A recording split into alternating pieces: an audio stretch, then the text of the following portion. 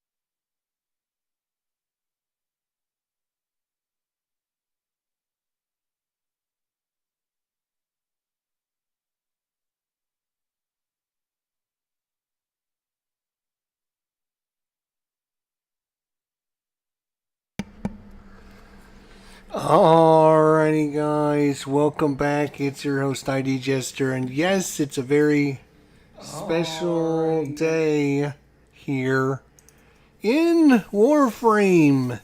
It is our 500th login day. 500. So every day, if you're not familiar with Warframe, every day at 8 o'clock p.m. Eastern Standard Time, they reset and start everything over for the day. It's kind of like a reset phase. And if you log in during that day, you get credit. So last night, I logged in. It was day 499, which means today is day 500, which means I have logged in tonight, 500 times into Warframe. And because of that, we're going to have a special event. Normally, we'll be playing Warframe and doing all kinds of things, but today I'm going to do something different.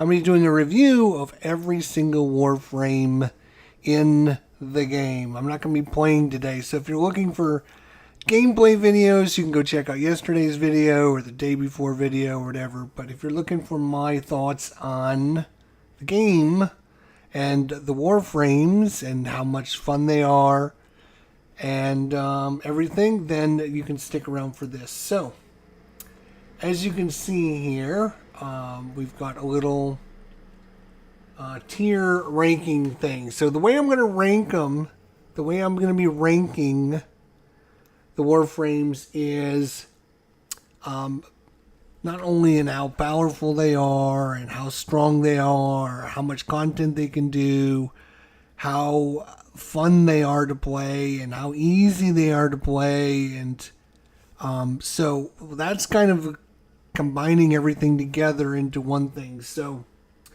if they're fun and powerful, then they're going to be like the best, the tier, the best of the best. If they're fun, interesting, and they're super powerful, you're going to obviously be the best of the best. Next is going to be useful and interesting, which means they're useful in a lot of the content. You feel like you're doing things. You are, feel like you're powerful, but maybe not as powerful as, like some of the other characters, but you still feel like you're doing something. And it's interesting. You're doing things with your character. You're not just sitting there pushing one button. So that's the next category. Next is going to be challenging and workable, which means these are heroes you have to do a little bit extra to get them to do some things. They're challenging to play. It's not just simply click a button and kill, click a button and kill. You're going to have to do some work. You're going to have to push a few buttons. You're going to have to jump around. You're going to have to do some things. But they are workable. You feel like you're getting things done. It just takes you a little while to get things done. And then finally, the next category is going to be normal and good. This is going to be just a normal, you feel, you're not super powerful, but you're not dying all the time. You feel like you're doing some good work, but, it takes you a little while to get things done. You just can't kill everything by clicking a button. You're going to have to individually kill enemies. Sometimes you're going to have to hit them 2, 3, 4, 5 times to get them dead. Those are just normal, everyday Joe, average, normal Joe, standard Warframes. And then finally is the pink category, which is seen better days, which means maybe this Warframe just hasn't aged very well, or they just don't do as much as they used to be able to do. Their kit's kind of old. They just don't do as much as they used to do. So that's going to be my categories. It is 7:54, so we have 6 minutes, and then we're going to try and get our 500 login day, and in a celebration for our 500th login, we're going to be doing a tier review of every single Warframe in the game. So hopefully that makes sense for everyone, and you're excited to check this out. So you can see there's quite a bit of Warframes in the game. So this is going to be a long episode, especially knowing me. I get to talking and babbling, blah, blah, blah, blah, blah. And some of these Warframes I really, really like. And I start to talk about how much I love them. And I might go on for 5 or 10 minutes. So I'm going to try and keep it down to a bare minimum with my babbling. But this is a huge event for me. So I'm going to enjoy it. I'm going to go with the ride. If you guys can't stick around to watch the whole thing, then you can always come back and watch it later. If you're watching later on YouTube, thank you so much. Don't forget to hit that like button. Leave a comment down below if you think I got something wrong. 500. Are you saying that you might meaner a bit? I don't know what you're saying there, Meandering Mike. Sorry. I think you're trying to make a joke, but I'm not getting it. Sorry. Apologize for that. Alright, so a lot of Warframes in the game. Again, we're going to be looking at them by fun and powerful. These are going to be, the best of the best. They're very interesting. They're very powerful. You can get a lot of things done with them, but they're still fun to do things with. You're not just pressing a button and killing everything on the screen. You're actually playing the game. That's what I wanted. That's for me is like the perfect Warframes are the ones that play the game, make it fun and make it interesting, but don't make it too tough and can kind of get through the content. Those are for me the best of the best Warframes. Useful and interesting. Again, these are ones that are very useful. You can take them in a lot of content. You can do a lot of things with them. They're very useful. They're not super powerful, but they're they're above average. They are very strong. They are doing some things. You just, you feel like, you're just not as super powerful. You're not Superman, but you might be, Wonder Woman or something. You're like second tier. You're not like top tier. You're just second tier. Third tier is challenging and workable. These are going to be, the ones that are, you're going to have to work a little bit. You're going to have to do some things. You're going to have to press some buttons. You're going to have to reposition. You're going to have to parkour around. You're going to have to do a lot of maneuvering and things to get the job done. And it's not an easy thing, but you can get the job done. Kind of the normal category is normal and good. This is just your average. You're do good. You have some good abilities, but it takes you a little while to get things done. Maybe you're just not doing as well as you used to do, and you're just trying to struggle to get through and get by.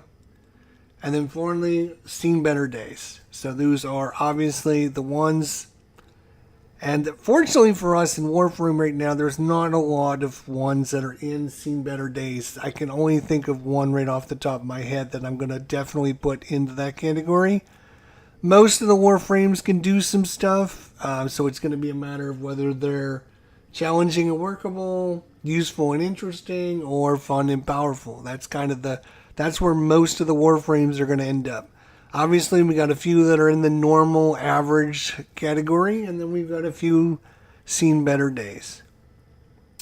Alright, it is 4:59, and so what I'm going to do here is, again, to get our 500 login day, we are just going to simply go to Nidus, and then we'll come back from Nidus.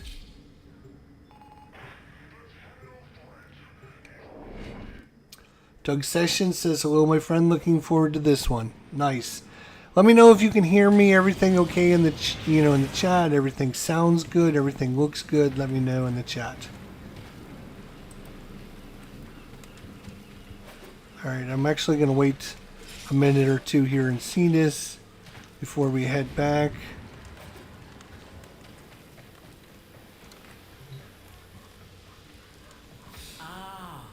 Welcome back. No, I'm not doing any of that. You know me.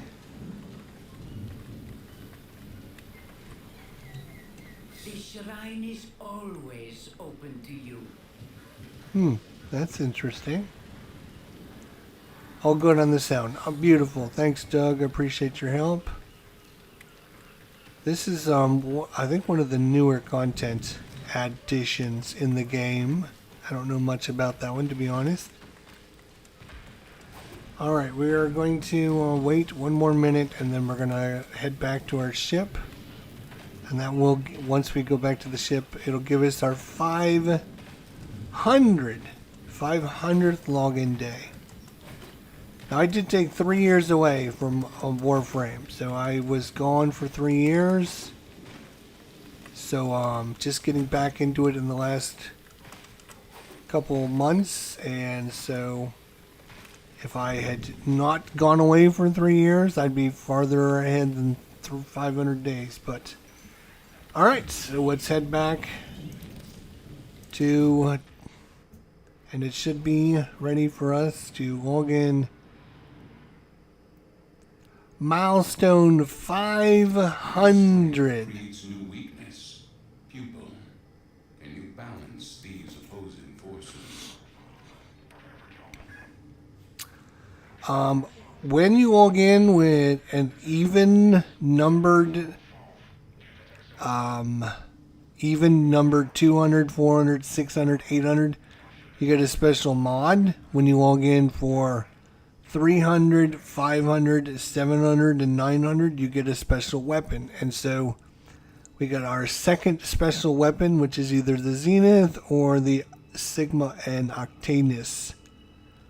And I think we're going to take the Sigma and Octavius. And oh, I forgot to take a screenshot of that. Damn it. Damn it. So that is login for day 500. We got a special new weapon. Alright, so let's talk about the Warframes.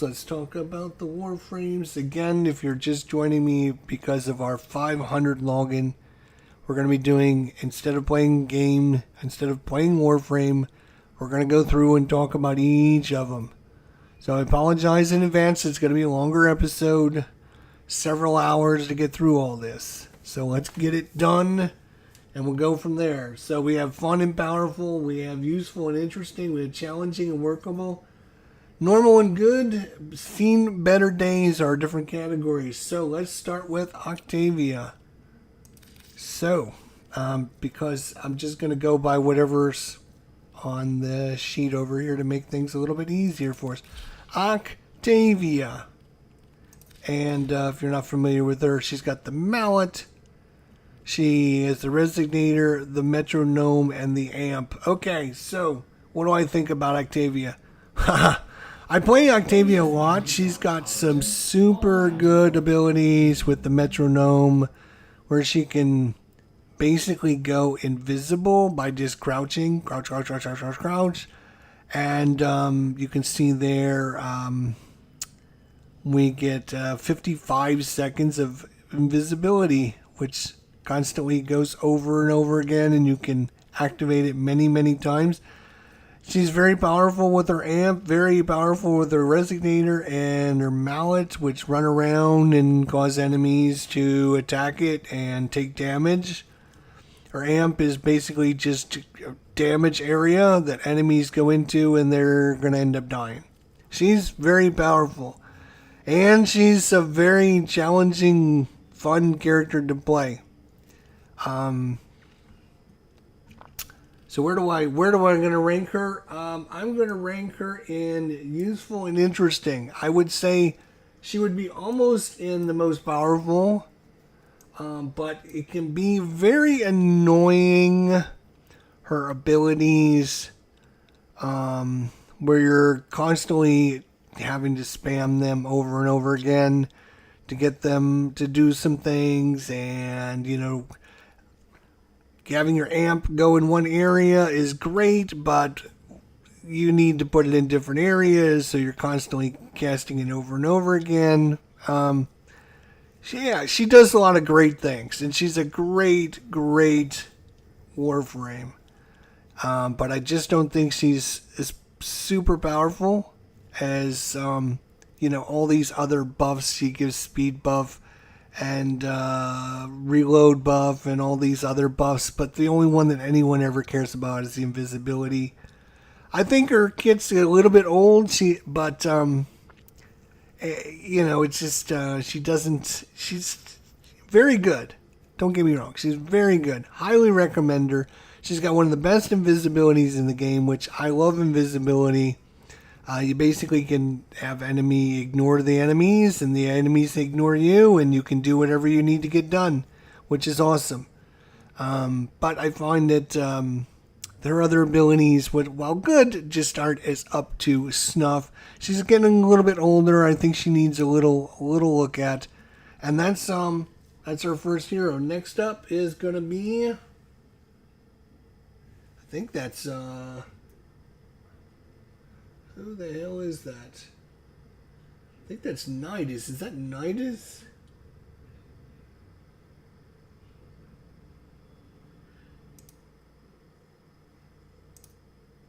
All right, I think that's Nidus up next. So let's talk. Let's talk about Nidus.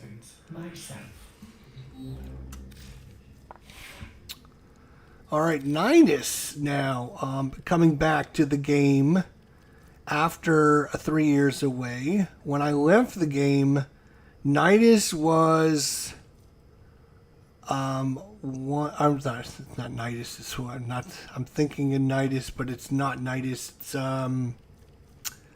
Hydroid. Sorry, I couldn't think of his name there. So when I left the game 3 years ago, Hydroid was the joke of Warframe. He was so powerful. He was so powerless. He couldn't do anything. His powers didn't do any damage, and nobody ever played him. And when I came back to Warframe, I noticed a lot of people were playing him, which is good. And he had a nice rework, and now he was doing some good things with his abilities. So it was good to see that there was a big change after the 3 years that I was gone. His technical swarm was a big joke. It didn't do anything. It was very wanky. Half the time it never picked up any enemies. This is back in like 2021, 2022, like 3 years ago. If you go back and watch, he was like considered the weakest Warframe back then. He's still got some challenging. He's got this nice Tempest Barrage, which sends a volley of water rockets down, and it disturbs enemies and knocks them around, and they flop around a little bit. It does a little bit of damage, but basically you can use this kind of like a crowd control area. His second power is where he turns into this tidal surge and moves around, and this is only very useful in very niche situations. Most likely you're going to subsume over this and get rid of it and find a much better power. Because it just doesn't... It gets around the map a little bit easier and it's very fast, but that's about it. And then his Plunder, which is a new ability. I think it was changed. He used to turn into a puddle and just sit on the ground as a puddle, and so this is kind of a new ability. And it does some damage to enemies and does increases corrosive damage on your abilities and on your weapons. And then abilities also suffer corrosive status effects. There you go. So that's nice. And then, of course, his Technical Swarm, which is really good, is a defensive Warframe. Warframe that keeps, keeps an area locked down, or, keeps an area from having too many enemies in it. He's a good Warframe, really good. I wouldn't say he's, hey Gamma, how you doing? I'm going to say that he is challenging and workable. You have to cast your abilities. You're casting your Tempest Swarm, your Tempest or Barrage.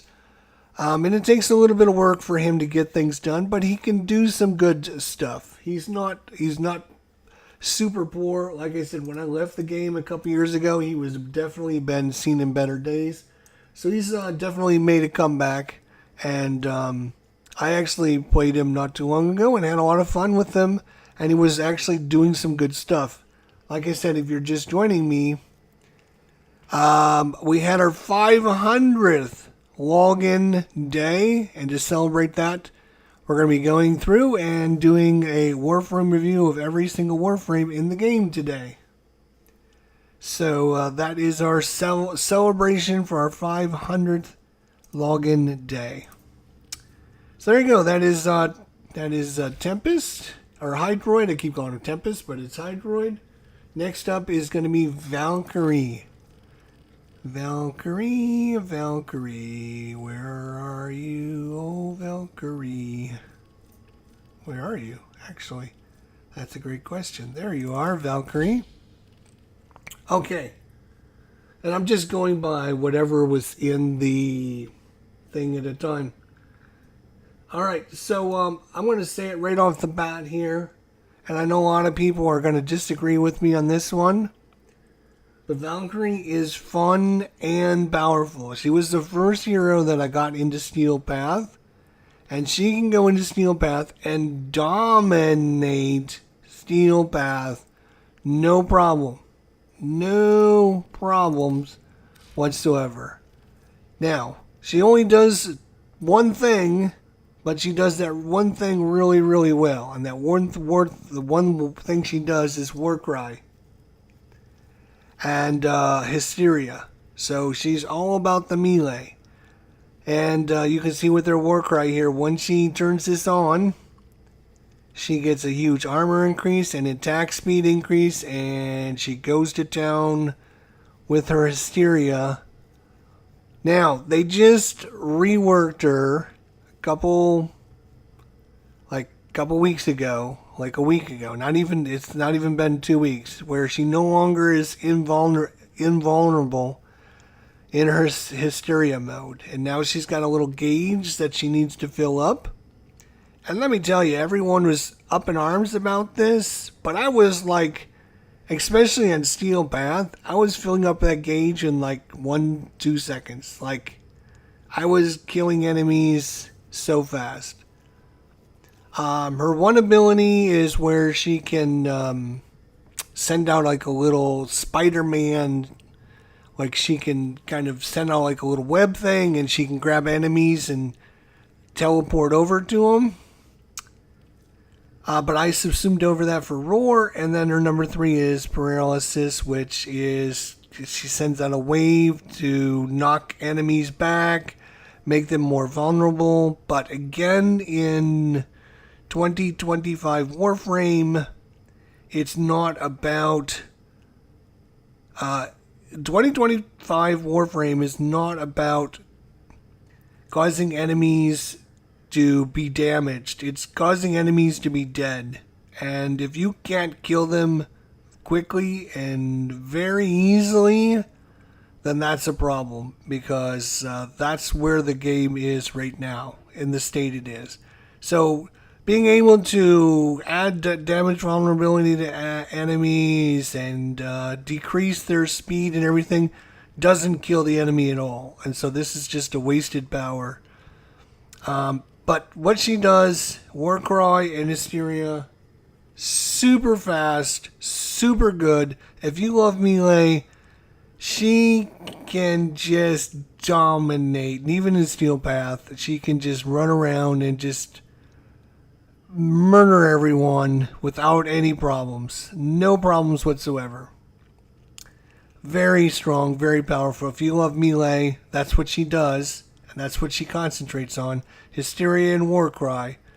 And she can take those enemies out, no problem. And again, if you subsumed over her first power and got rid of that, or her third power, whichever one you want, with a decent power like Roar, it even makes her better because she's now doing 63% extra damage based upon this, which she's doing 105% extra attack speed.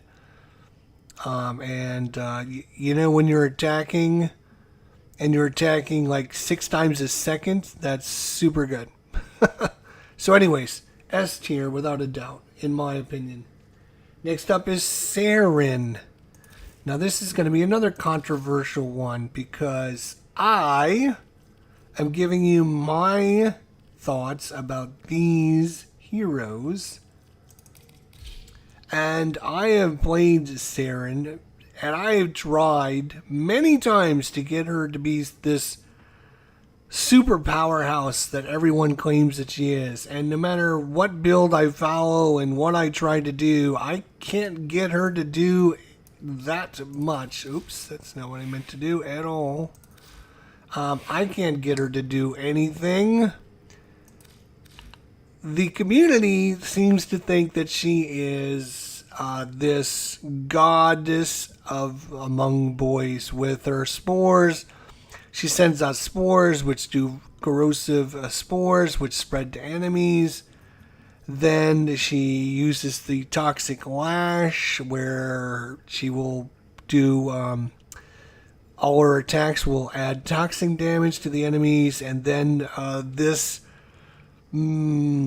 toxin is in the air, and then she activates it with miasma, which causes just all the enemies to take a huge viral damage.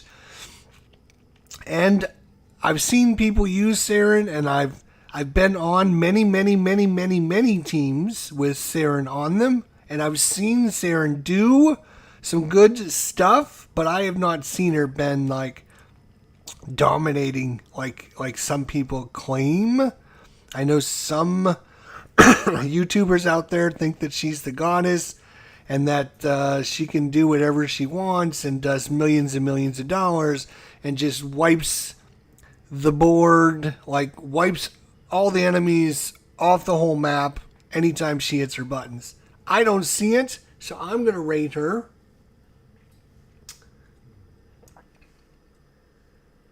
as challenging and workable. Again, I've seen some good stuff, and I can see her doing some things, but like I've got to like hit Toxic Lash many times. I'm clicking on the spore, and then I hit the miasma. Some of the enemies take a little bit of damage. But it's not like I wipe out the whole map, and I've followed many different builds. So again, if you've got a Sarin that does a lot of damage, great. I can't get her to do it, so I don't know why people think she's the greatest thing since sliced bread. She's challenging and workable, but I'm not going to put her above that. Next up, oh boy. Next up is Tatiana. We've got a lot to say about Tatiana. Tatiana, I will say right now, Tatiana is my favorite Warframe in the game because she's the only Warframe in the game that flies around like you're supposed to fly around. There are a lot of other ones that fly around, but they don't fly around like her. This is like, you're using left and right to move left and right, up and down, and you're using your mouse and you're going forward. She flies like you're supposed to fly. And that makes her super, super fun. Super, super fun. And she's my go-to every week. There's a weekly event where you can go get a statue for free if you complete a trial. And I use Tatiana because she flies through the mission. The mission is timed, where you have to get to the end of it before a door shuts. And there's all these obstacles in the way, which makes all the other Warframes having to jump and dodge and do all these things. As Tatiana, I can just fly around, get to the end, and pick up the statue before the door even starts to shut. That's how useful she is. And Gamma says it's her main for now. That was the gift that I give her for her birthday, and now it's her main. And isn't she the best? I will say that, unfortunately, her kit is terrible. Her Spellbound has some uses where you can make enemies like float around in the air and then other enemies go after them. You have your Tribute, which has four different things that you can activate. You basically soul punch an enemy, and then they have like a shadow that comes out. If you fly through the shadow, then you get the bonus. Again, that's not 2025 Warframe. Isn't about all of this. Okay, I'm gonna kill a character so I can go over and get me a buff. That's like 2017 Warframe. That's old stuff. And then Lantern basically is the same thing. So she's got 3 wasted powers, and then she's got the best power in the game, which is Razor Wing. She flies around as a butterfly or a small bird, whatever you want to call it. She's very small. She's hard to hit. She's very fast. She's the fastest Warframe in the game. And no other Warframe is as fast as her. And she just does so many things by being able to fly around. Now, it does take a little bit of use to get around. And it does take a little while to be able to, sometimes in the beginning you're slamming into walls and, it's very disconcerting. But once you get used to the flight maneuvers, she's just the best in the game. Just makes everything mostly trivial. And then now there's a build-in here where she uses Gauss's ability over one of her others, where she basically flies around the map and just activates his ability every few seconds and basically just obliterates everything on the map. So, anyways, I am going to rate her as useful and interesting. I'm not going to put her into the fun and powerful because she is very fun, very powerful, but she's just not like super powerful.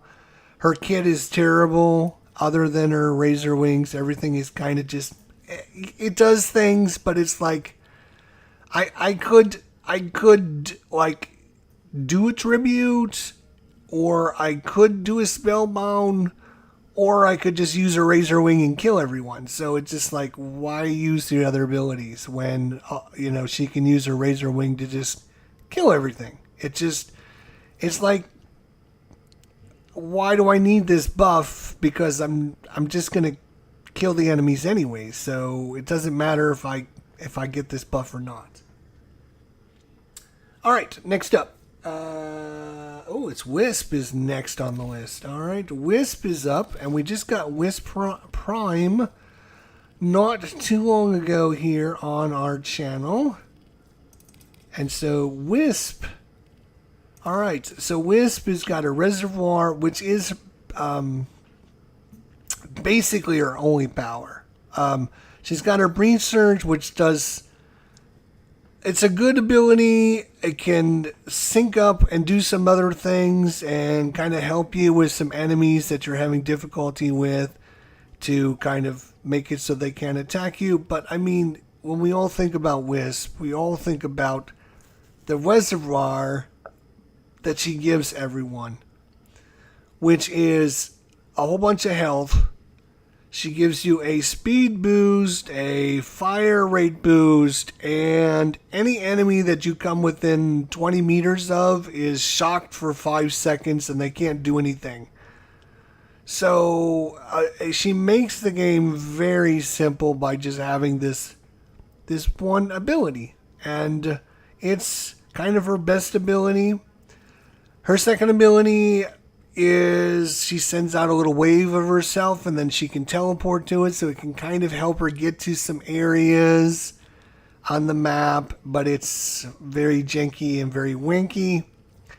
Breach Surge again is a decent ability, but it's her share ability that she uses with the helmet system, so anyone can use this. And then she has Soul Gate, where she gets the power of God and just has a big laser beam. Which doesn't even do that much damage. It only does 3,000 damage. Now you might see, oh, that sounds like a lot. It's not a lot of damage compared to some of the other powers we're going to look at. So, what do I think of her? I think she's very good. I'm going to say she's challenging and workable. Her kit is just not very good, but what she does so well. Like, if you have a Wisp on your team, you basically, everyone is having a great time because they're moving around very fast, they're shooting very fast, they're shocking the enemies so they're not dying, and you're just having a great time when you have a Wisp on your team. She just makes everything so much easier. I just wish her kit did more than just give out all those buffs. And the cool thing is she can put this buff all over the map, and yeah, it's a good way to play. It's just there's just not a lot to her. Just put down these reservoirs, cast research every once in a while if you need to blind an enemy, and then they're going to take extra damage. If you're having trouble killing enemies, then cast Breach Surge. You can do a little bit more damage to them. And they're blind, so they can't shoot you for 20 seconds. Yeah, that's, and again, Soul Gate doesn't do a lot of damage. It's very expensive. And the other thing is it's very eye-cluttering, where like 90% of your screen has got this big laser beam, so you can't see where you're shooting, you can't see what you're targeting, you can't see the damage numbers. It's very distracting. To be honest, you almost have to make your the color of your Soul Gate black, so that way it's not blasting you in the face with the color. So that's another thing. It's very annoying. Yeah, challenging and workable. Next up, probably my second. She was my main character for the longest time. She was my main character. As you can see, I have 3 of them because I am ID Jester. She is basically the Jester character in the game. If you look at her, she looks, especially with this look right there, she is the Jester, right? That is the Jester outfit. Like, this should be me, right? Yeah, I get red crits with her and her abilities. Yep. So she was my main character. The cool things about Mirage, she's got the Hall of Mirrors, so basically instead of one of her, there's 5 of her running around, which means you're not shooting 1 gun, you're actually shooting 3 guns. You don't get to shoot 5 guns, unfortunately. You only get to shoot 3 guns, but still, 3 times the amount of damage is really good. And then her number 3 power is Eclipse, where she can either take 90% damage reduction, or she can increase your damage by 310%. It is now an ability that works by whether you tap the ability or hold the ability, which is a new thing in Warframe since I came back. And I like how they have that changed now. It used to be like 3 years ago when I was playing, you would have to build either negative duration to get the weapon damage, or the weapon, or the damage mitigation. You would build like minus strength, and if you built extra strength, then you would get the weapon damage or something like that. So now that it's toggleable like that, so you can have the ability, you can be like, oh, I need my damage reduction. Oh no, I want to be able to kill people extra good.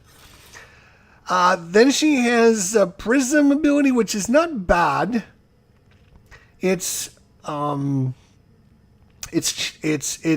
seen better days, and it hasn't been probably reworked in a long time. And then sleight of hand, which has a niche ability where you can set all the little objects on the map to be able to be little bombs, so when enemies walk by them, they die. Again, both are 2 power and 4 power. They do things. They're not the greatest powers in the game, but they can do some things. But with Hall of Mirrors and Eclipse, I mean, she's just fun and powerful. She, like I said, she became my main character for the longest time. I would say she's probably my second or third hero that I played the most in the game. She does so many things. If you want to test a weapon, you want to test it with Mirage, because you're not shooting the weapon once.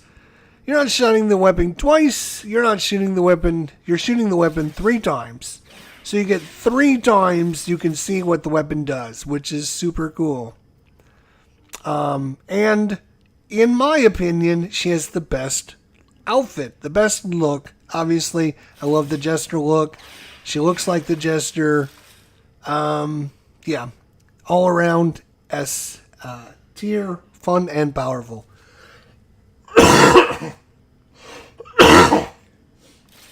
Next up is Banshee.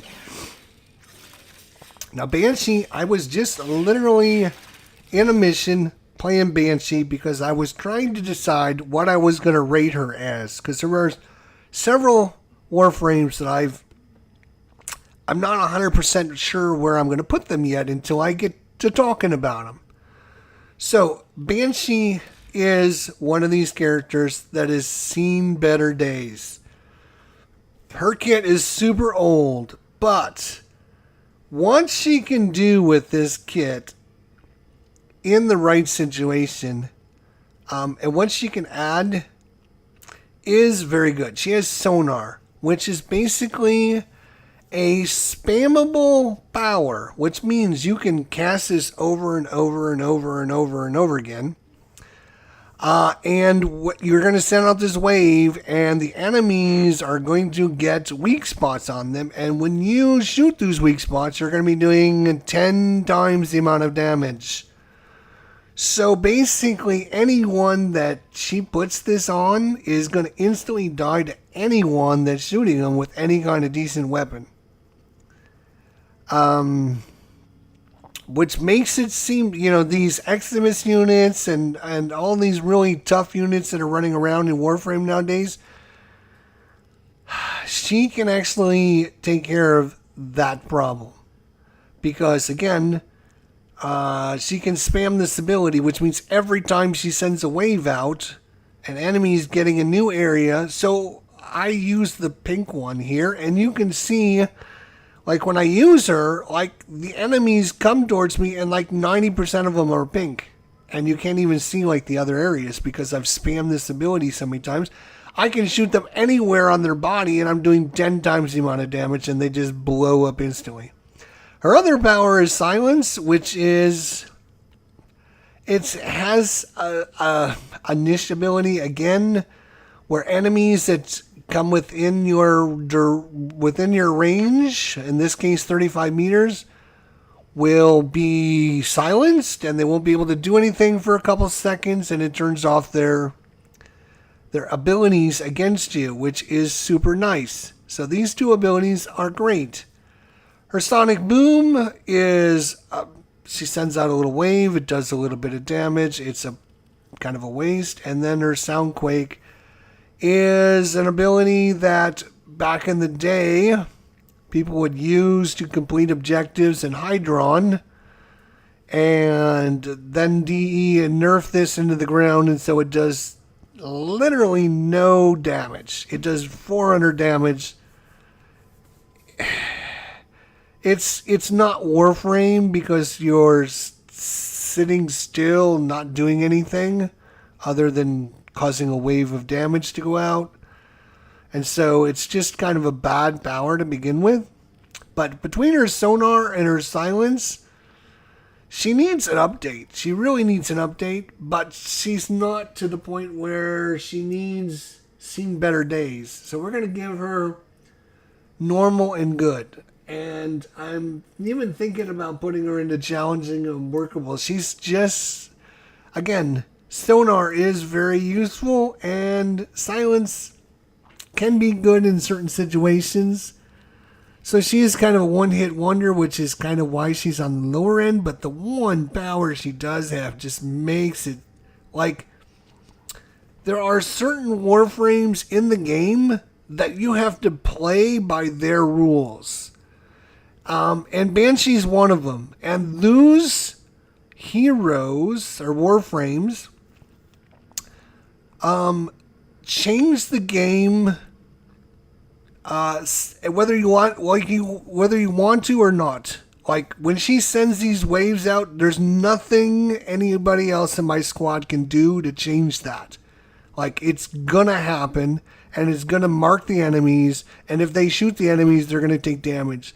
So you're going to be playing by my rules if you're in a squad and I have a Banshee, because I'm going to be spamming this ability and causing it so you can do a lot of damage.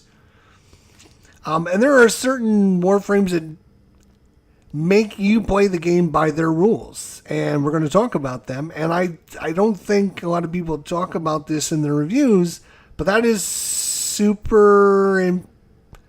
powerful to have Warframe squad play by your rules. Next up is Oberon, and unfortunately there isn't much to say about Oberon. I actually played him for the first time in a long time because we got a new Oberon, and because I wanted a second Oberon. And so I was leveling him up and I was playing him. And I'm just going to say it because everyone knows it. Oberon is our weakest Warframe in the game.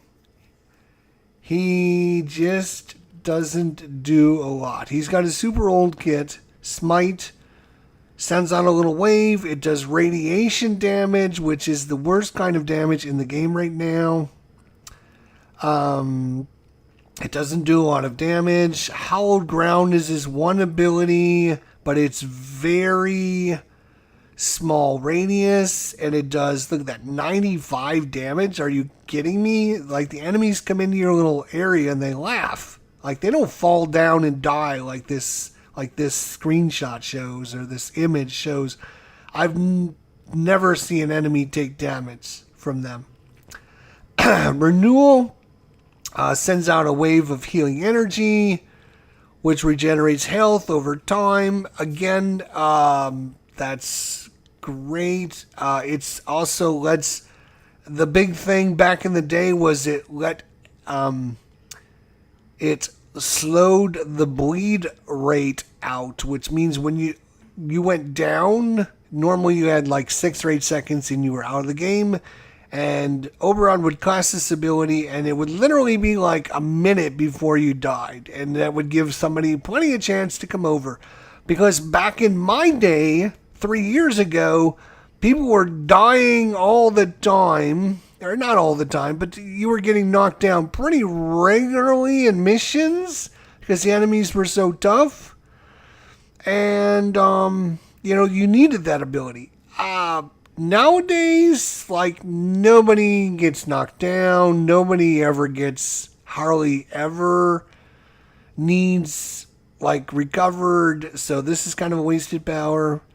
Reckoning lifts up enemies and does a whopping 1,187 damage in a radius of 97. And it costs 100 energy. So he's got a super old kit. He just doesn't do a lot. His damage is awful. He does the wrong kind of damage, which is all radiation damage. He needs a total rework. And that's not much else we can say about it. He's probably the poster child for seen better days in Warframe, unfortunately. Next up is my main man in the game. And if I could only have one Warframe in the game, it wouldn't be Tatiana. It would be Loki. I use Loki for everything that's important. I used him for all of the missions, the quests that you had to go through, the New War 2, and all those, because becoming invisible and not letting the enemies see you, it turns out, is super important and super valuable.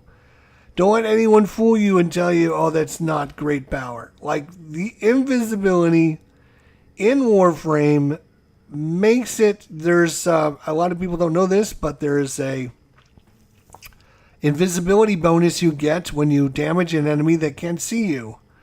It's called the stealth attack bonus. And if you're not sure, sometimes you'll see it on your screen if you're invisible. Well, Loki has, in my opinion, the best invisibility in the game because you can set it up to be the longest.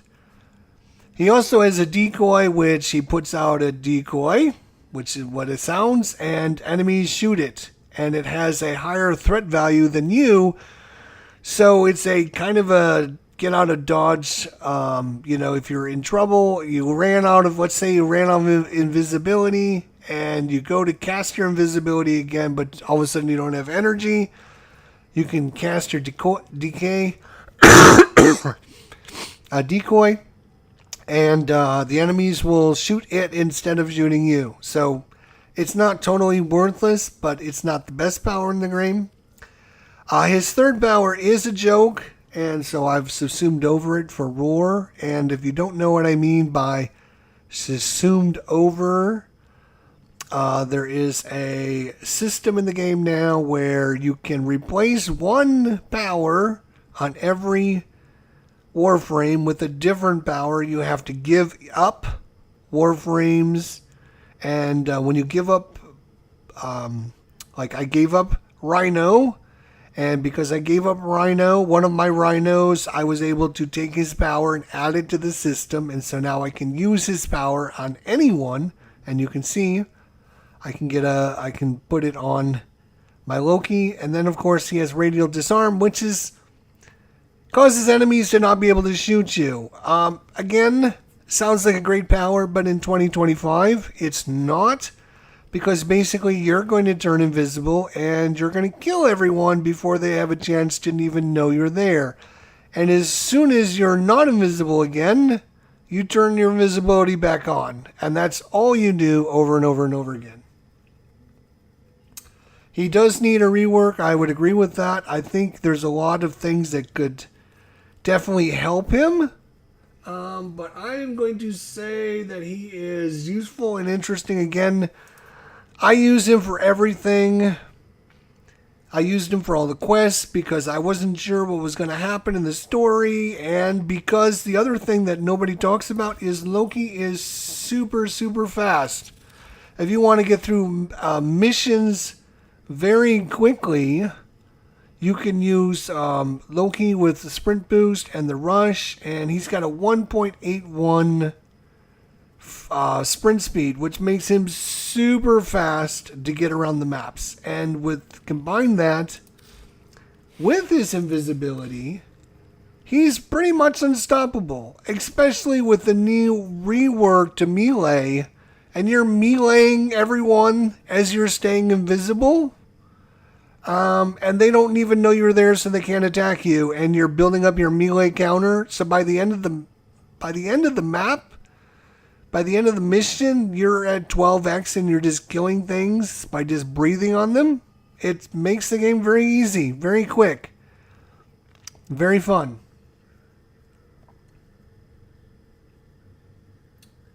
Normal and good at best. I'm biased. I am biased. I will tell you that. That's why I'm doing my list, because I am biased. I will completely tell you that I'm biased. I have no problems admitting I am biased. But again, the reason I'm putting him up there is because invisibility is the best ability in the game, bar none. And I know a lot of people argue with me about that, but they're all wrong, because invisibility makes it so that I can't die and I can kill all the enemies.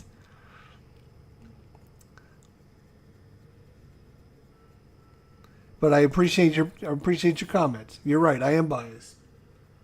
Next up is Vubon. Next up is Vubon. So you can see here we actually have 3 of Vubons. And the reason is I think we're going to be getting rid of one of our Vubons in the helmet system. So Vubon, he is actually not as bad as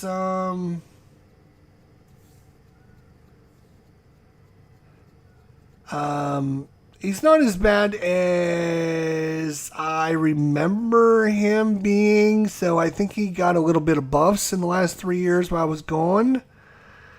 His Tesla Nevros is, I don't know what this does. It sounds out a little thing that attaches to enemies and does some electric damage. It's not great. His second ability is kind of, again, you throw out a bunch of different mines and they do different things. They can grab enemies, but the one that I use a lot is the Flechette Orb, which does a lot of damage to enemies, and that's actually worth casting. Photon Strike is the best looking power in the game that doesn't do any damage, and it's just, the ability of throw a thing down on the ground and have a big Photon Strike come down sounds great. It just doesn't do any damage, and half the time you're missing the area because you have to target it, and it has a very small radius. It only has a 5-meter radius. Anything outside the 5 meters, it should have a 25-meter radius. Now we're talking. This is crazy. I just came back a couple, 3 years ago.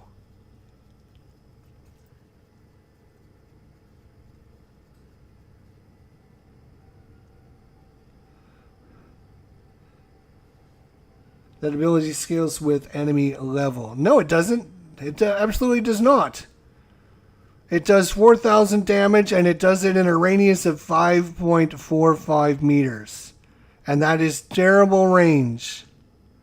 And then we have probably his best ability, Bastille, where you can, and Vortex, which kind of sucks enemies in and kind of nullifies them so they can't do anything. They're just ragdolled the whole time. And, it doesn't do a lot. And all it does is kind of hold enemies. It's fine. It does some good stuff. He's kind of a challenging one to talk about, to be honest, because he does some good things where he can basically nullify enemies and just have them all just stand around not doing anything or get clumped up in a big pile, and they can't shoot you when they're in a big pile. And then he throws out his mine layer and Flechette Orbs, and he can literally lose all over the area because they only cost 25 energy. So you can put 4 or 5 of these down. He throws out his little Bastille, and you can do some serious Good work. You don't know what I'm talking about. You know what? I am going to put you in timeout. So, there you go. Goodbye. So,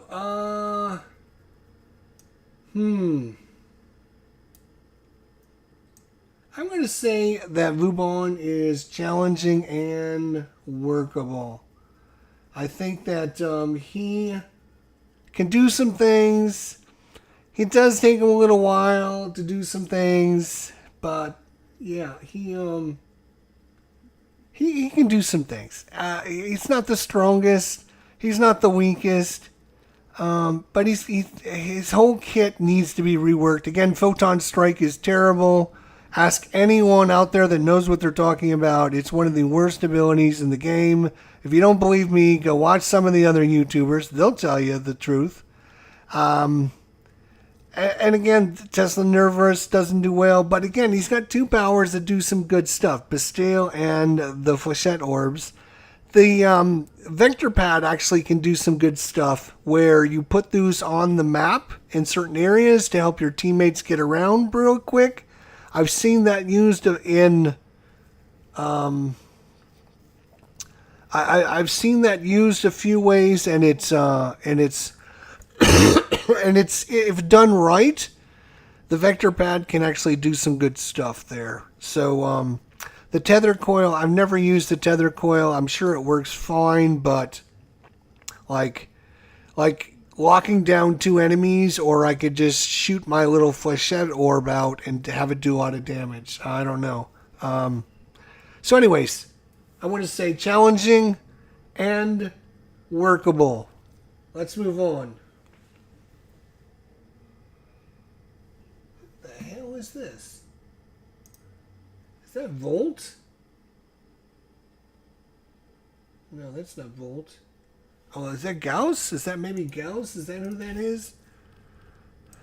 I think that's Gauss. Some of these images are not great. Let's take a look at Gauss. Maybe it's Gauss Prime. Yeah, it's the Gauss Prime. Gauss. Okay, Gauss is our Mach Rush super fast. I love speed in this game. It's like my invisibility, and fast invisibility is like great. So him being able to like run super fast is really, really good. He uses it to charge up his little meter. Kinetic plating, which gives him a nice way to prevent damage from on him. Thermal Sunder is kind of his ability where he can cause a big area of cold or a big area of heat. This is the one that Tatiana uses when she's running around the map. She subsumes this on her and she just creates a big area as she's flying around. So you can do the same thing with Gauss, because you just run around, boom, activating big areas that are going to be killing enemies. And then Redline is basically his ability to get attack speed, reload speed, casting speed, and area damage. All really, really good things. Enemies in Warframe, they don't tell you this, but enemies in Warframe have a hard time hitting you when you're moving. If you are standing still, enemies have a much easier and better chance to hit you anytime in Warframe.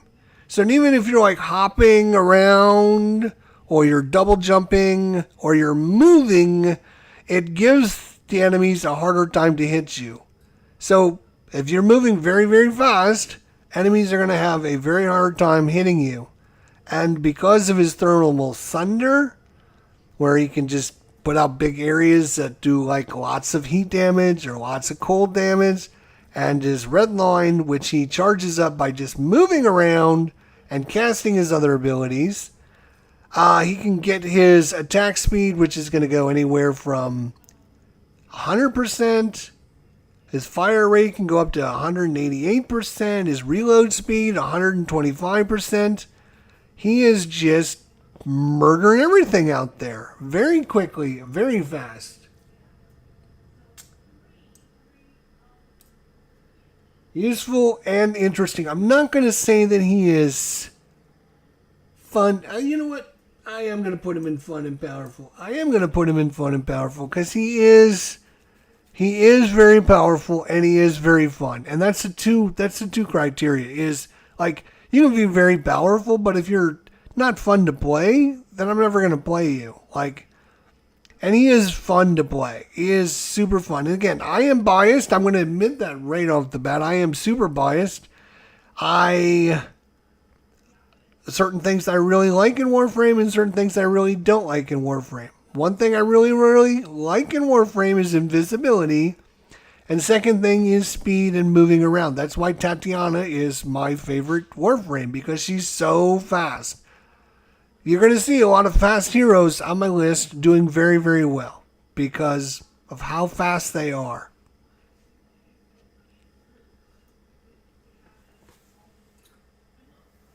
Next up, I think, is Nyx. Oh my god, some of these...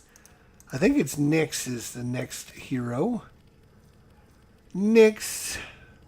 So Nyx just got a rework not too long ago. And again, she was the poster child in 2022 of one of the worst Warframes in the game. She was terrible. Nobody played her. Her abilities didn't do anything. Her mind control, the person she mind controlled did 0 damage. It was kind of a joke back in the day. I have seen Nyx played now more than I have in years, obviously. And she's much better now than she used to be. Between her psychic bolts, doing a lot more important things, and also her chaos, which has always been kind of a niche thing as well. You know, it just causes enemies to randomly attack people, which is obviously very good. Causing enemies to hit one another is great because they're not hitting you, and then you're just killing them off one at a time. And then her big power is her absorb, her big bubble, which again I don't think is Warframe because it makes her stationary, basically stationary. She can move, she can walk very, very, very, very slowly with her augment. Otherwise she have to stay in one area, and she just has a little bubble which makes her invulnerable. Which, again, I don't think is Warframe. Warframe's all about moving around, jumping, doing fancy space ninja things. It's not about standing there and having your bubble explode, in my opinion. So, I've taken her 4 ability off, and I've added Roar again. You're going to see Roar a lot because, you know, having people do 50% extra damage turns out is very powerful.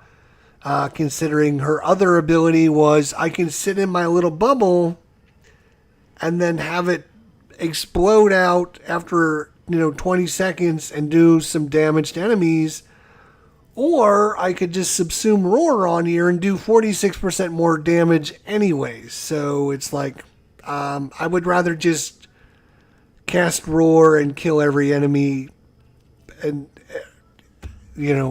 just kill them all anyways. And then, again, mind control is better.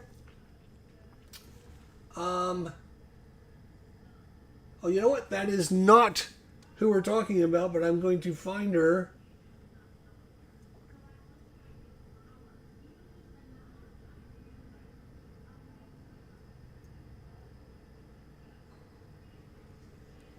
I grabbed the wrong one. Where's Nyx? Here's Nyx. Nyx, we're going to put in challenging and workable. Again, much better than she was before. 3 years ago when I left the game, she was seen better days and nobody played her at all, which was a shame because she's got some really cool outfits.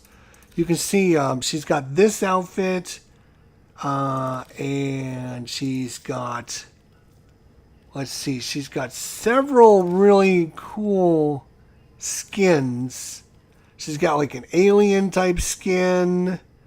Yeah, so she's got some really cool skins, but nobody ever played her back in the day. So it's good to see at least she's getting played again, so that's good. All right, the one that I thought this was, but that is let's see, who is that? I am going to just ignore who that one is because I'm not sure who that is. Oh, it's Ash. That's who it is. Like some of the little screenshots is hard for me to see, but this is Ash. Ash. Ash. Okay, so he's got invisibility with the smoke screen, but his invisibility is 10 seconds. Sorry, no, its duration is 3 seconds. Wait, what? Maybe because I don't have any mods on this guy. Let's look at this guy. So he's supposed to be the poster boy for space ninjas, like he's supposed to be the space ninja. He's got a nice outfit you can get that makes him look like a space ninja, right? I mean, it's very cool outfits. His abilities are shuriken, which is ninja-like, smoke screen, which he throws down, and it has a duration of 30 seconds where he's invisible, killing enemies. And then his 3 ability is super bad, so I assumed over it, so that he has silence, so that other enemies can't use their abilities against him. And then Blade Storm, which has kind of always been an issue. Like, this is the power that DE keeps giving him to make him good, and it sucks. And sure, it does some damage, but it's like, it takes forever to mark enemies. Like in 2025, like you have some Warframes that just look at enemies and punch them and kill everyone that's on the screen. And then you have other that look at enemies and they mark them, and it takes like 10 seconds to mark all the enemies, and then they got to push another button to have their little thing come out and attack and attack and attack and attack and attack.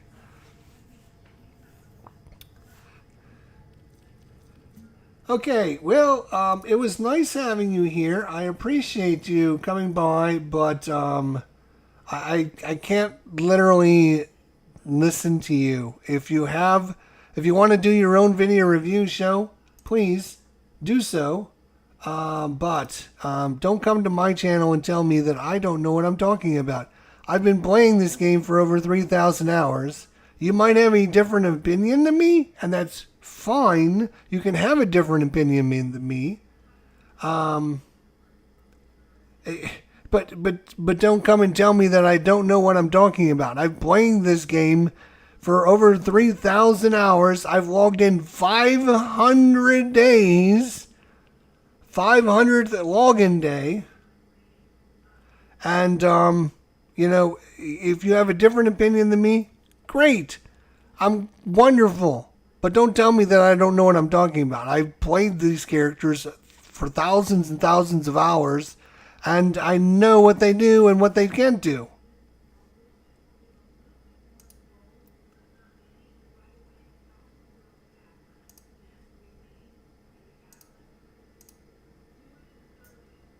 So thanks for coming by. I appreciate it.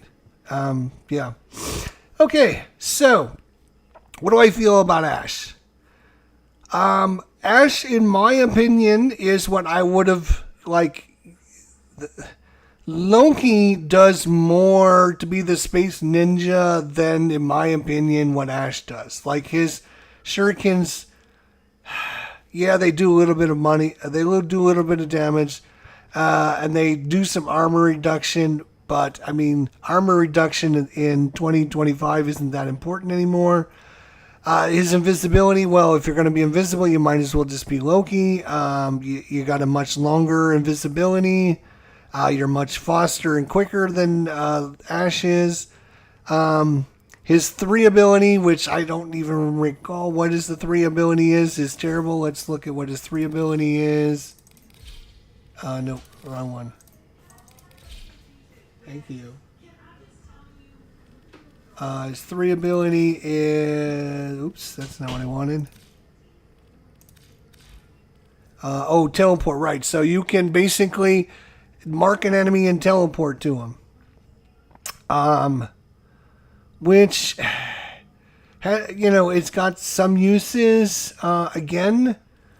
And then, again, the Bladestorm, which just takes too long to activate. DE has reworked this ability multiple times.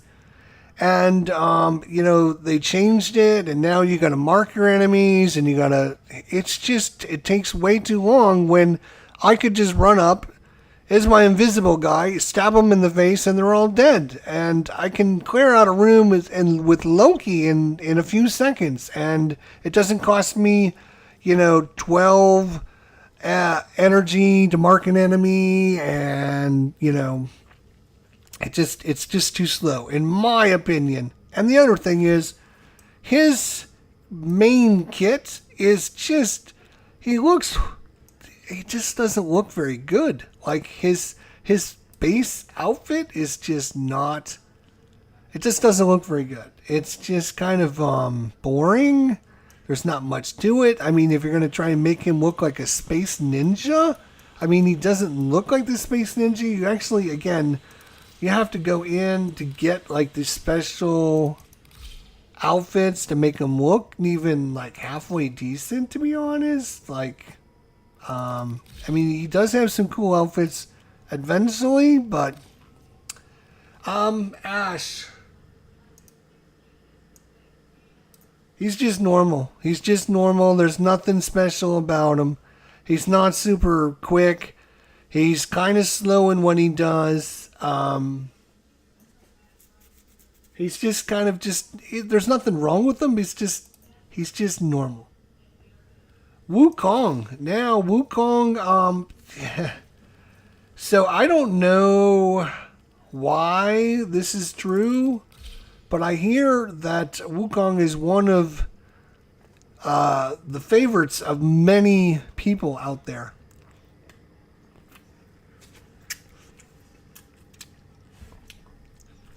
And he's played a lot. I only play him a little bit.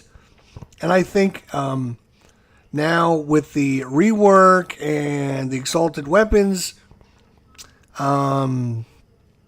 his exalted weapon is so much better. He's got his twin, which basically allows him to aggro enemies, do extra damage. It does a lot of nice stuff. He's Cloud Walker, which means he's moving around the map super fast. He can do spy missions really well. He doesn't turn invisible, but he's basically invulnerable when he's in this cloud. And then Defy, which basically means he takes damage and then he hits the enemy back for all the damage he took. Makes him, he can't die during this time. There's like a time where he's invulnerable. And then his Primal Fury, which basically is this big stick that he uses, is now super good. You can use all the really good mods on it, and you can do some really good damage. I can see why he's used a lot, because he's fun. He's interesting, he plays well, and he's pretty powerful. Again, if you like a melee character. If you don't like melee, then obviously, probably stay away from him. But the fact that you can cloud walk, get through into different areas, you can, instead of jumping up and trying to get to the top edge of something, you can cloud walk up there, which makes some missions very simple, very easy. The Celestial Twin just gives you more damage output, and even though you're doing a lot, your twin's out there doing things. Your twin's out there getting aggro, taking enemies' attacks, and he doesn't go away. He's invulnerable. And then your Primal Fury and your Defy. I don't use the Defy probably as much as I probably should. But he's super powerful. And I think the rework with the exalted weapons really helped him out. Harrow is the next hero. Harrow. Now, this is the priest character that has some really cool outfits. Again, if you buy the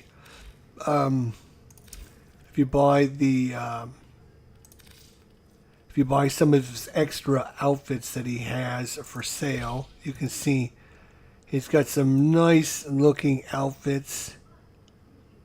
He's kind of the undead priest kind of character in the game, which is cool. He's got that going for him. And then he's got really good powers that work together, where he sends out a wave, causes enemies to freeze, then he uses his abilities to shoot them dead. Penance, which he sacrifices his shields, and he gets a buff to his reload speed and his fire rate, so he sacrifices his shields, and then he gets a huge buff to his reload speed, and so he can kill enemies really fast. Then Thurible, which he spins around, and the longer he holds it down, the higher the bonus goes, and then every enemy he kills will give himself energy back, so he can basically sustain himself all the energy and not have to worry about getting any energy drops. And then his covenant is basically where he turns invulnerable, and when he takes damage, it just makes him very upset, and then he's just going to do a huge amount of extra damage. So you can see for every 100 damage he takes, in my build, he's going to do 2.33% extra damage. So what you want to do is you want to be around like a whole bunch of enemies. You want to walk up to them, turn this on, have them all shoot you. And then you turn invulnerable for 4 seconds, and then literally you're going to be shooting them back, and you're going to be doing crits. You're going to be doing red crit after red crit after red crit. If you love red crits in this game, Harrow is your man. He is useful and interesting. Very useful, very interesting, because his kit really works well together. The only reason he's not in fun and powerful is, again, in 2025, he's a little bit slow. He's got to do a few things. He's got to activate 2 and then, get the energy back with 3, and then he can do his 4, and then he shoots everyone and kills them all. And yeah, it's a great kit. Highly recommend this character. He's super fun to play. He's just not one of the he's kind of like he's not Superman. He's like second tier. He's like Batman. Like he's very good. He's just not top of the top. He's very close. He's very close. I think a few numbers got adjusted here or there. He could be very, and I should say right now, like every one of these heroes could be S tier if you have the right build with the right equipment and the right setup and the right Sassoon, and you have 7,000 hours in the game, and you have every mod maxed out, and you're you have this special build. You can turn any one of these heroes into an S hero. Like any one of them could be an S hero. I'm just giving you my take on them as an overview for everyone. Nova. So Nova. Nova's going to be a little controversial. Nova's going to be a little controversial. People are not going to be happy what I have to say about Nova. So Nova's got one of the best powers in the game, which is Molecular Prime, where she sends out a wave, and it either speeds up enemies or slows them down, and then they take a bunch of extra damage, and then the damage they take, they explode, and which can do other damage, and they can kind of chain off of one another. And Nova is so useful in the game. She has her Null Star, which is her antimatter particles which spin around her and give her damage reduction. She has antimatter drop, which is like a big nuke she throws out, and it does an explosion of in the radius of 11 meters, and it does 300 damage. And then Wormhole, which is kind of like a little teleport that she uses to, you go through one end and you teleport to the other end instantaneously. So it's a good way to get across ravines and things like that. Okay, so that's what she does. My problem with her is she's got one of the best powers in the game with the molecular prime, but the other powers in the game have seen better days. Like the Wormhole is fine. It's, getting around okay. I've seen it every once in a while. You'll see it. But here's the thing is based on your range, you're never sure where the other end of the teleport's getting to. So sometimes you're too far and you're teleporting into walls, and sometimes you're too short and you're going to fall into the ravine. And so it's like very wanky because it doesn't like show you where the exit is what it needs to do, not where the entrance is. It needs to show you where the exit is so that you can see, oh yes, I want to put a wormhole here. And see what happens is it puts this little thing in front of you. You can't see where it goes. So it's just not as useful as it could be. Antimatter drop sounds great, but it's super, super slow. You can see in just this video here, this lady is walking and she's going faster than the drop is going. This thing goes so slow. Like if you're shooting it towards enemies, it takes forever to get there, and then it doesn't do any damage.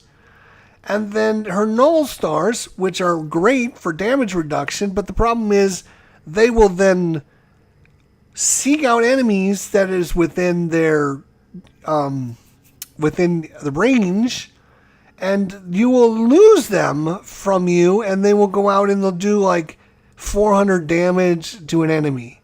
Like you can see it in the video here. They're like, oh, they go out and hit enemies, which is fine, but it's like, if I want damage reduction on me, I don't want to lose that damage reduction, which means you're constantly spamming this over and over and over again if you're in a longer mission, because you're constantly getting new enemies, you're constantly losing your antimatter. So her kit is old. It is old, and it is just needs like again some love. It needs some love. Like Wormhole again needs to show you like the other end. Like if you activate this, it's gonna pop here. Yes, okay, boom. Then you activate it. Again, it's not that great a power to begin with. Antimatter drop needs to move about 20 times faster than it is, and it needs to do like 10 times the amount of damage it can do. Otherwise, it's worthless. And then the Null Star, you need to turn that on, and they need to not go out and hit enemies. It needs to stay on you either for a certain duration or, there's different things they could do, but losing your damage reduction is ridiculous.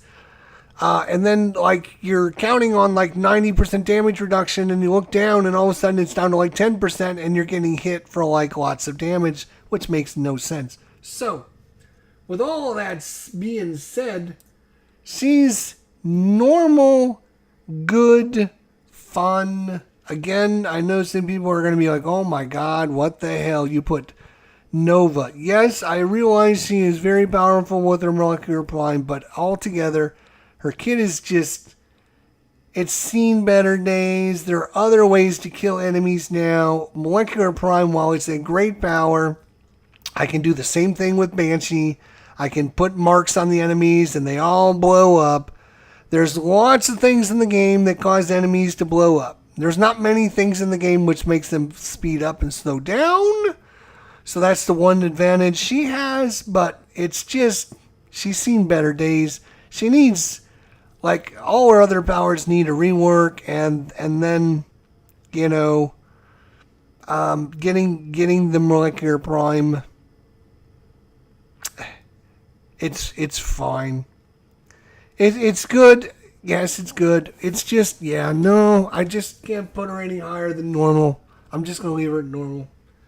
Limbo. Let's talk about the Limbo. Let's talk about the Limbo. So this is another one of the characters that you will play the game by his rules, because his abilities are Cataclysm, which puts a big void bubble around him, Rift Surge, which causes enemies in the rift to take damage, Stasis, which freezes enemies in the rift, and Banish, which puts people into the rift. It's all about playing in the rift, which is a ultimate dimension.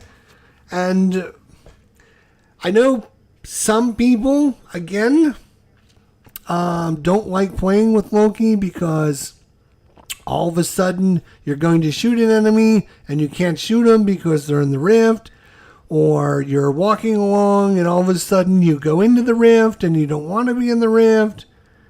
And so, like, some people are like, I can't stand playing with Loki, blah, blah, blah, blah, blah. Loki says, you're playing the game by my rules. And here's what I would say about any one of the heroes, Warframes, that make you play the game by their rules. Like Banshee is one of them.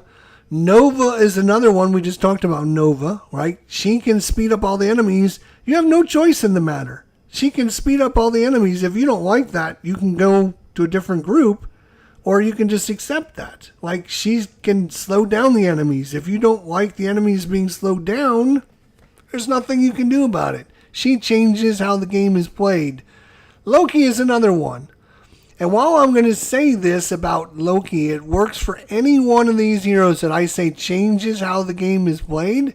It's based upon the player. If you play with a good Loki player, then you won't have any problems playing with the Loki player. Loki is super powerful. I would put him in fun and powerful, but I'm going to put him in useful and interesting because, again, he can basically put a big bubble out there and freeze any enemy in the bubble for like 30 seconds. You guys can all run around and kill them all, and they can't do anything. It's basically makes the enemies very it kind of makes the game very easy depending on the mode. If you're playing a defense, mobile defense, or a survival mission, you know, that where you can stay in like one area, Loki works great. If you're trying to do like an exterminate mission or an area where you need to run around a lot, Loki isn't the best. So I will just say that. Again, I've played with Loki players. I played with Loki, and some people hate it and some people don't mind it. It's just, again, I've been in groups with people that won't play with Nova for the same reason, and everyone says, "Oh, I hate Loki because of this." It's not because of. It's because the person doesn't like the fact that Loki's changing how the game is played. They accept how Nova's changing the game, how the game is played, and how Banshee changes the game, but they won't accept how Loki changes the game. So I find it a poor excuse to blame Loki or rate Loki really low. That's a poor excuse of saying there's a problem in the game. It's not the problem with the game. It's a problem with you not accepting the fact that they can do this, and you just have to accept that. Loki changes the way the game is going to be played. Alright, speaking of changing, let's talk about Trinity Prime. I don't have a Trinity, so we're going to look at Trinity Prime. Alright, Trinity was one of the most powerful characters when I first got into Warframe. Like every group had a Trinity. Because she was super powerful. All the buffs that she gave everyone. All her abilities. Well of Life. She basically takes an enemy and it sends out a big wave of health to everyone within 60 meters or whatever it was. Energy Vampire. She takes an enemy and again, they send out a wave of energy. And it's just everyone in the group is getting tons of energy, tons of health. Then she links to an enemy so that when she takes damage, they take like half the damage or 75% of the damage goes to the enemy instead of her. And then Blessing is a way to restore shields and reduce the damage they take from enemies. So it's all about buffing and blessing your enemies, giving them lots of health, giving them lots of energy, linking the enemies so you don't die, and then giving a nice huge blessing to yourself and your teammates. In 2017 and 2018, that was what was done. Trinity was in the group, giving people tons of bonuses. In 2025, you are running around the map, and all you see all over the map is energy orbs and health orbs everywhere, because every enemy is dropping 1 million of them nowadays. So you don't need any of her bonuses that she's giving out at all anymore. Like, none of her bonuses matter at all. She's really good at not dying because she can basically link to a lot of enemies. Like a lot of her Will of Life and Energy Vampire don't work on Eximus units, so you have to find the right enemy to send out these waves of energy and Will of Life. And it's just a lot of work when all I have to do is run over and kill this enemy and get 12 health orb anyways. There's equilibrium nowadays, which most of the characters run. So if they're picking up a health orb, they're getting health and energy. Nobody's Arcane Energized. Like every Warframe is using Arcane Energized, so they got tons of health.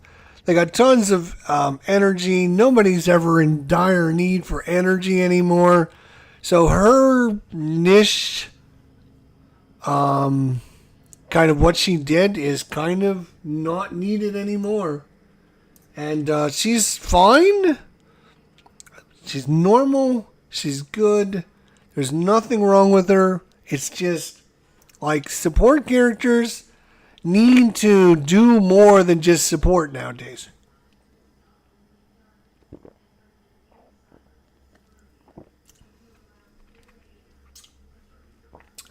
All right, next up is gonna be the poster boy, Neja. So Neja here, a Firewalker, where he turns on his little ability and he leaves behind a trail of fire behind him, which does okay damage. It basically makes enemies kind of flail around a little bit, and heat damage is very good nowadays. Blazing Chakram, which is throwing out his little Captain America shield, for no better explanation other than that.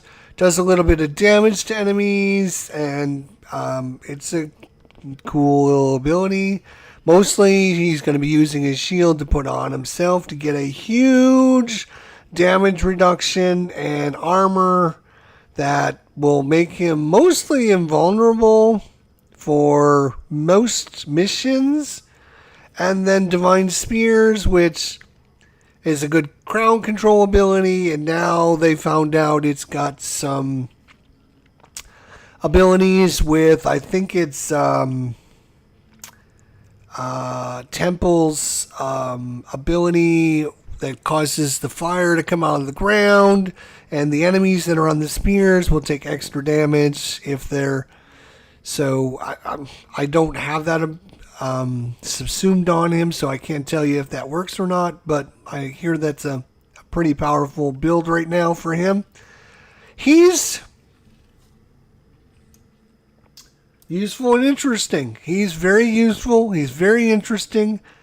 He's warding Halo, makes him very tough, very powerful with, okay, you put this on and then for like 3 seconds you're invulnerable. As much damage as you take, you add that to your multiplier and then multiply that on top of your damage absorption. So you can end up with like 10,000 extra hit points that, you're never going to die from. Blazing Chakrams, it's okay. It needs kind of a more damage or something. Firewalker is kind of a cool ability because you're constantly moving in Warframe, jumping around, moving and going from area to area. Even in the same, maybe even in the same room, you're running around and doing things. So leaving a constant trail behind you, it's just a great way to, it's a great way to have enemies just take a little bit of extra damage for you walking around, which is what you're going to be doing anyways. You're going to be running around, moving around anyways. You might as well turn this on. It's just free extra damage. And the other thing that this does is if you're trying to get focus for yourself, you can go on a small map like Hydron and Sedna, and you can turn this on and just run around, and you can earn a boatload of focus because all the enemies that are spawned are going to be inside your little area, and they're going to be taking damage, and you can really own a lot of focus from that. Okay, this is another. Okay, all right. Let's talk about the Korra. Let's talk about the Korra. One of my faves, I'm just going to say it right off the bat. She's one of my favorites because when she first was released, a lot of people don't remember this, but her Whip Claw didn't work very well and her Strangle Dome was a joke. And so everyone kind of made fun of her and talked bad about her and said bad things. And I stuck up for her. I said, no, you wait. They'll fix her. She's got a cool kit. I can see Whip Claw doing some pretty good damage. Oh, no, that's ridiculous. You can't use all of them. Back in the day when she first came out, like you had to use your own stat stick. There wasn't exalted weapons back in the day. Kids, you better go back and watch your videos again. Back in the day when she came out, there wasn't exalted weapons. You had a stat stick. You had to make a special melee weapon so that your Whip Claw would do lots of damage, and it was a real pain in the ass.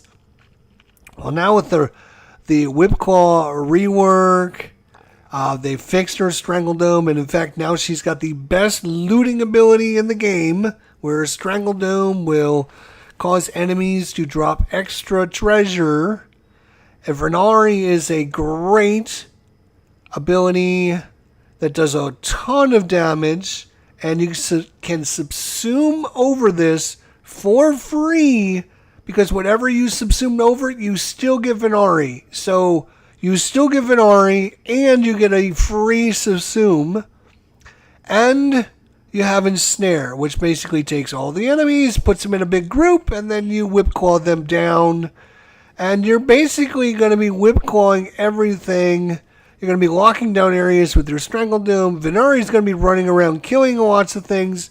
You're going to get whatever your bonuses you're putting here, either Roar, doing extra damage, or Mirage's Eclipse, where maybe you want to have some damage reduction, whatever.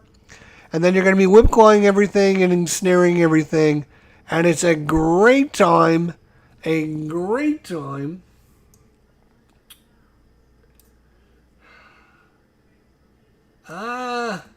Yeah. Use fun and powerful. She is very powerful now. Very fun. Again, with the free subsume that you can get from Venari, at least right now, you get Venari and whatever you put in here. And again, if you put Roar in here, you're going to be doing an extra 50% damage on top of your Whip Claw. You're going to be doing red crits all day long. And it's a great fun time.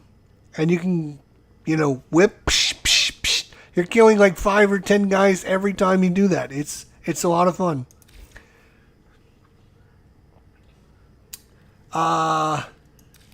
That is Frost is our next competitor in the Warframe overview. And again, he was the poster boy in 2022 when I quit Warframe of this is what a bad Warframe looks like. Frost wasn't played.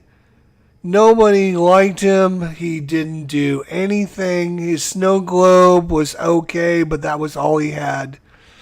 Now they've reworked his avalanche. Cold does a lot more better damage nowadays. And his snow globe, I think they reworked how it works as well. And his 2 ability is like one of the worst abilities in the game. You can get rid of that, put in anything you want other than that, because it's just a joke of a power. And then his little freeze ability is fine. And then his special passive now is he gains 500 armor or 50 armor for every enemy affected with cold within affinity range. So let's see if you put cold on everyone and they're all within affinity range, and you got, say, 20 enemies, right? So you got 20 enemies, 20 times 5 is like 1,000 extra armor, which makes him super tough. And cold status effects last 100% longer. I think his passive has changed. And then some of his powers and the numbers have changed on him, which make him so much better nowadays. Like back in 2022 when I was quitting Warframe, he was just, nobody played him, and he was kind of the poster boy. Him and Hydron were like the poster boys for you can't do anything. Like, they don't do anything. They're just no fun. Frost, I want to put him in challenging and workable. I think he's much better now. I mean, he's still, Avalanche doesn't do a super ton of damage. I mean, it does 2,600, which is not bad. And it does some nice armor reduction. Again, armor reduction isn't the greatest thing with the armor rework not too long ago. Snow Globe is a great way you can basically get yourself a huge amount of damage reduction. You just put the Snow Globe on yourself anytime you're getting shot, and the enemies all of a sudden will not be able to hurt you. And it's a great way for defensive missions as well. Again, this 2 ability, make sure you get rid of it. Put any power you can get on top of it. Obviously, we got Roar, so he's doing 53.7% more damage than he was doing before. And then Freeze. It's a little tap, boom, one enemy. Oh, you're frozen. Good. Okay. It's not going to kill anything, but it's fine. Oh, let's talk about Baruch. Baruch, we played last night, Baruch Prime. We took Baruch Prime into Steel Path yesterday. And we showed him off in Steel Path, where basically Baruch punched people in face, and they all die horrible deaths. Just horrible. I mean, you feel bad. Like, everyone in their family is mourning their loss, because Baruch just comes to town and it's just over. I'm just going to say it right now. Baruch is fun and powerful. He is Steel Path worthy, no doubt. Basically, you're just trying to get whatever you can do to get his kit to make it so that you can activate his number 4 Serene Storm, and then once you activate it, it's just punch enemies and they all just die. Just die. Elude basically makes you just turn it on, and enemies try to shoot you and they don't do any damage as long as you're not attacking. So it's a great way to just stand there and get your restraint meter to come down. As you're standing there, you cast the lull, which sends out a little lullaby, and all the enemies go to sleep, which also lowers your restraint meter, so you can turn this on. And then Desolate Hands is an ability that you turn on, and you get 90% damage reduction, and it just, again, like Nova's ability, it will seek out enemies for whatever reason and destroy their weapons. I think they thought it was a great ability for Nova to have, so they just copied it and gave it to Baruch. Yes, you will be spamming this ability over and over again. At least, unlike Nova, you can cast this again at any time. It does cost 48.75 energy to cast this over again. But at least as long as you have 9 daggers, you'll get 90% damage reduction.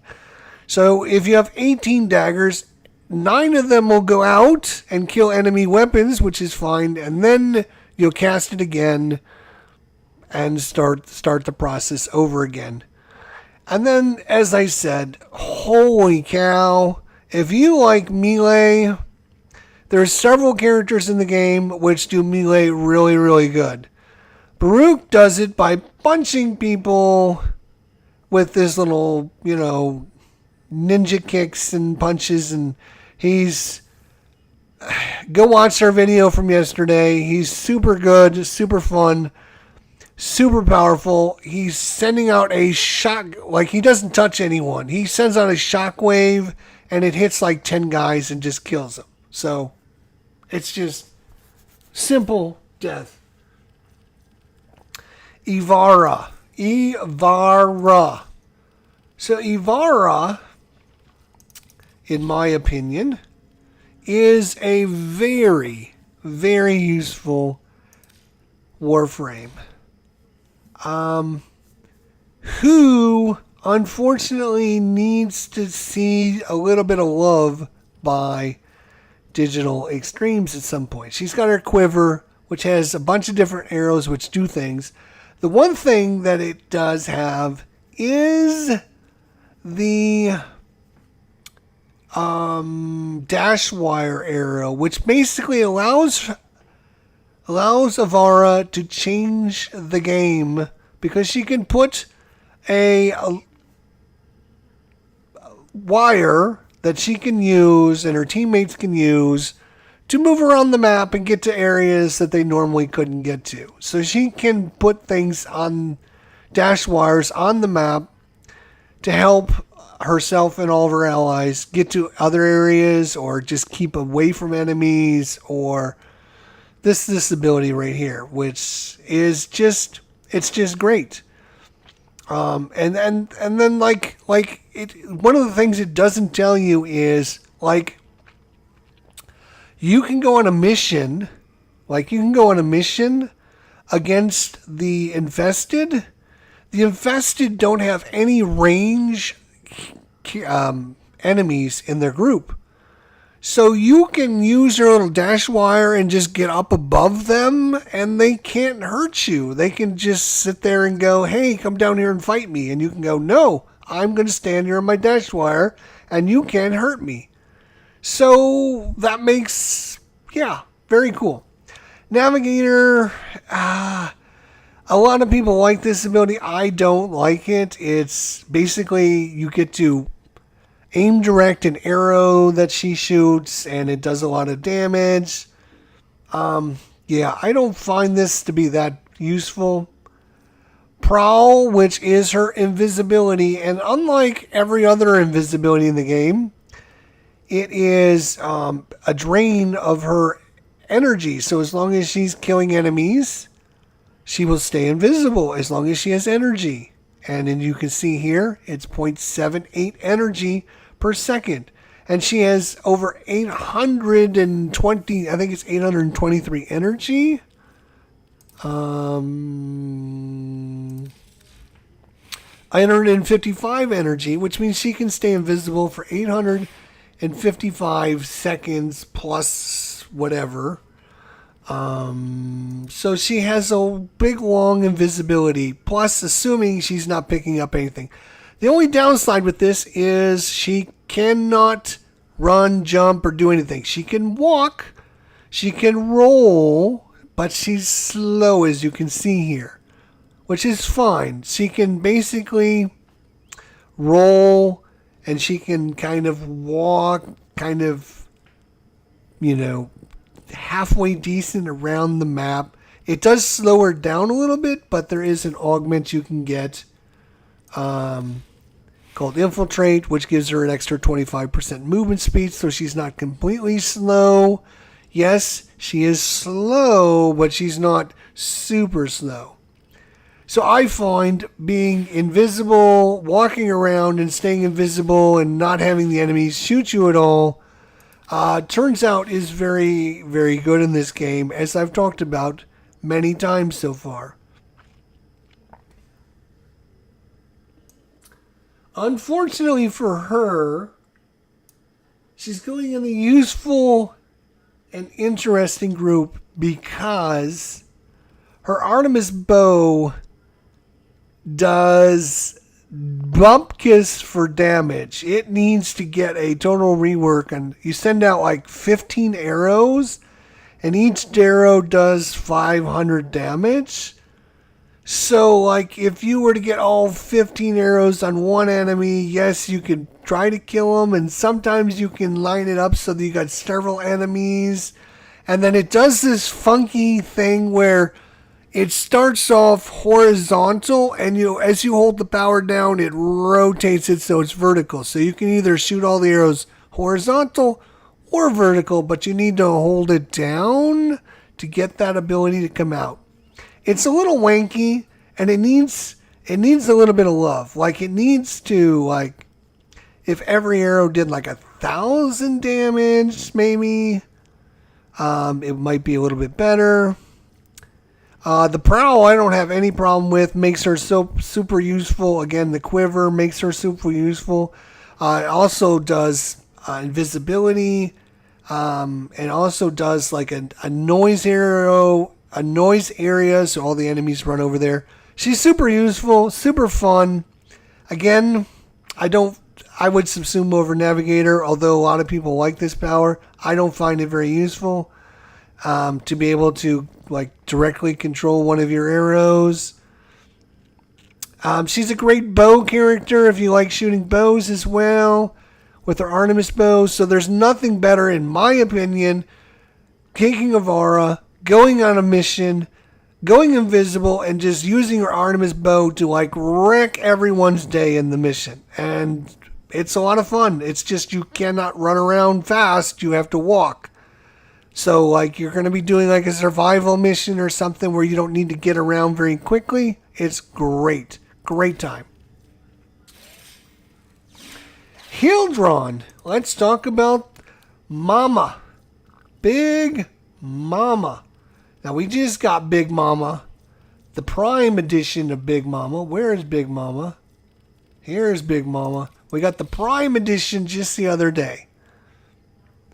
Just the other day, like a week ago. Like not even been a week that we've had the big boy.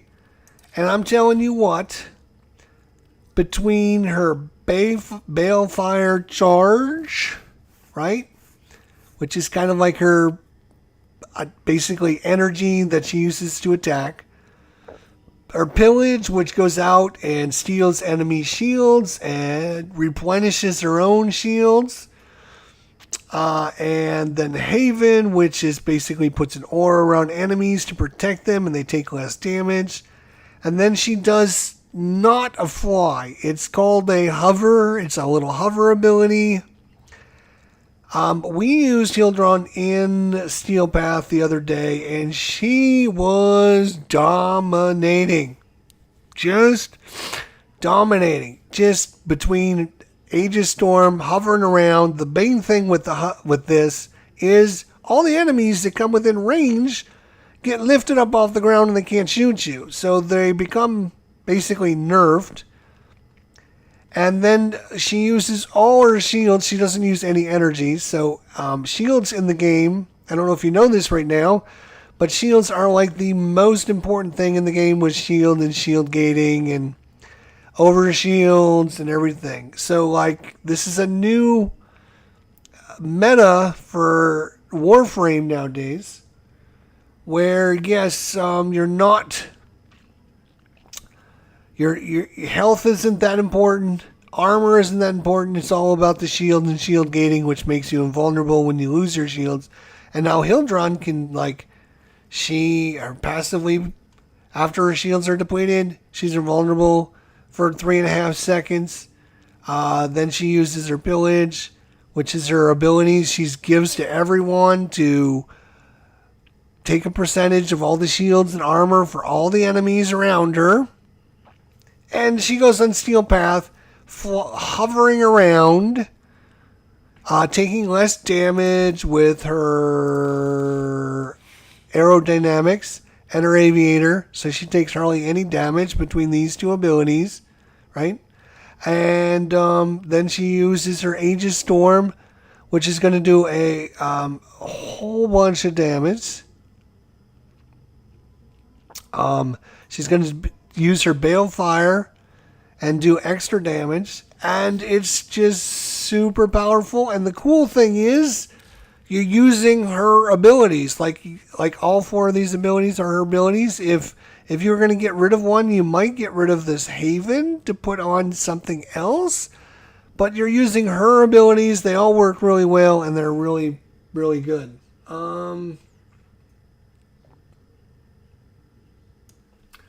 I'm going to say useful, fun, and powerful. She is a Steel Path. We used her, no problems. I didn't have, I was never, in jeopardy of dying. She was just shooting guys and killing them as soon as, she wanted to. And you're using the nice hovering around, not flying, you're kind of hovering and just going around into different areas. It's very fast. It's not really slow like it used to when she first came out. It was very slow. Nobody used it. And now they fixed it and it works great.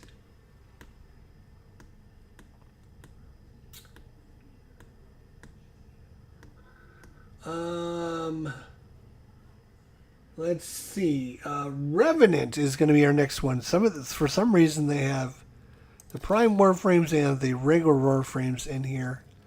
Revenant is going to be our next one. Where are you? Mr. Revenant. We only have one Revenant. We need to get us another Revenant. Alright, so Mr. Revenant is the poster child for if you don't want to die, play Revenant. Because he has Mesmer Skin.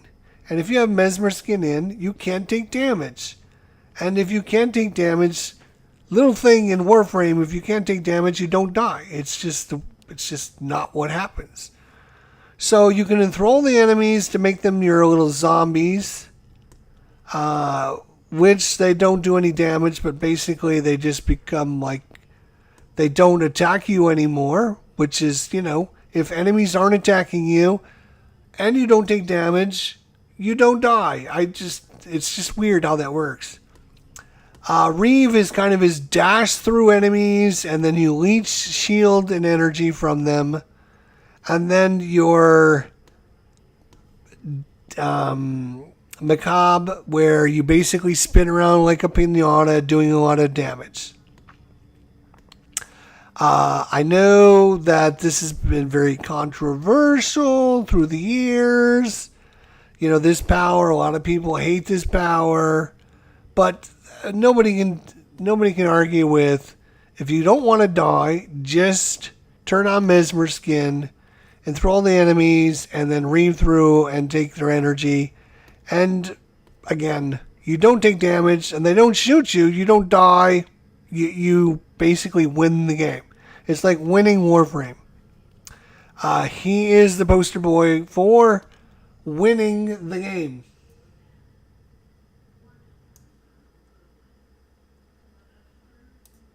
I am going to put him in useful and interesting. Even though he is one of the most powerful characters in the game, I don't find him very fun. I don't hardly ever play him. Two reasons, and he is the most played Warframe in Warframe. He is the most played Warframe in Warframe. I don't hardly ever play him, and the reason I don't play him is because I don't find him fun. And to be S tier, you need to be fun and powerful, and he's fine.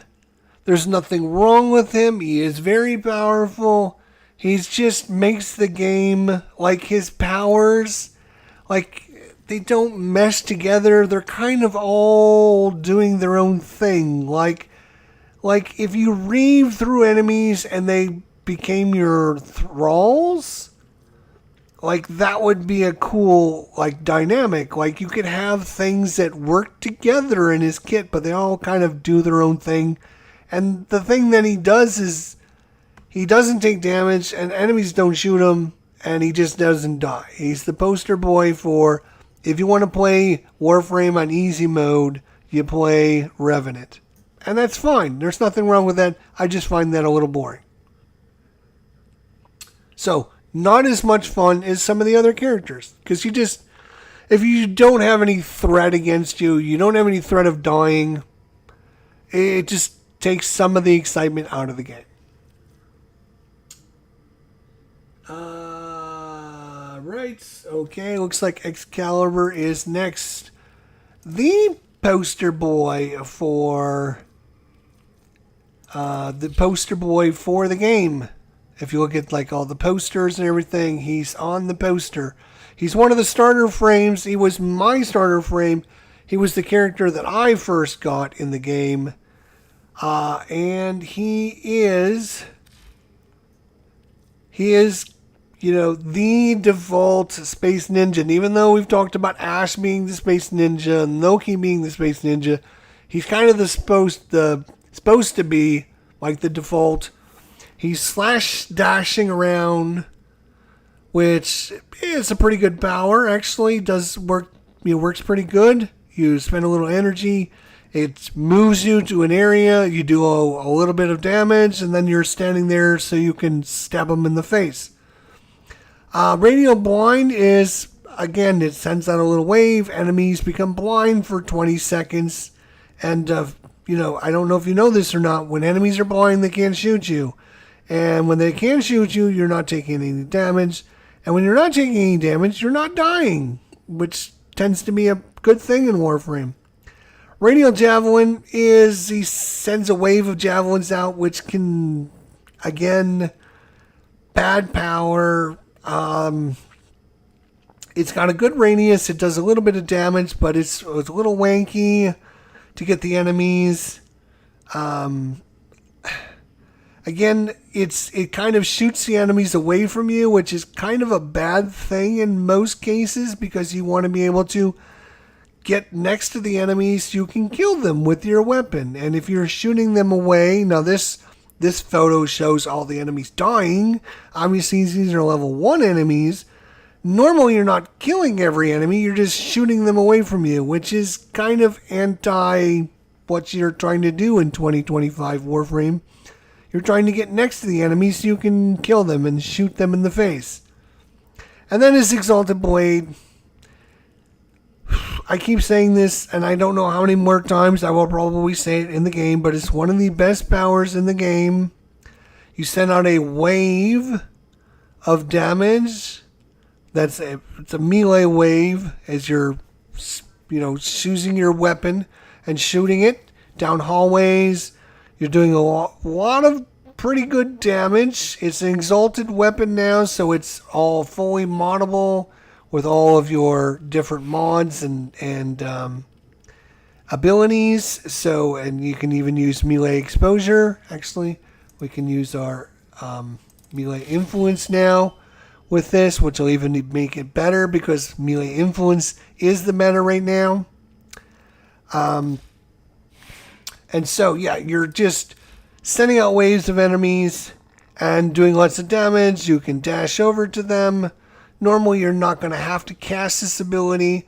You're basically, what you're doing is you're running around the map early in the mission, getting energy so that you can activate your Exalted Blade, which is going to take 2.45 energy.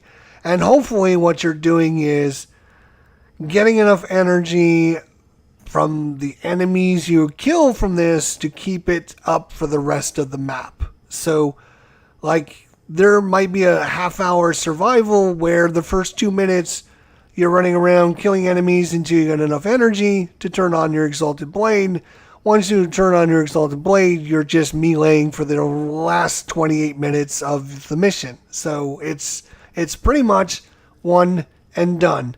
And yeah, occasionally maybe you can actually activate Radio Blind with your 4 power. A lot of people don't know this. If you crouch and dash forward with your Exalted Blind, you'll actually send out a Radio Blind. So you can actually do both of these. I'm not sure if it talks. Yeah, it does talk about that blind radius 7.25 meters for 7.65 seconds. So not only can you send out a wave, but you can actually send out your Radio Blind as well with your Exalted Blade. It's great kit. Great kit. Where are you? We're going to put you on useful and interesting. Again, not a lot of super damage with the Exalted Blade. You have to send out multiple waves to kill, most decent enemies. He has a starter frame. They don't make him overpowered, which I understand. It's just fine. He's very good and fun, and he, another melee character. If you love melee in this game, you're gonna love Warframe, because it's. I've said this many times on my channel. Warframe is not a gun game; it's a melee game. If you look at all the good Warframes in the game, they're all melee. And yeah, if you find melee fun, you will find him, especially since he does like a ranged melee. He's one of the fun ones. It's just a little slow. He needs a little bit. If you can get a little bit of number bumps up on a few of his things, he would be super good. All right, let's talk about. Used to be. Where is she? Can't even think of her name. It is, what the hell's her name? What in the hell is her name? Amber. Good Lord, couldn't think of it. Amber. Whew.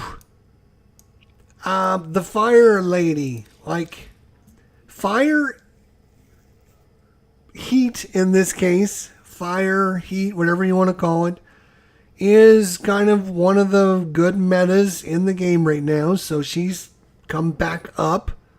Her kits, they've reworked her. They reworked her in 2021 or 2022. They reworked her not too long ago. They're constantly reworking her. They can't ever get it right with her. Her kit is fine. It does a pretty good job. It's just a little bit slow. She does as a fireball she can send out, does a little bit of fire. Great. Immolation, which is a damage prevention that ramps up over time, and the little meter goes up, and you can get it up to 90%, but at that point you're draining a lot of energy. And that kind of works against you. The way to cool yourself off is use Fire Blast, which sends out a wave of enemies, which kind of cools your meter down a little bit, which is good. It does a little bit of damage. And then Inferno, which sends out shoots down a couple fireballs from the sky. Problem with this is, it's, again, 696 damage to 1,393 damage.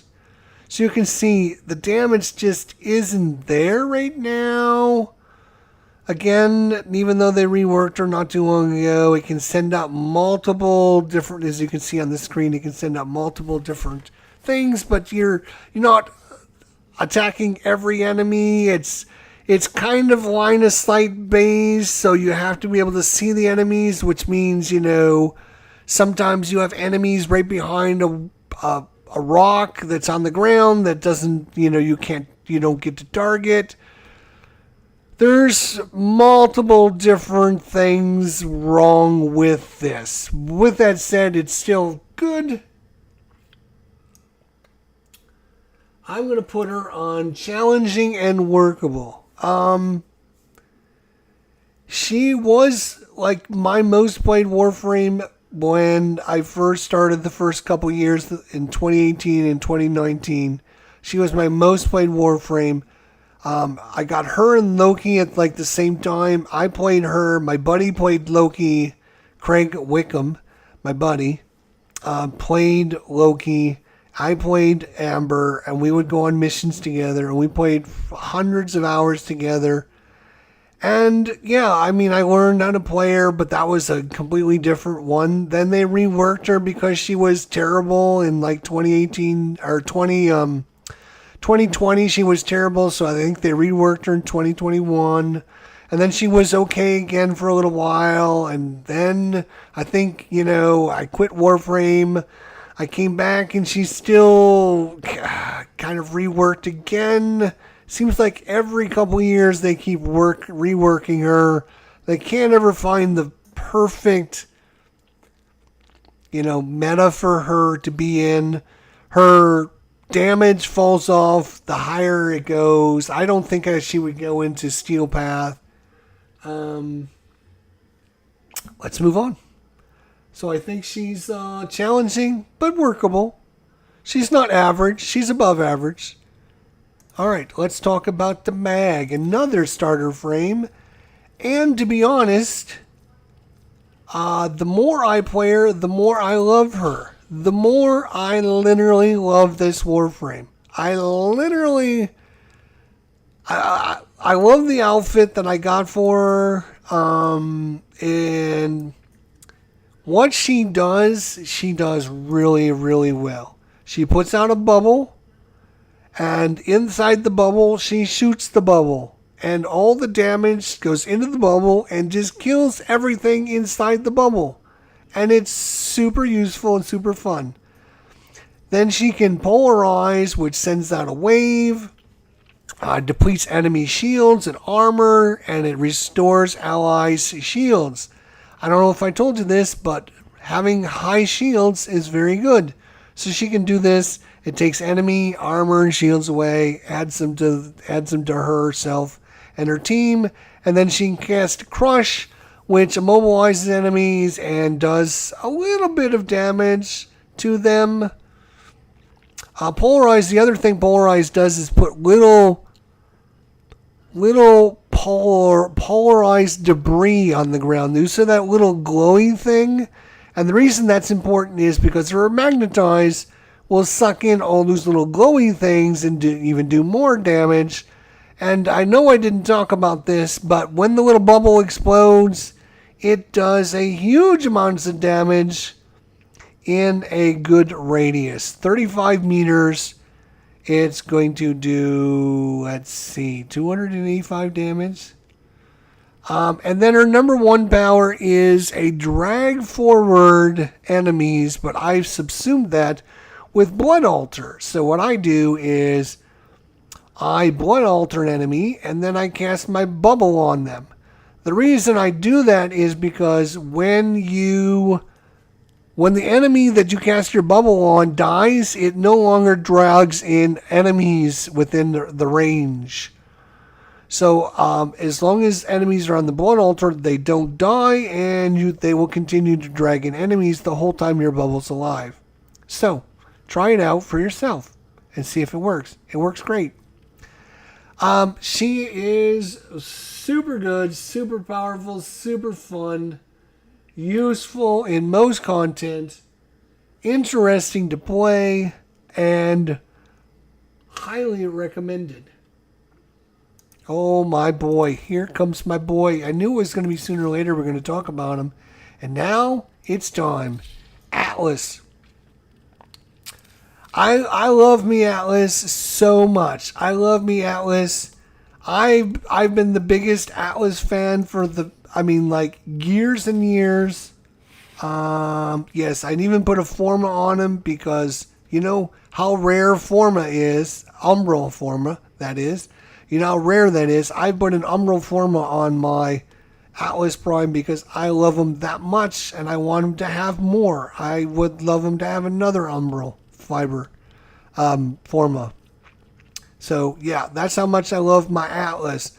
He is, again, another melee frame. He landslides forward and he punches people. And the cool thing about this is you can get insane red crit numbers from just running around punching people because of the new rework with the exalted weapons. It's now an exalted weapon that he has called the Landslide Fist Prime that you can put, yes, mods on and everything and include melee influence again because that's the meta that everyone's using nowadays. And now when you punch people, it will not only kill them, but it'll kill anyone standing within like 8.7 meters from this guy. Anyone around will die. Will just literally evaporate. And then you can petrify enemies, which turn them into stone, and then you landslide forward and punch him.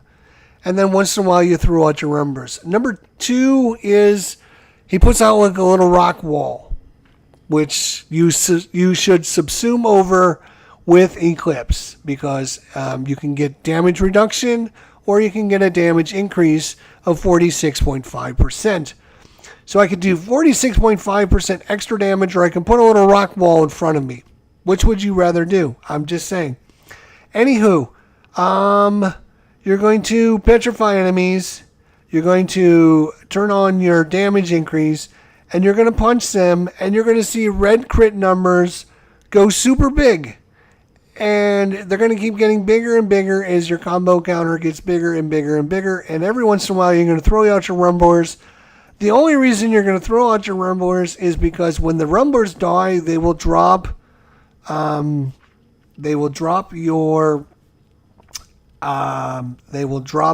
on the ground, which you can use as armor. You will be collecting all of the rubble on the ground that the enemies drop from being petrified and from your rumblers, and that's just going to add to your armor. And not only all that, which is so good and so powerful, but his passive ability is the best passive ability in the game because he's immune to knockdown as long as he's on the ground. So, you know, like he's not jumping in the air or something. He's immune to knockdown. Every one of these Eximus units who continually now send out their little waves to knock people down, and you can literally get into missions where you're knocked down, get up, knocked down, get up, knocked down. Well, Atlas is immune to all that. He laughs at Eximus units. No, he doesn't laugh at them. He just punches them in the face. He is so much fun and he's so powerful. Again, if you think I am joking, go watch a clip on anyone playing Atlas that has a good build and you will see funny red crits and you will see enemies being obliterated off the screen from just being punched. He is super good. Let's talk about Gara. We haven't talked about Gara yet. Gara, the glass lady. You see we've got 2 of her. We got 2 of most of the heroes in the game, but Gara is the ice. She's the glass lady, not the ice lady. The glass lady. She's all about glass, right? Or Shattered Lash. I'm telling you what. Whoever at DE whoever at DE likes Gora, they want to make sure she's one of the best characters every minute of the game. So the old meta, when I quit 3 years ago, was you cast her number 2, which is a defensive ability that you put on herself, and she doesn't take damage. And then anyone that comes within range is going to take a little bit of damage. And what you would do in the old days is you would cast this ability, and then you would mass vitrify, and then you would, which sends out a big wave of glass, and then you would use your Shattered Lash to explode this, which would add all the damage that it exploded to into your Shattered Storm, which means you did this like 10 times, and literally you were walking around doing like 2-3 million points of damage just walking up next to enemies, and they did what that guy did, and they just fall over dead. And that's the old meta, which was a great meta, but it was slow because you were casting this, and then you had to cast this, and every 30 seconds you had to cast this to keep your Splinter Storm up. Right now I have a 49-second duration on this, so every 50 seconds you had to cast Mass Vitrify, you had to cast Shattered Lash, and then, eventually you got your Splinter Storm built up, right? Not anymore. The new meta for Gora is basically cast Splinter Storm so you don't take damage on yourself, and then just run around and cast your number 1 power, and her lashing power lashes through enemies and destroys Steel Path enemies like they are not even there. Groups enemies, just dead. Just instantly dead. So I don't know who Digital Extremes likes Gora, but whoever likes Gora, make sure that she's one of the strongest characters in the game. Now, with that said, I don't find her a very fun character to play. She's very powerful, but she's not very fun, in my opinion. So we're going to put her in useful and interesting. She's very useful, very interesting. Her spectral range, which is her number 3 power, which just confuses enemies. You can subsume over this. You're probably never going to use this. It's probably better to just put Roar on here and do 50% more damage than try and have the enemies be distracted. You're better off just putting on Splinter Storm on yourself, casting Roar on yourself, so you're doing a bunch of damage, and then just splintering, lashing everyone, and then just chopping them in half. And that's pretty much what you're going to do. And then maybe cast Mass Vitrify if you're trying to protect an objective or something. I don't know. But, her 3 power's never been good. You can subsume over it. Whoever at Digital Extremes likes her really, really likes her because, you would think, number 1 powers are 99% the weakest powers in the game for all the heroes, but for some reason for Gora, it's super, super powerful, and we took her into Steel Path, and we were doing just fine in Steel Path with her. So, figure that one out.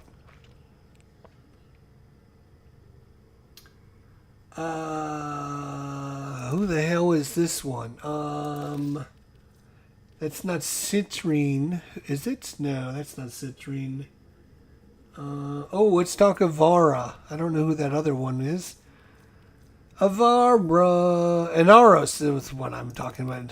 Not Avara. Let's talk Inaros. Inaros, the Sandman. So he's, the Egyptian Sandman, right? And he's supposed, they've changed him. He was another one of these characters that, back in the day, he was super powerful. Everyone played him because he had a ton of health. And now with the new meta, he doesn't have any shields. We've already talked about it. Shields are king right now. He's got no shields, and all of his abilities are... I'm going to say it. I didn't think I was going to say it, but I think they're all kind of just old and wasted, to be honest. They've reworked him several times. I can remember the good old days where he used to, you used to go up to somebody and turn him into a sand creature, which sometimes took up to like 10 to 15 seconds. He would be... That's how old I am with Inaros and remembering that. So they've reworked what he does and how he does it, but again, he just...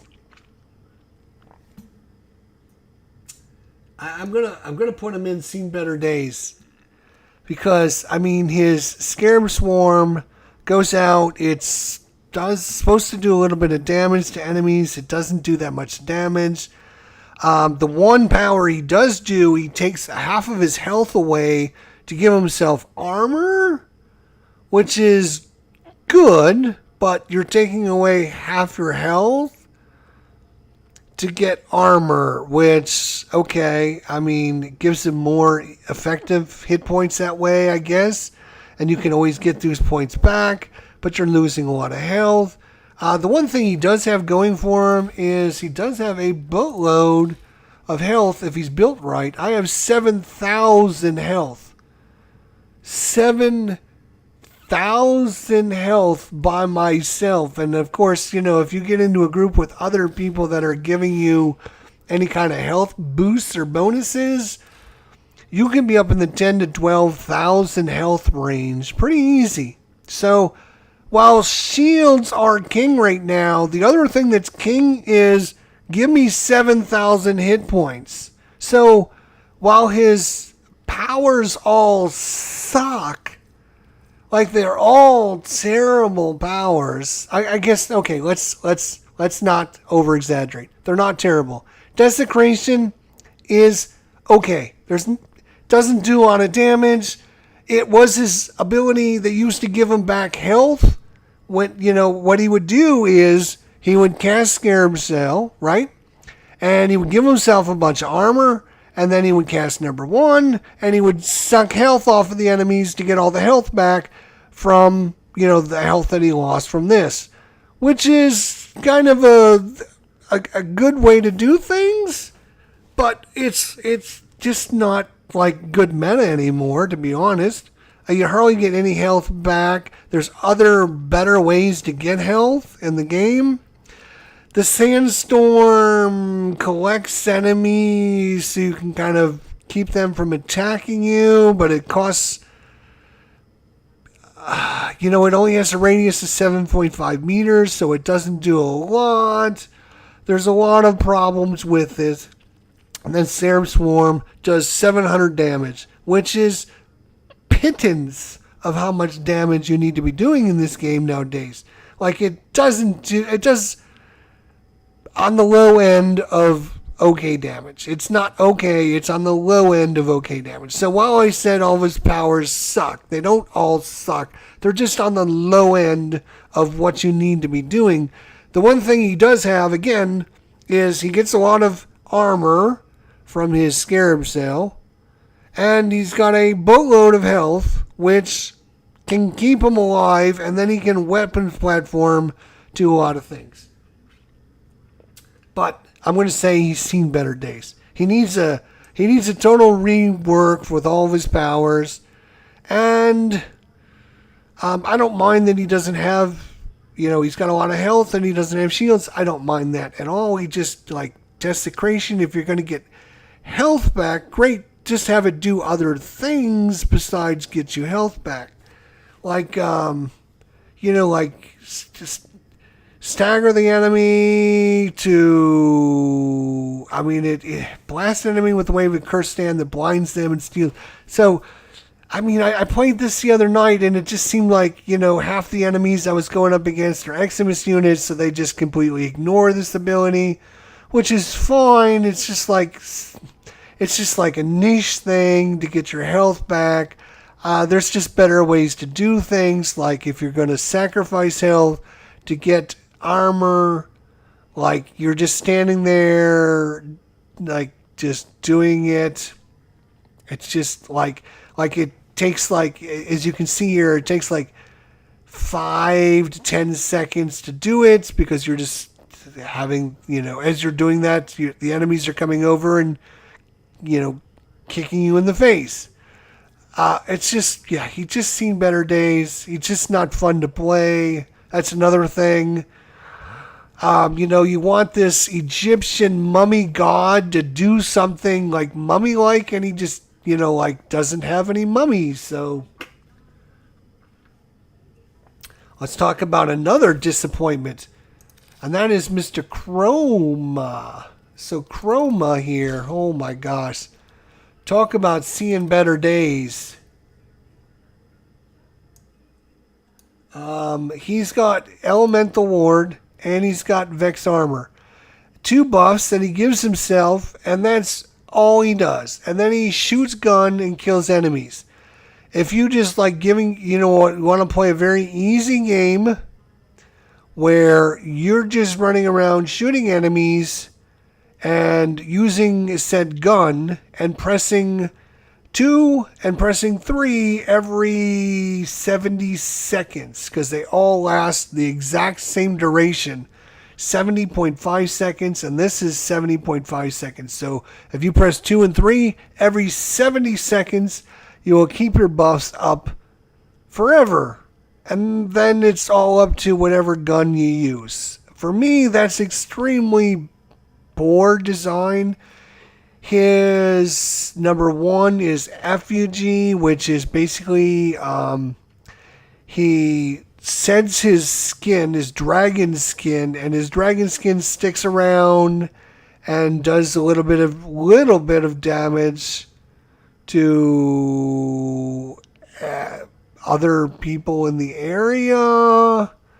And then number 1 was subsumed. I can't even remember what his number 1 was. What is his number 1 power? Spectral Scream. Like, he breathes fire like a dragon. Like, he's supposed to be the dragon man. We just have a spider. Like, the new character looks like a spider, plays like a spider. She is very spider-like. This guy is supposed to be the dragon man. Like, he's supposed to be breathing fire, and he does 1,000 damage. Like, I can shoot a pistol and do 1,500 damage. Like, this is nothing. Like, terrible damage. And then, shedding your skin to remove all of your resistances. It's just like he's got 2 things, like eternal elemental ward and Vex armor. Gives himself a nice bunch of bonuses and a nice group of buffs that he will give himself, so he will stay alive, so he can shoot gun. And in my opinion, if there's anybody in the game right now that needs a rework other than Oberon, it's Chroma, because he just, like, they refuse to do anything because he's got 2 good buffs. Like, there's several characters in the game that don't even have 2 good powers. Like, he's got 2 good powers. But I'm going to put him on Seen Better Days because, like, I think there's more to Warframe than just pressing 2 and 3 every 70 seconds. 2, 3, shoot, shoot, shoot, shoot, shoot. 2, 3, shoot, shoot, shoot, shoot, shoot. I mean, there should be more to Warframe, in my opinion. Let's talk about Mesa. Now, Mesa's on the other end of the spectrum when we talk about power level and what she can do. Mesa can basically do whatever she wants, anytime she wants. She will just... She's insane. She's got Shooting Gallery, which basically sends out a little buff to herself and enemies that kills all their weapons. Shatter Shield, which makes it so that every bullet that comes towards her is deflected away, so she can't ever take any damage. And then she's got Peacemaker, which she just turns on, and anything that's within the circle dies. You don't even have to aim. That's what's so good about this ability. You just put enemies in the circle, and they just take damage and die. And just put them in the circle. You don't need to, like, there's no aiming. Mesa just auto aims for you. She's an aimbot, is what she is. If you want to play the game with an aimbot, if you like weapon shooting and the secondary weapon shooting, especially secondary weapon shooting, you want to play Mesa. If you like pistols and like secondary type weapons, she's your girl. She will destroy anything, steal path, doesn't matter. Turn on Peacemaker, die, Shatter Storm, makes it so that I can't die. You're going to subsume over her ballistic battery, which doesn't do anything. It stores up damage so that you can release like one big bullet. 2025 Warframe, it's not about one bullet. It's about killing enemies as fast as possible. So, Peacemaker will kill the enemies. You won't need ballistic battery for anything. You might as well subsume Eclipse over there or whatever. Something else. Shooting gallery, turn it on. Shattering shield, turn it on. And then whenever lots of enemies come around, activate Peacemaker and they all just instantly die. I am going to put her on useful and interesting because I personally don't find her gameplay that... I mean, she is super powerful. Yes, I will totally admit she is super powerful. But because she's so powerful and that little bubble takes some of the skill out of the game because you're just putting enemies inside the ring. And all they have to do is just like turn your screen so, oh, enemies are in the ring, they're all dead. Oh, okay. That's fun. But after a while, it can get like, okay, all right, I'm just kind of over this. So, you like secondaries, you like shooting pistols really fast, Mace's your girl. Oh, let's talk about the girl that's seen better days. Let's talk about the Equinox. Holy cow. Equinox was one of the most popular back in 2022 when I quit the game. She was one of the most powerful characters back then. But her time as on the top of the hill has come and gone. She metamorphoses from dark to night to day to night, and that's what number 1 does. She's in day form, she turns to night. She's in night form, she turns to day. And then her 2, 3, and 4 power each do different things based on whether she's in her day form or night form. In her day form here, she will rest, which will make enemies take damage vulnerability. And if she's in night form, she will make enemies go to sleep. I don't know if I told you this, but it's not in 2025. I know I sound like a broken record, but some people will say they didn't know this. In 2025 Warframe, it's not about like doing 12 things to kill the enemy. You have to be able to kill the enemy instantaneously if you are a good Warframe. And that's what the meta is nowadays. There are characters that can kill multiple enemies, not just one enemy, multiple enemies, like Mesa. We just looked at Mesa. She can kill multiple enemies. And this ability, I can make them go to sleep, and then I can walk over, and then I can kill them. That is a lot slower than Mesa turning and looking and going, boom, you're all dead. Oh, sorry. You can see the big difference. What we're talking about is, yes, you can get some stuff done and it works. Like making enemies go to sleep is fine, but it's like slow. Then you have Pacify and Provoke. She reduces damage inflicted by nearby enemies. And in day form, she increases the ability strength of every ally in the group. 2 great buffs, but they have to be near you to be able to get the buffs. Like in Warframe nowadays, you can't get 2 people to stand next to one another for anything. Like for 10 seconds so I can get your buff? That's never going to happen. Like, that just doesn't happen. And then Main and Men is her one ability that's not totally worthless. In day form, she sends out she has a wave, or she has an area around her. All the enemies take damage, and then she can activate all the damage that happened as long as it's been on in one big burst. So it's kind of like a big nuke that she can do. And it works, sure, but it's like she has to live 20, 30 seconds for it to work. And again, 20, 30 seconds, Mesa could have killed the 25. She could have already killed the guys in the next room in 20 or 30 seconds, to store up the damage. It's just slow, and I'm going to put her in Seen Better Days.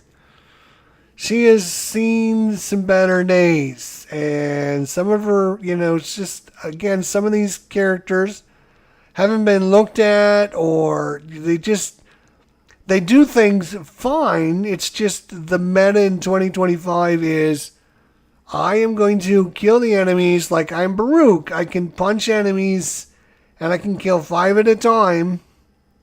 And, I can punch enemies for 5 minutes straight. And then you have a character that can make enemies go to sleep, and then you can go over and shoot them one at a time.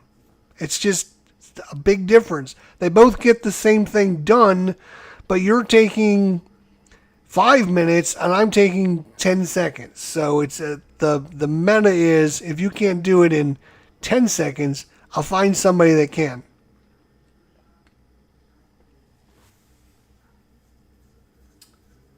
Let's talk about the Rhino.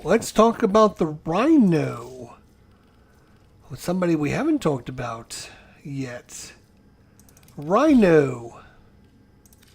So Rhino is the big dove tank character in the game, right? So he charges forward, does a bunch of damage.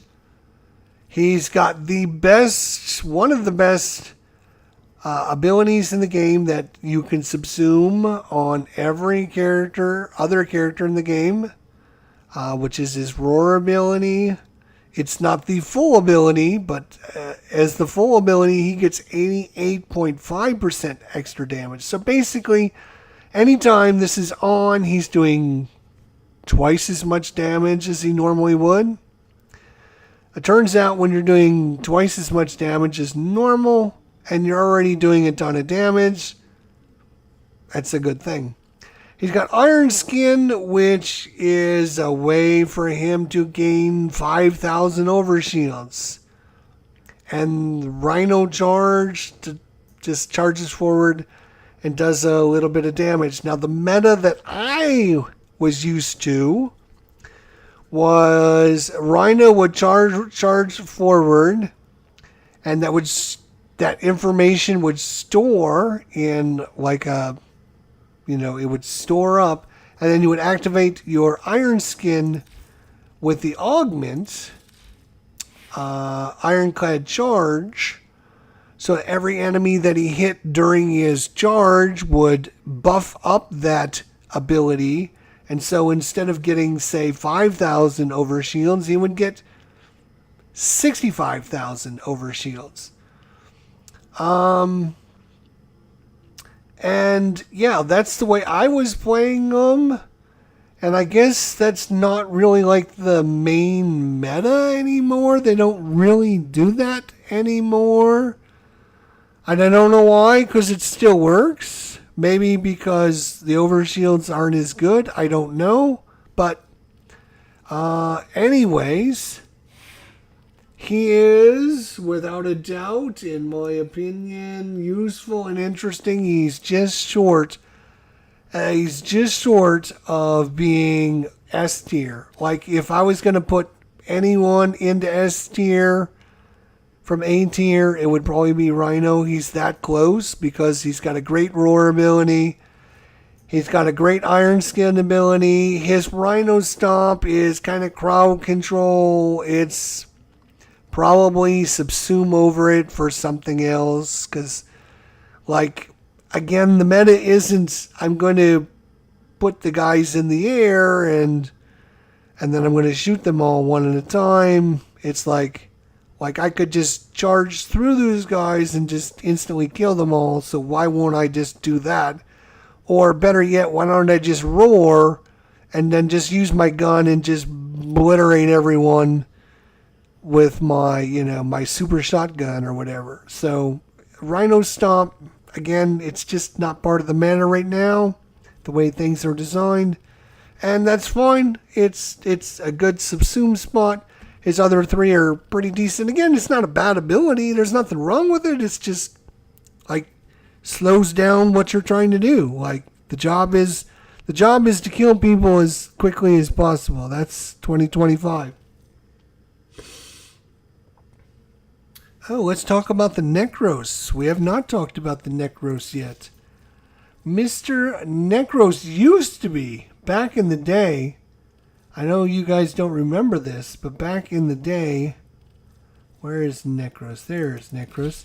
Back in the day, he was the loot monger. Like, you would bring Necros into the mission because everyone would put on Despoil.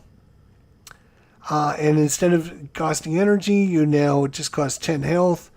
And then every corpse that was on the map, you would roll again to get an extra treasure. And there would literally be health orbs and energy orbs scattered all over the map, plus endo and all the other treasures and mods and everything that you would get from people. And he used to be the loot guy back in the day. He used to be the loot guy. But his number one power is... What is this number one? I've subsumed over it. Necros. Let's see. I'm going to have to look at my other Necros. Right. Soul Punch, which is tied for the worst power in the game, which you're supposed to punch an enemy, and it's supposed to punch his soul out of him by doing 775 damage. We've made fun of powers that done anything less than 5,000. You think 775 is anything to write home about? Are you kidding me? Like, you couldn't punch a beanbag with that. So that's why you subsume over it, because it's tied for one of the worst powers in the game. Terrify, which is an ability which makes enemies run away from you. And again, I hate to sound like a broken record, but in 2025, you're trying to kill all the enemies as fast as possible, not try to track them down because you made them run away from you, which is a dumb power. Then he's got Desecrate, which is his one good power. Like, his one good power is, I can make more treasure on the map. Let me make more treasure for you. And then Shadows of the Dead, which is supposed to be what he does, is creates shadows of himself. And they're supposed to run around and shoot enemies, but they don't do any damage. And they're just a big waste of time and energy. And so, like, literally, he's got 3 terrible powers and Desecrate, which gives him loot. So, that's what he did. That's why everyone would bring him in a mission. Like, everyone would be like, yes, Necros. Now it's like, Necros? Why would you bring Necros? He is blah.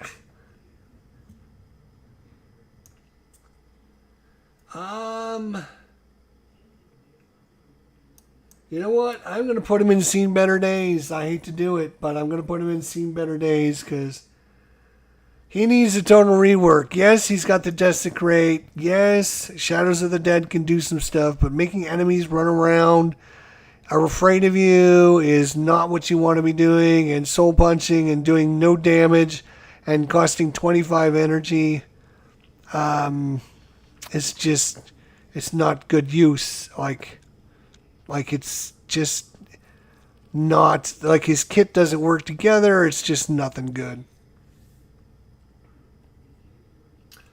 Oh, let's talk about Grendel. We haven't talked about Grendel. There's a bunch of characters we haven't talked about yet. Caliban, Citrine, Cyto 9, Dante, Dagoth. Holy cow, there's a lot. Amber, Excalibur, Umbral, Grendel. We just picked up Grendel Prime, and in fact, in our foundry, you will notice we actually have another Grendel Prime coming in 2 days. We just got her. So we got a second Grendel Prime coming because we had to subsume our one Grendel that we did have that wasn't the Prime into the Helmet system, because she has one of the best abilities in the game for the Helmet ability, which is Nourish, which there is a ton of heroes out there that would love to have Nourish on them, because it gives you a huge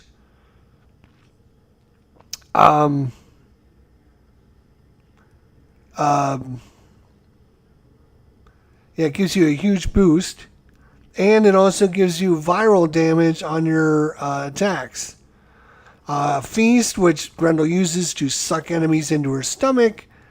Then Nourish, which she uses to give herself a nice buff and viral damage. And these buffs are extended to squad mates, which is why Nourish is such a good ability.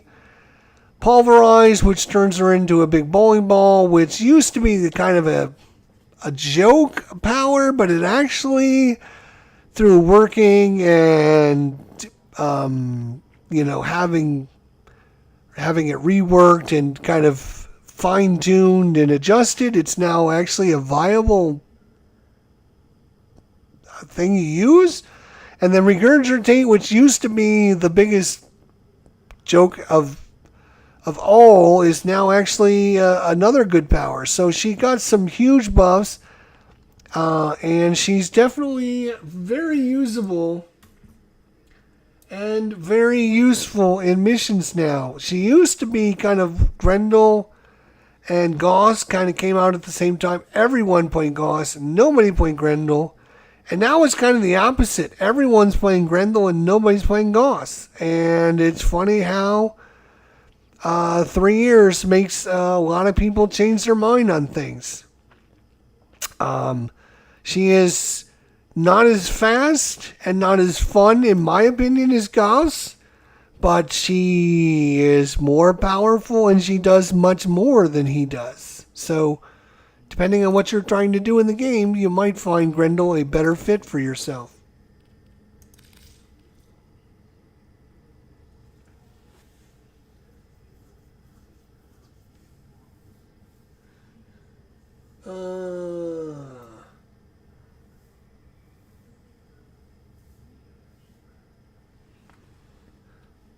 I am going to a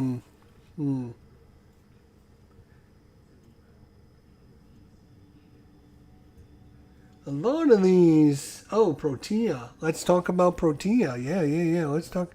There's a lot of them that are missing on this. I did not create this one, but Protea. Protea is, she's got a great passive. Every fourth power she casts gains 100% ability strength. She's got 3 really good powers, which are Grenade Fan, which throws out a grenade, does a big wave, and it stays out there a pretty good amount of time.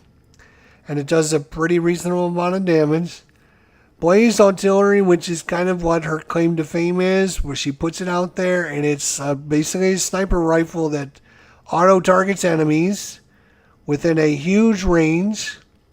And then Dispensary, which basically generates free health orbs and ammo pickups, and it just stays out there for 60 seconds and just pops out all kinds of things that you and your allies can use in case you're looking for things. Like ammo or health or energy or whatever.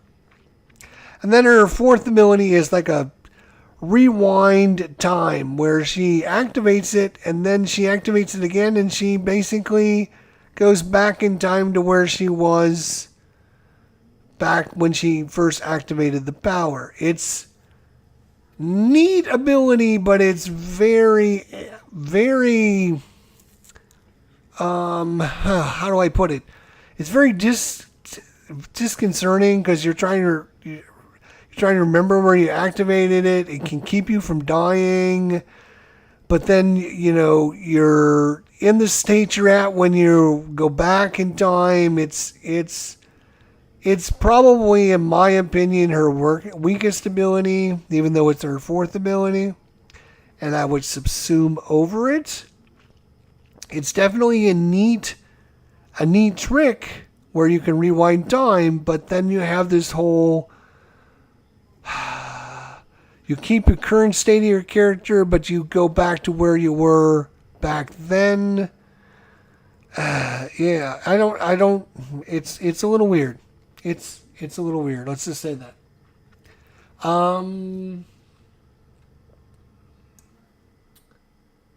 Protea is interesting and fun. Now, for some reason, we got a bunch of heroes that are missing. Looks like they got a bunch of the prime heroes on this sheet.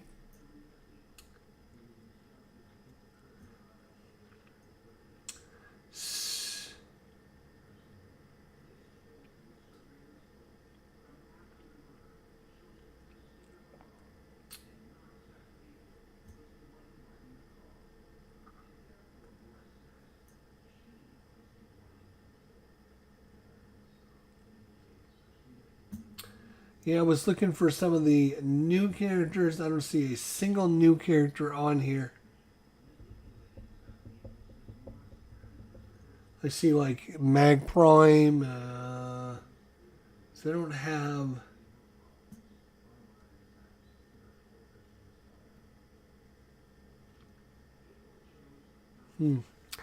All right, so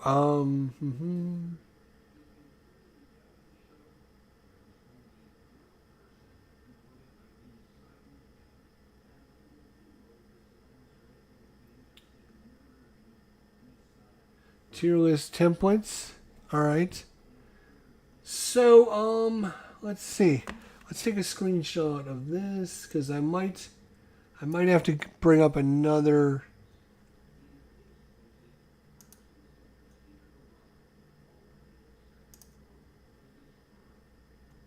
Oh, okay, there we go.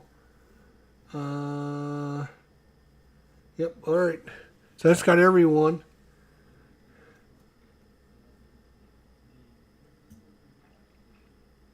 Oh, in alphabetical order too, which is crazy. All right, so let's talk about the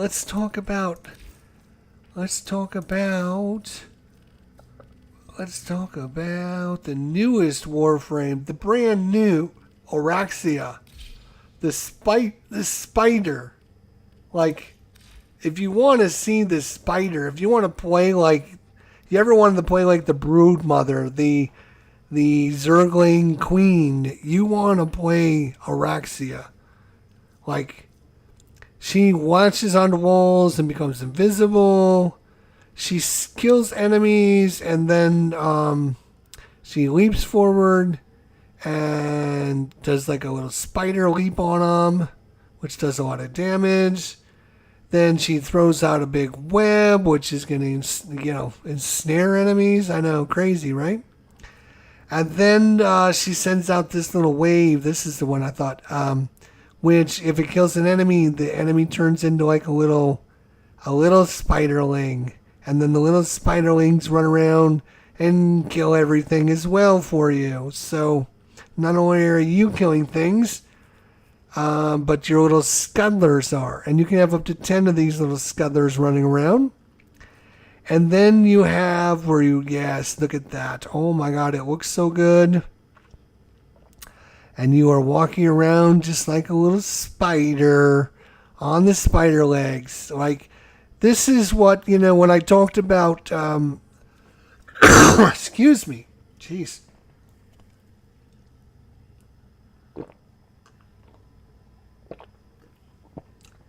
When I talked about Chroma not living up to his, what you would think the Dragon Man is doing, like turning on 2 and turning on 3 isn't being the Dragon Man, right?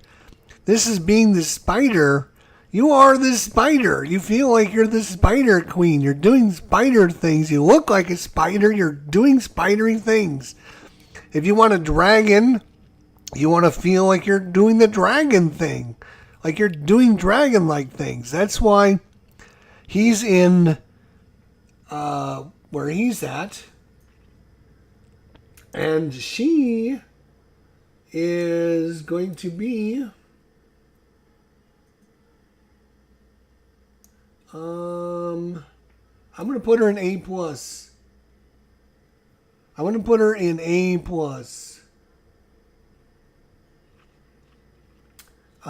She's you know what? I'm going to put her in A. I think she's just a solid A. Let's see who else. Citrine. Let's talk about Citrine. Now, you want to talk about like some of the newest Warframes or some of the most powerful. Actually, hang on a second because this is going to drive me crazy. I have to come down to the helmet system and remove this cyst that she's got on her neck because it's driving me crazy.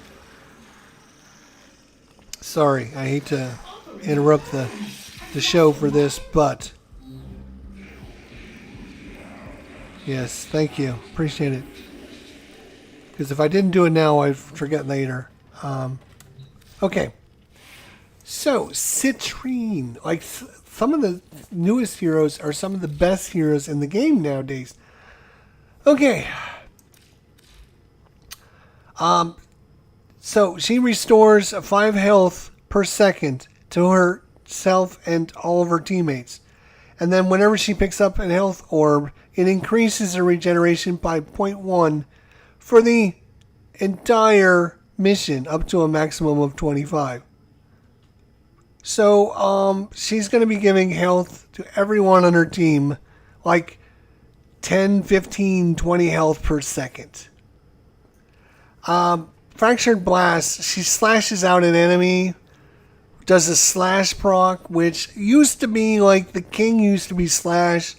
Not now with the rework where a lot of enemies have a lot more health than they used to. So like slashing them, yes, it's still effective, but you can see that does 925 damage. It does a lot more than that Soul Punch did. The Soul Punch did 775 damage. This does 925 damage, plus it has a 92% chance to drop a health orb, and it has a 37% chance to drop an energy orb. What did Soul Punch do for you? Nothing. That's why it's a terrible power. Preserving Shell. She guards herself and nearby allies with a shell that decays over time, but if you kill or assist in killing enemies, you increase the defensive power of the shell. So, as you can see there, like it starts with 30 seconds, then you have 74 damage reduction, but then every time you get another enemy, you get another 5% added on to that. And every time you assist, you get an extra 2%. So, as long as you're doing things in the mission, you're going to get that up to like 95%, 90% I think is the max it will go up to on the damage reduction. Prismatic Gem. So she sends out a gem and has a pretty good range on it of 26 meters. Anyone that shoots an enemy within that range is then going to add an extra 1850 radiant / fire / cold / electricity damage on top of that, with a guaranteed 185% status chance, which will last 127% of a duration. So it's just buffing anyone and everyone that shoots anything within the range of this. And it's a pretty good range.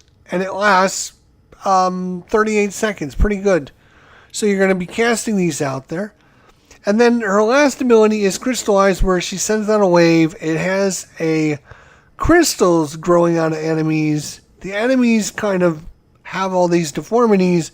If you shoot them, you're going to be doing 10.2, you're going to be doing an extra 300% crit chance on top of what you normally would get with your normal weapon. So if you're using a high crit chance weapon, you're going to be doing red crits no problem by shooting the little crystals. So, to sum it up, she's giving everyone a huge amount of health. She is having health and energy orbs dropped like all over the map.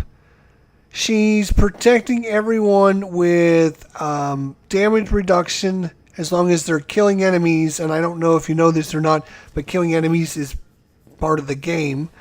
And then sending out a big a big gem that's going to be basically murdering everyone that's within range. And then to kick it off, if you want red crits, she can cast this on top of enemies.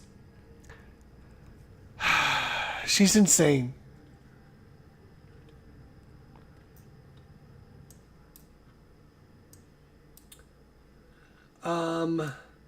She's either going to be A plus or S tier.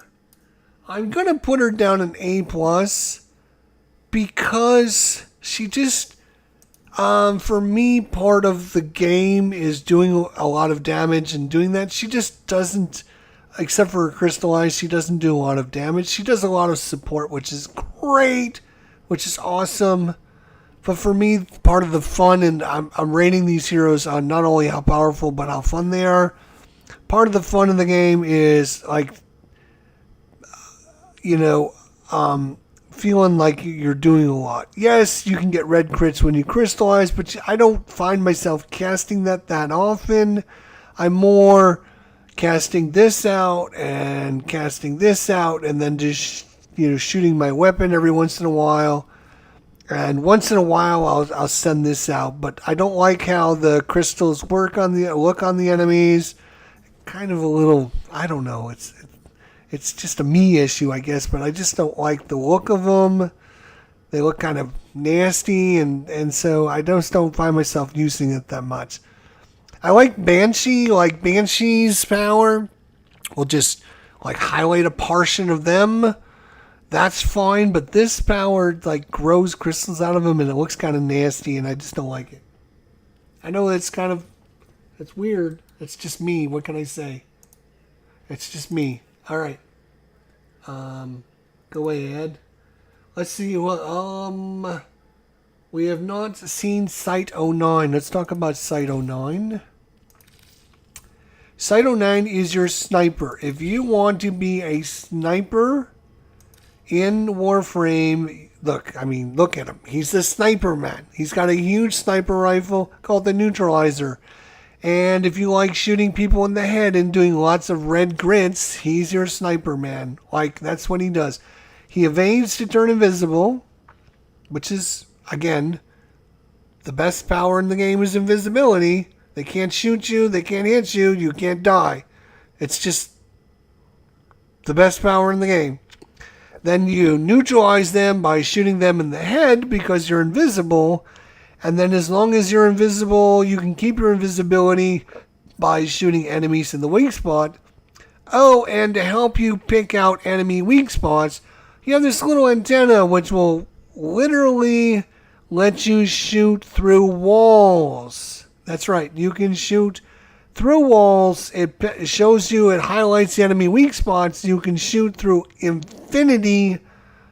You have 6 meters of punch through. So, yes, you can shoot through walls. You can shoot through all kinds of things. And I don't have much. I have it in red. So whatever I'm doing with this character, it's in the red. Must be range.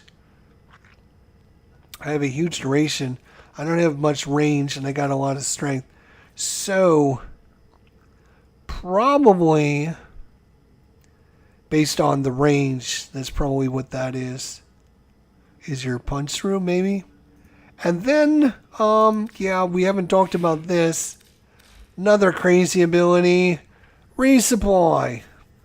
So you're going to hold down this ability, and you're going to throw out 2 ammo packs that refill the active weapons magazine while getting the weapon an additional instance of elemental damage and status effects. Holy cow. And then your sniper rifle gains extra damage. So you're basically throwing this down. You can choose an element type. You can hold the ability to choose the ammo type that the buff is going to give you. So if you were looking for a specific ammo type against a specific type of enemy, boom, boom, boom, there you go. Very good. He's very, very powerful with his neutralizer. It's going to do 2.49% extra damage based upon the 4,000 points of damage I'm doing there. And if you snipe him and you're getting a snipe damage, you're going to be doing, what did that say? 2.5 times the amount of damage you would normally do. Then, of course, if you have your weapon that critical, then it's going to be doing extra damage based upon the mods that you have in here. And obviously, I need to form this guy again. Holy crap, I don't even have this guy, this weapon maxed out yet. So we'll yeah, that shouldn't even be there. I'm probably working on trying to get this guy upgraded. You definitely want the primary deadhead here because you're trying to do headshot skills. Because, yes, that's what you do. And because of that,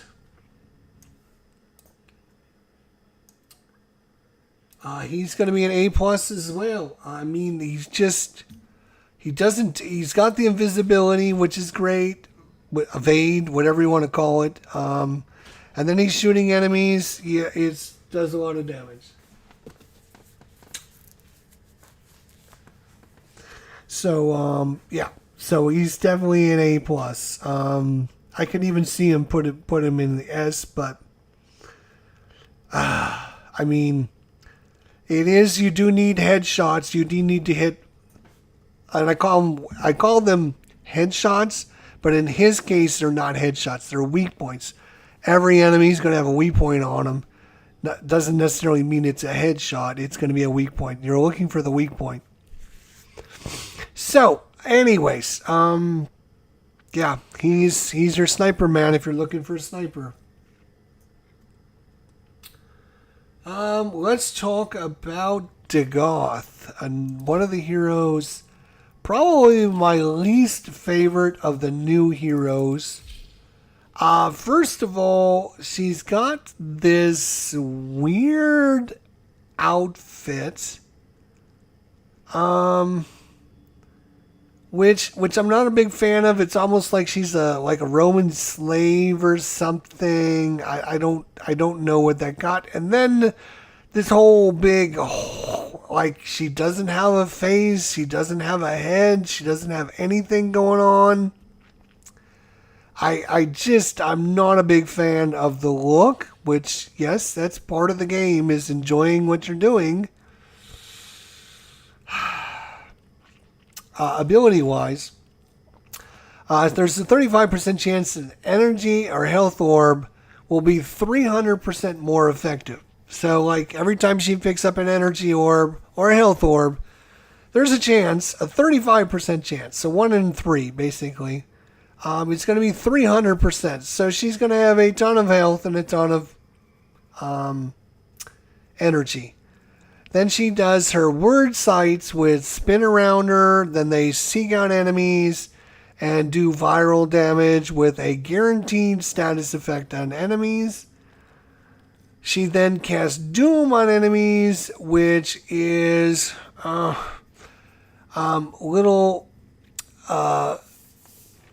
she will condemn enemies in an area, and the portion, so the little scythe will go over their head, and then after a certain amount of time, the scythe will then take all the damage that you've done and then do it again to them.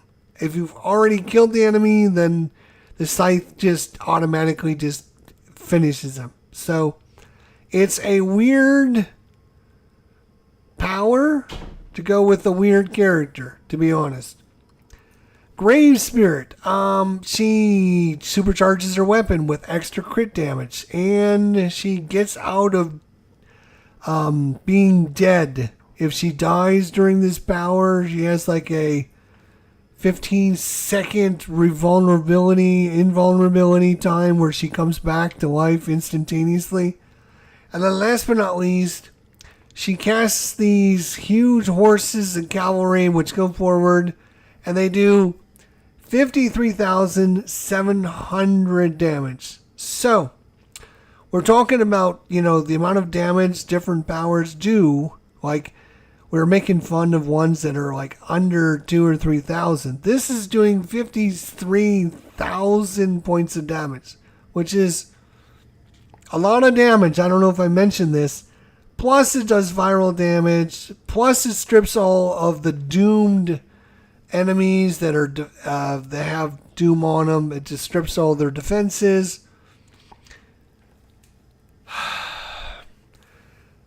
What I find is her kit doesn't work. The doom and the word size kind of work together. But like the Grave Spirit, what does that have to do with anything that she does? I don't know of anything that it works together with anything. And what's that got to do with the cavalry? Does the cavalry work with anything? It's kind of like 4 random abilities that were put together that sounded really cool at the time. And let's try to make them work on this weird character. I'm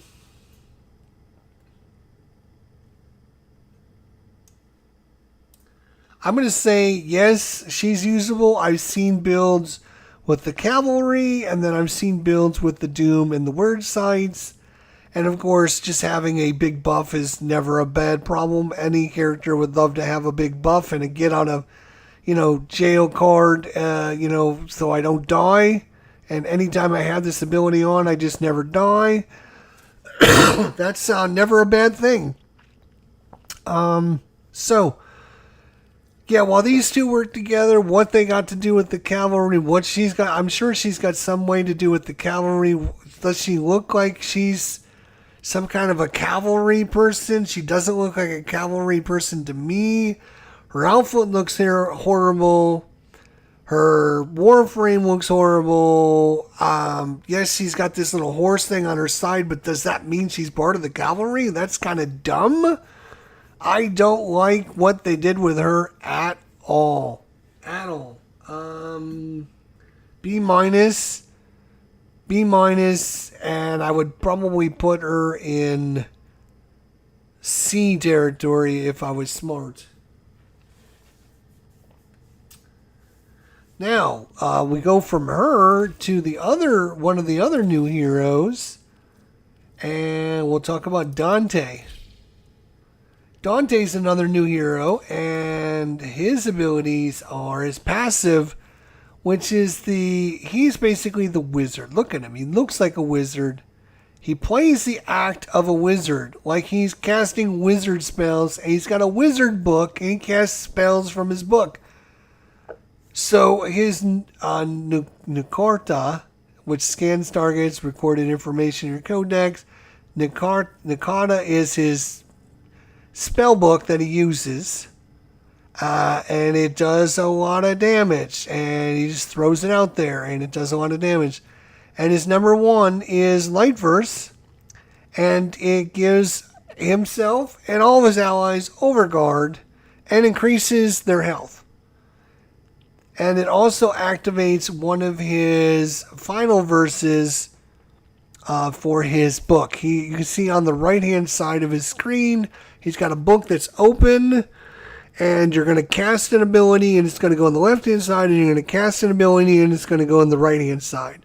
So the abilities you can cast are either Light Verse or Dark Verse. Light Verse gives yourself and allies overguard and increases your health.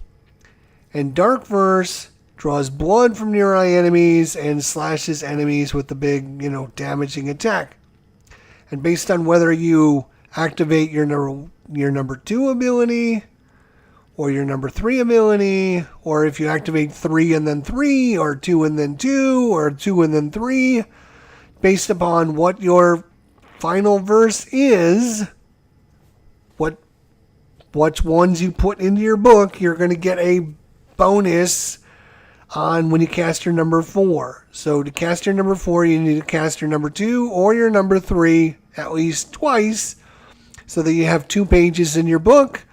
Then you're going to get a whole bunch of different abilities. And you can see I'm going to just kind of tab through the different abilities, and you can look at them, and there's like one of them is you cast like extra books around you, which are just going to give you free damage.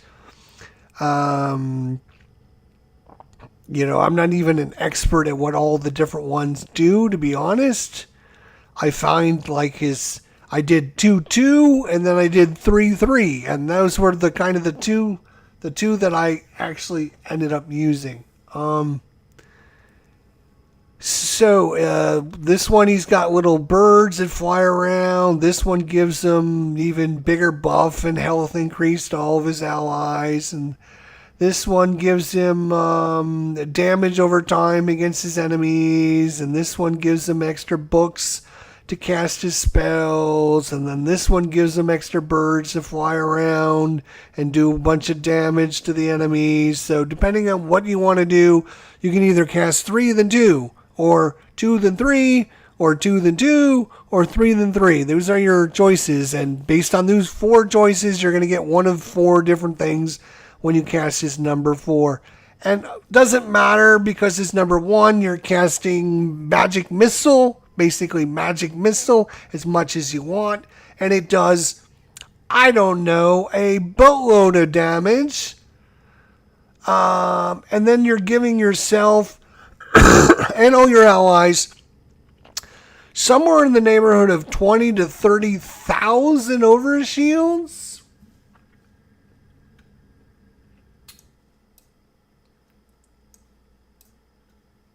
He's definitely S tier. He's fun. He's interesting. He plays the wizard role, and he does it well. You're thinking about, oh, shoot, do I need to cast my 3 or I need to cast my 2 so that, you can get the right thing on your final verse. And it's very wizard-like, because you're constantly thinking, oh, I want to get the bats, and if I want to get the bats, then I got to cast my 3, then I got to cast my 2. And so you're thinking about the powers you need to cast in a certain cycle so you can get the right buff that you want to get for yourself or your team. And, as you're doing that, you're constantly throwing out your magic missiles at everyone. And it's a lot of fun, because nobody's dying. Like, there's no enemy in the game that's doing 25,000 damage. Like, there's nobody doing that much damage. And Dante's giving you 25,000 overshields, like, on top of whatever you normally get. S tier. Just insanely good.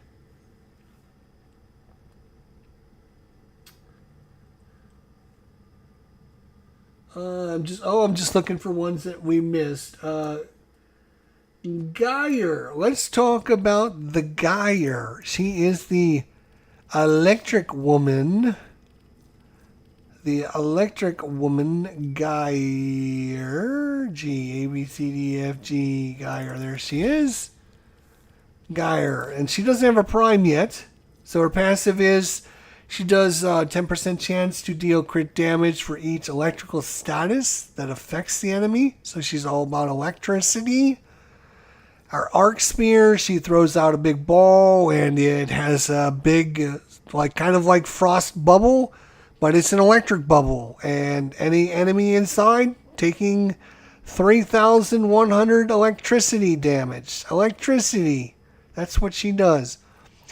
Coil Horizon, she throws out a little ball and it explodes after a little bit, doing a little bit of electricity damage.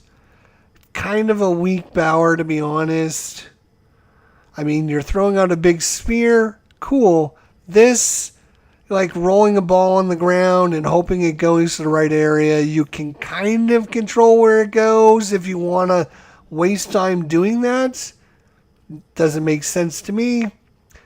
Then she has a number 3, which is a nice buff to give herself some crit chance and energy regeneration. Everyone she kills automatically extends it a little bit longer. So that's never a bad thing. And then number 4 is she spins around. And then she has this huge aura around her that does electric damage to everyone, and they all get critical hit from any enemy that is in the area. So she is a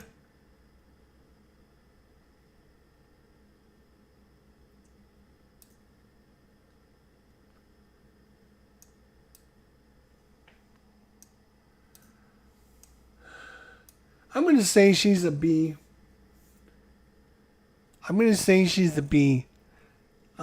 She's definitely usable. She's a little light on the damage. Electricity is very strong ability, so you would think she's very strong. And I think DE, Digital Extremes, has nerfed her too many times. She just doesn't do as much damage because they know electricity is very strong. But they don't want to make Geyer too strong in the game for some reason. She's fine. She's definitely above average. But she's just not to the point where like she can go to Steel Path and dominate or anything like that. Her numbers are just not where they need to be. And that's just... and her durability isn't that great. One, it's doing 3,000 damage, but it only does that, like, it only shocks every few seconds. It's not like it doesn't do, like, a constant amount of damage.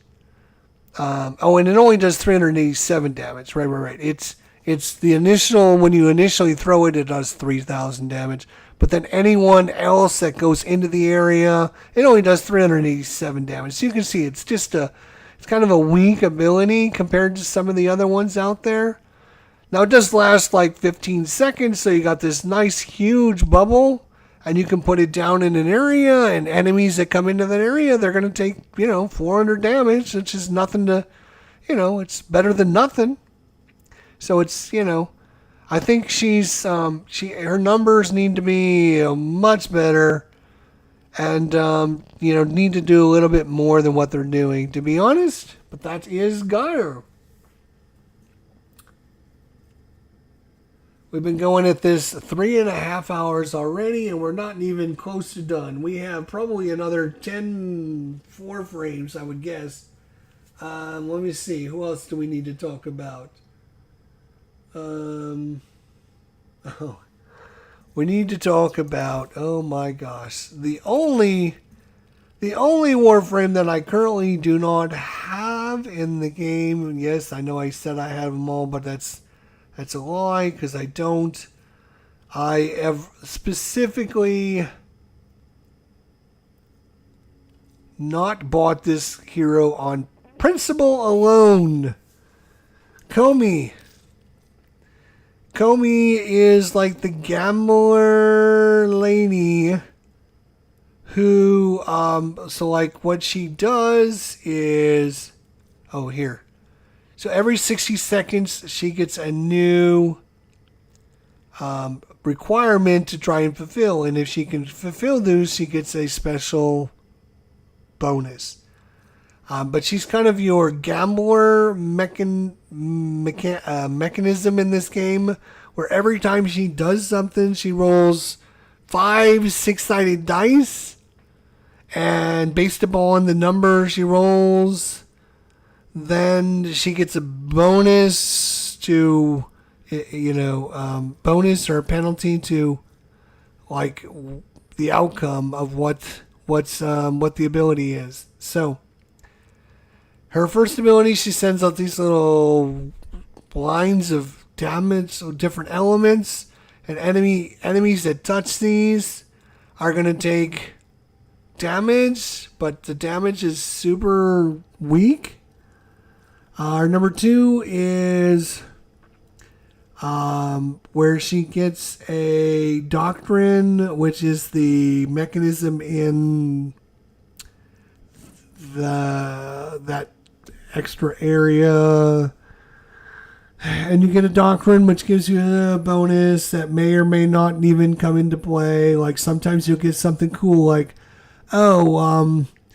if you take damage, roll and like half the damage goes away. And then sometimes you get stupid things like, if you melee damage someone, then the next 3 seconds you're parkour for an extra 10% or something. It's like, what? Like if I melee somebody, I get an extra parkour for like 3 seconds. Big deal. Like no big deal. Like some of them are very good, some are not good at all. And I know that's the biggest problem most people have with it. The next power is she surrounds herself with charms, and enemies attack you, heal you instead of damaging you.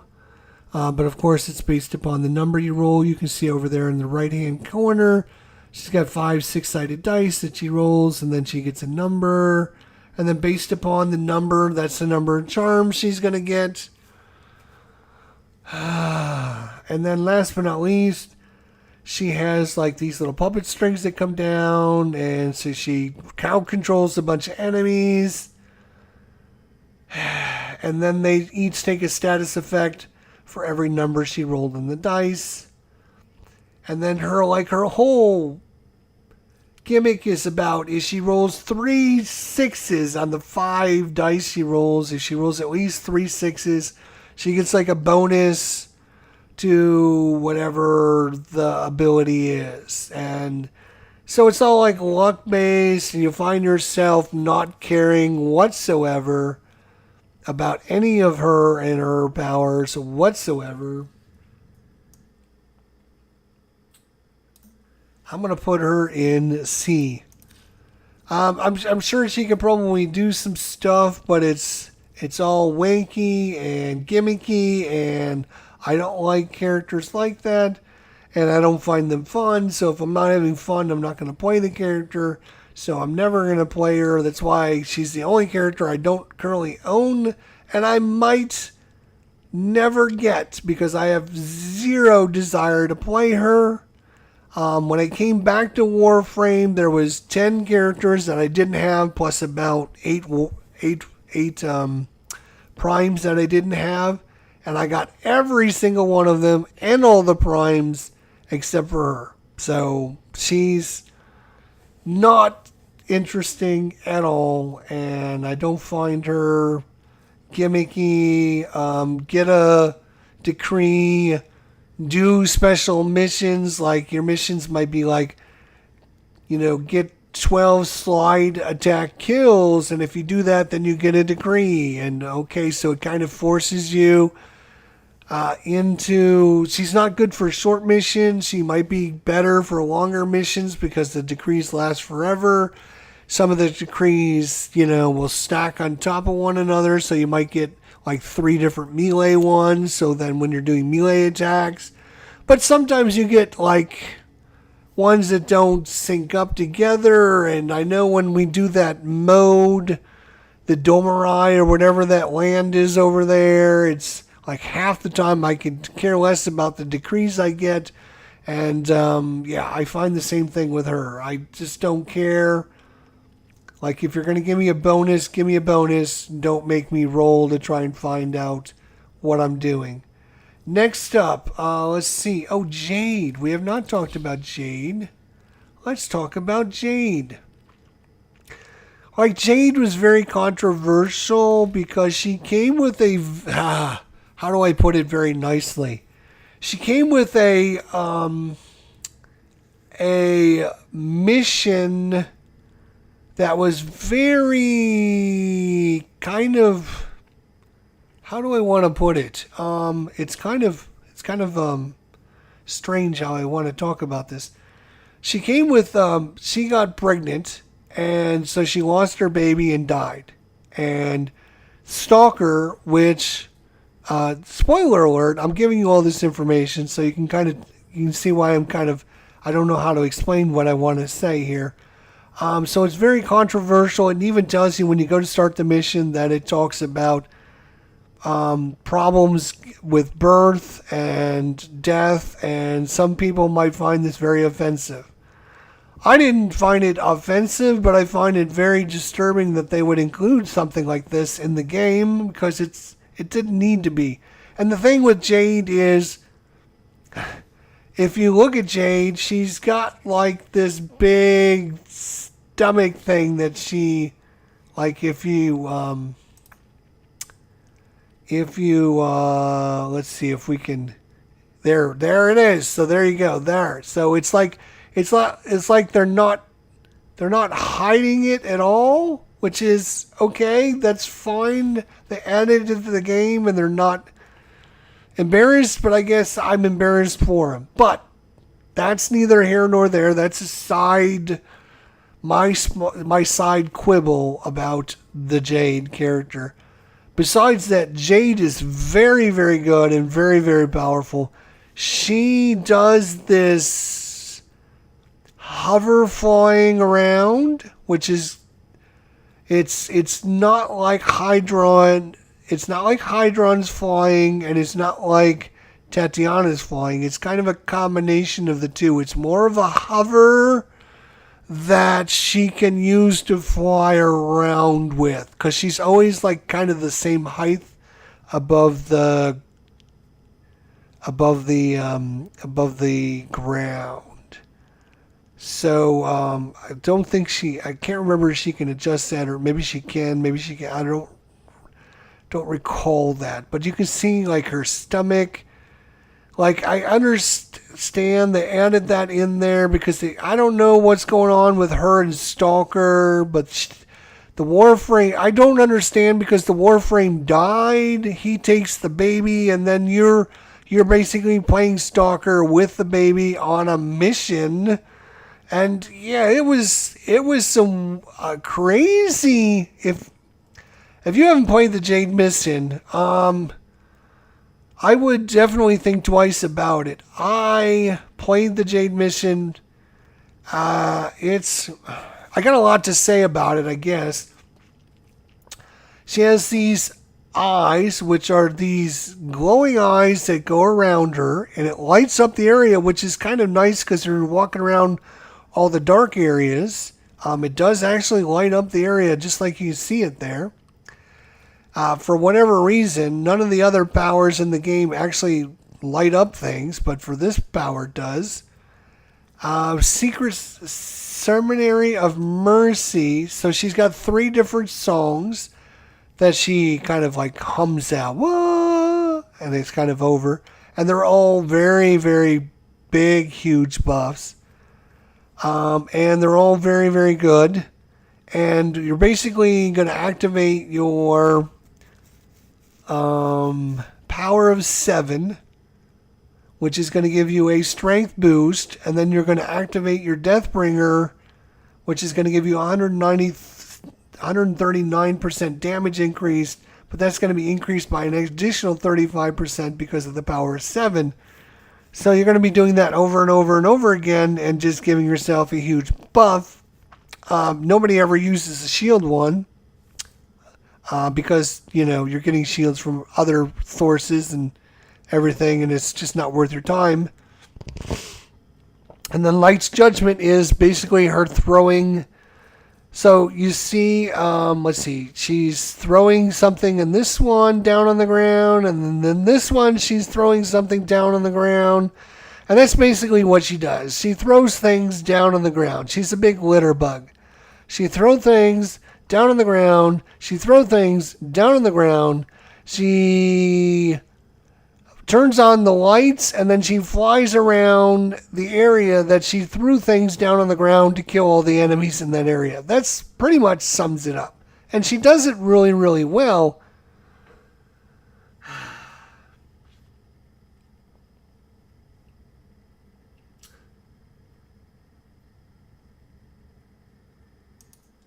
So she does it really, really well, but I'm going to give her a B- because, again, I don't like her look. I don't like her persona. She's very powerful. Don't get me wrong. She does a lot of things really well, but again, she's not. She's fun to play, fly around. She does some cool things. She does some nice support. She does some good damage. That's all really good, but her whole persona about the baby and it's kind of a turnoff for me, to be honest. So I just don't play her. And again, if I don't find her fun, I don't care how strong she is. I don't care how good she is. I don't know. Maybe they'll do something with her down the line. But I mean, if she died, then how is she a Warframe? It's weird. I don't get it. I don't know. And nobody's explained it to me. Maybe somebody can explain it to me. If you can explain it to me, let me know in the comments section down below. Lavos. We haven't got Lavos done. Let's see how many we have left to go. We have Lavos. It might be about it. Let's see. Oh, Nidus. We haven't talked about Nidus yet. Oh, Corvex. Sevagoth. Stynex Temple. Oh, right. Volt. We haven't talked about Volt. We haven't talked about Zaku yet. We haven't talked about Ureli. And we haven't talked about Zephyr. So we got about 8 or 10 left. And we've already gone through like almost 4 hours. This is... Lavos. Again, I said in the beginning, like there's a lot to talk about in each one of these. And there's like a million of these. There's what, 65, 64, 65 Warframes in the game, and now I've got to go take care of this problem again.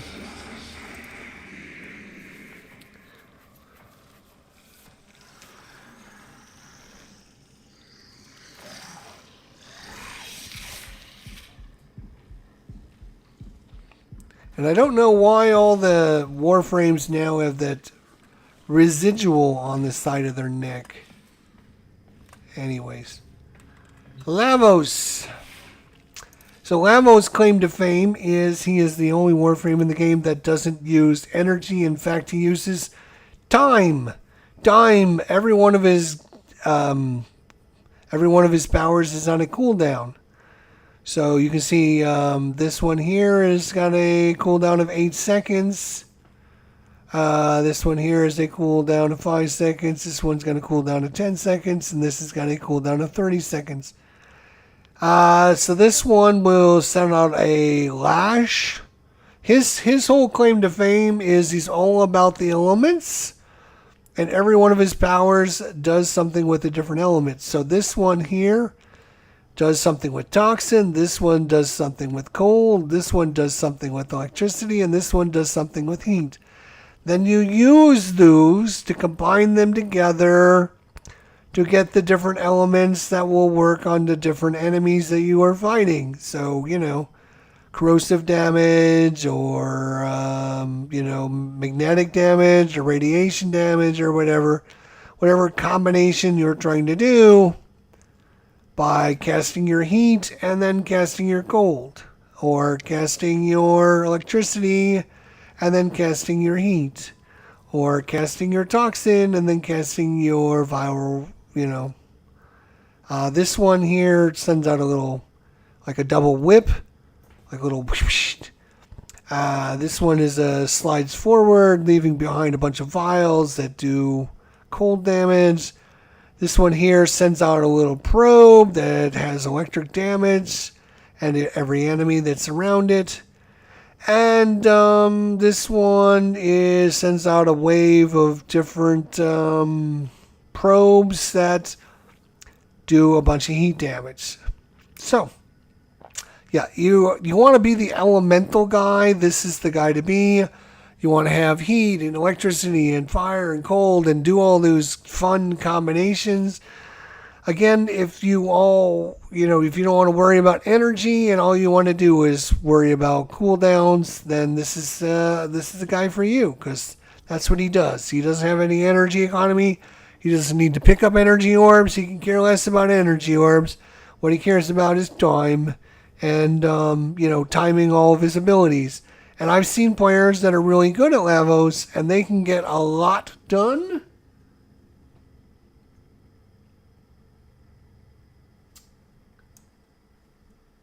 I cannot, so I'm putting him in the B category. He is definitely usable, and he's got some nice. He's just got a huge learning curve that I have not even decided to try. And so if you want to go through the learning curve, he is super good, super powerful, and probably one of the strongest characters in the game if you can get through that and time everything, and you like to time things out, and it's time to activate this power and do this, and okay, now it's time to do this, and this element is super weak against heat, and I'm gonna cast this power out, and I just cast out heat, so if I use my next power is cold, then I'm gonna have a blast attack, things like that, and you gotta know what all the different combinations do and how they do it, and yeah, it's a very interesting build, that's for sure. He's very interesting. All right, next up, I don't know who we're doing next. We're doing Let's do Mr. Nidus. Mr. Nidus, oh my gosh. Like when he came out, he was like the best thing since sliced bread, and I think he was like one of the strongest characters that came out.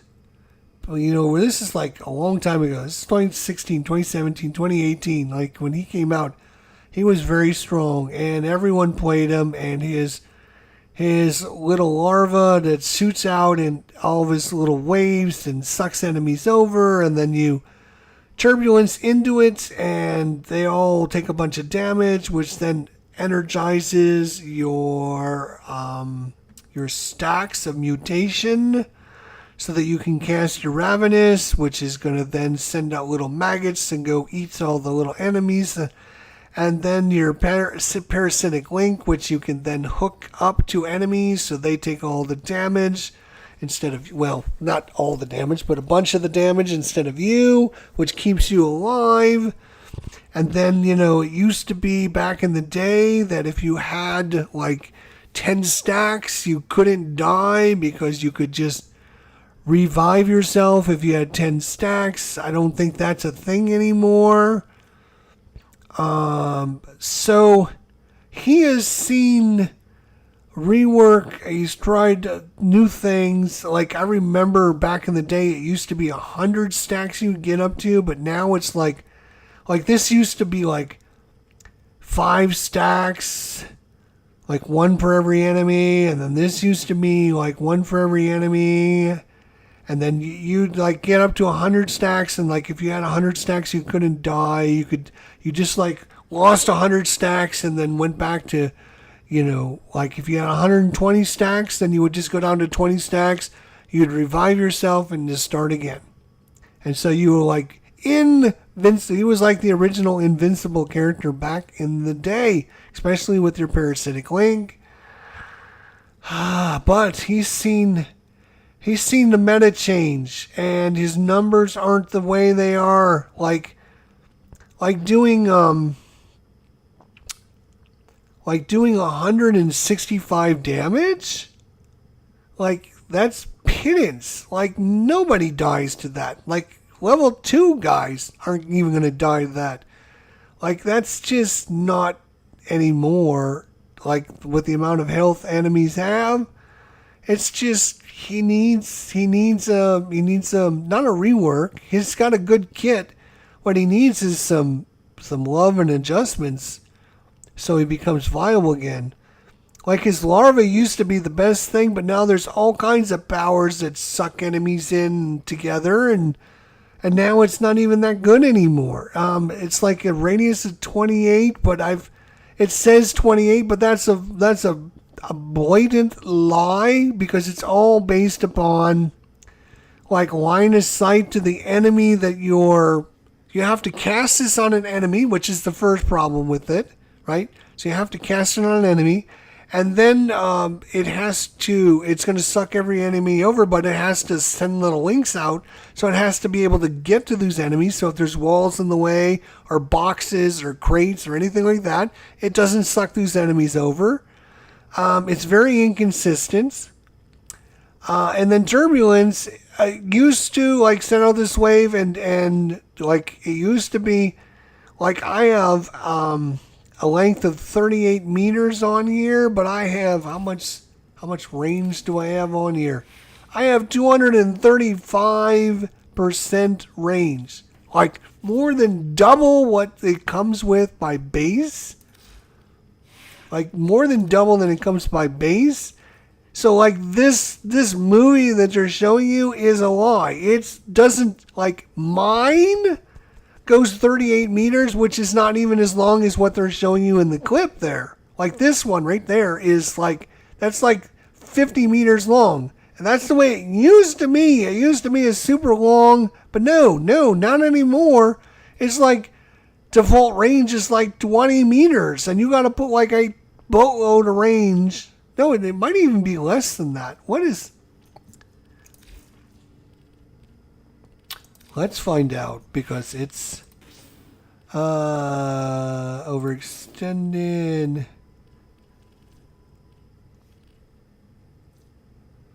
16 meters is what it is. What?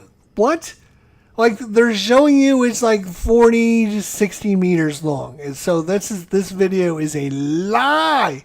That is a lie. Like, lying son of a bitches. Like, don't be trying to show me that this does certain things when it doesn't do it. You liars. You lying sack of shit. So, again, he's got a great kit. It just needs, like, the larva needs to be adjusted so it just grabs everyone within a certain range, whether it has line of sight or not. And then it needs to, use that range. This needs to have a much better range to go along with it. Ravenous needs to be a lot longer. Like, it has to have, like, it's supposed to send out, like, larva. He's supposed to be like the infested Warframe. Like the infested people that I fight do a much better job than he does. Like, he's supposed to be the infested guy. Like, you could make him the infested guy and, like, send out, like, what would be cool is, like, out of his ravenous mass, like, different, like, enemies, crawled up out of it and were allies, and, kind of spawned in there and grew in there, or if like tentacles would come out and grab enemies and drag them into it. There's all kinds of cool things they can do with this, and they didn't do anything. It's terrible. It's just, yeah. Nidus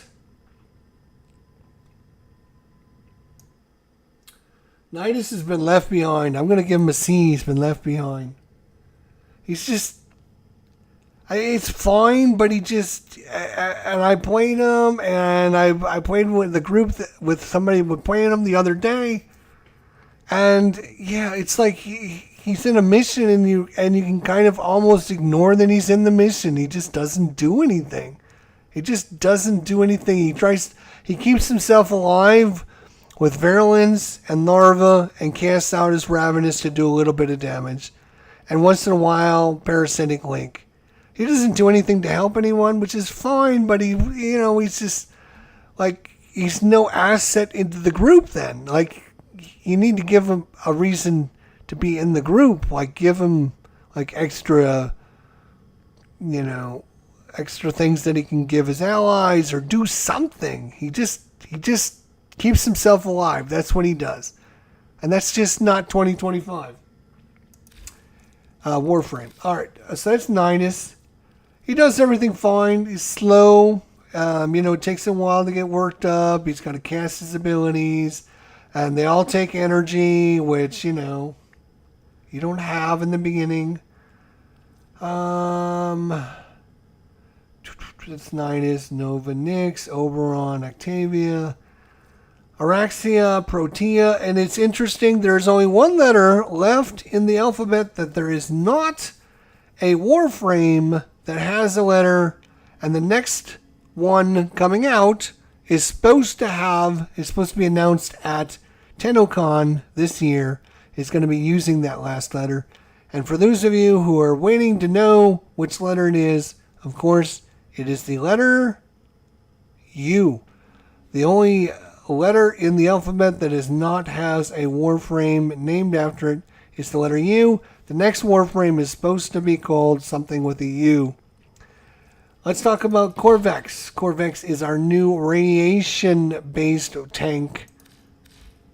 And he's all about the radiation and +3 punch through. So you can see he's big boy, big gun, big pillars. Throw down big pillars in an area, do damage. The second power was trash, so we had to subsume it for roar.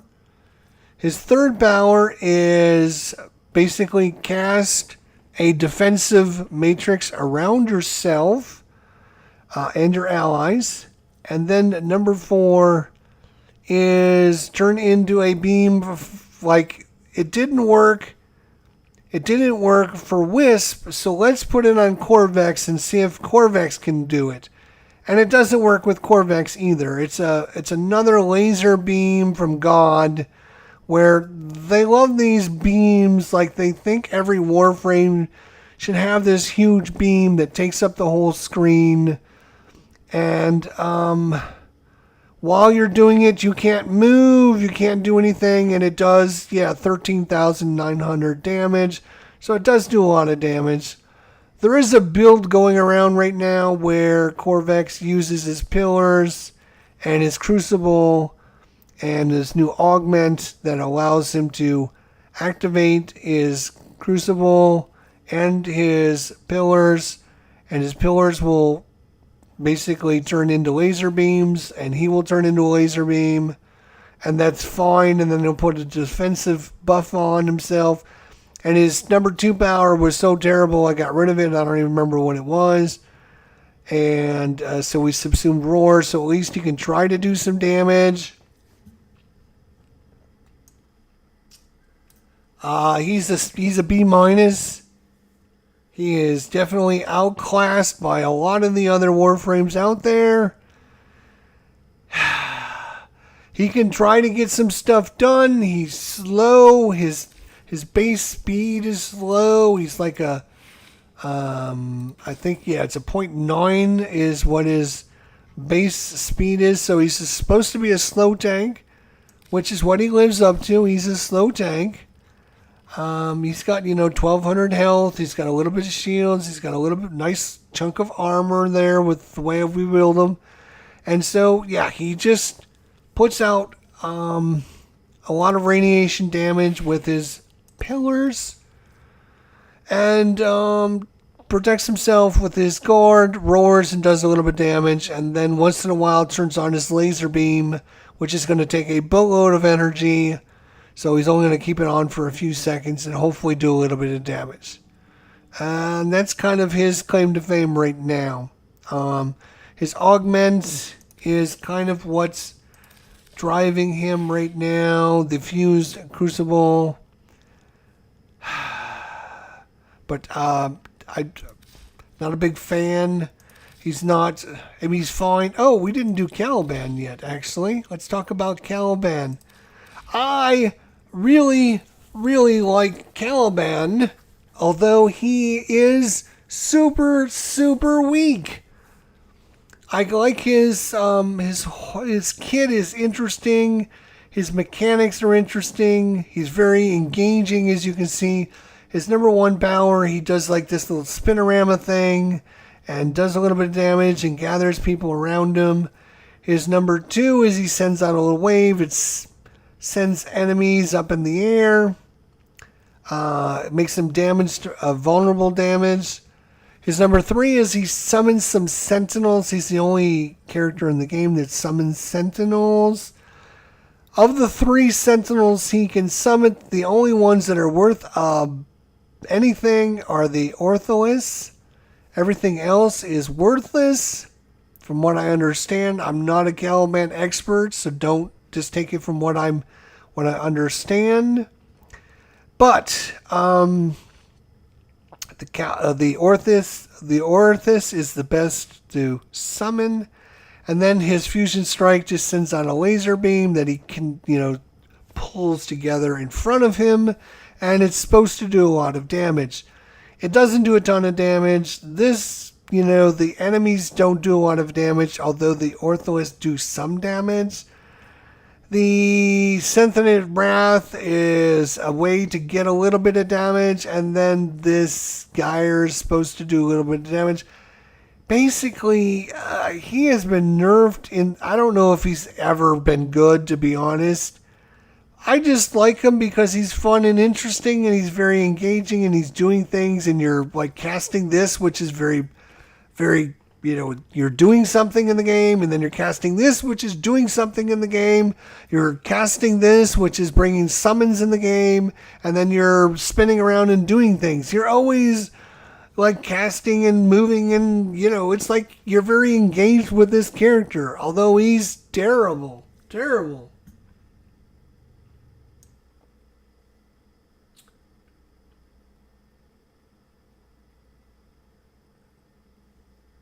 I'm going to put him in C. Not worth. I find him worth the trouble, but I'm going to put him in C because he is way below average in what he can do, and he needs a lot. He needs a lot of love because what he does, he doesn't do really well. He looks super cool. I love his split body where you can see in the inside of him is like this spinning sentinel. Like he's got a sentinel inside him. You see that? It looks really good. I have it orange. If you look at his base appearance, like that, and then we go back into abilities. You can see it looks really, really good. He's got that cool looking, cool look to him. He's got, let's see he's got that void kind of energy growing inside him. It looks very, very cool. He's got that nice, Eidolon look. He's bringing in sentinels. He's got a nice history and background with them, but he doesn't do anything good in the game, and his numbers are not very good. And it says 31,500 damage per second. I have done some damage to enemies, but I'm not thinking it's super powerful. Again, the sentinels don't do anything. This doesn't really do that much. And again, this doesn't. Although, like I said, it makes you feel like you are doing something. Who else do we got to talk about? Let's try and wrap this up here in the next hour. Oh my God, there's a lot of Warframes. Sevagoth. Oh my God, Sevagoth. So Sevagoth comes with his extended shadow. That's this is what he was designed to do. It was transform out of his body and become his shadow and let his shadow go to town and wreak havoc. He's got one of the best assumed abilities in the game with Reap. Gloom. I'm sorry. It's Gloom is one of the best subsume abilities. This is the ability he gives to everyone, which slows enemies down and steals life, and a lot of other Warframes will use this on them. He doesn't use it that well. Reap and sow work together where you're reaping what you sow. So you throw this out, you plant a seed in nearby enemies to drain their life force, which is going to bump up your meter, and then you reap them to send your Ravager through them, and it does a bunch of damage, which is going to fill up your meter and even farther. Once your meter is full, then you can turn into your shadow and go ham. Here's the problem with all of this. And of course, you can throw out your Gloom to slow enemies down to a near crawl and have them steal life, and yeah, all kinds of nonsense you can do with this. The problem with this reap and sow is there's an augment for the sow and the reap, and now this is a very, very strong combination. So you never use his exalted shadow, and I find that extremely disappointing that Digital Extremes and their design for this hero is not being used the way it was designed to be. And nobody uses the Exalted Shadow. If you know what you're doing, you don't. If you don't know what you're doing, you do what I do and use the Exalted Shadow. There is a build out there using Gloom and Sow and Reap and Sow will combine together to just destroy everything with the augment out there, and you should be doing that and subsuming over his number 4. With that said, don't do that, because hopefully they'll fix this and make this shadow something viable, just like they did with Hildron. Hildron, if you all remember, I remember when Hildron came out, nobody was using her to fly around because it was slow, it was clunky, and it didn't work right. Now everyone's using her to fly around because they fixed her, and now that's what she was designed to do. I'm hoping they do the same thing with Sevagoth. He was designed to turn into a shadow. His meter was designed so that you can turn into a shadow. And to completely remove that out of this character is ripping his, sorry to say, his soul out of the game. So I don't like the build, even though it's very strong to reap and sow with the augment.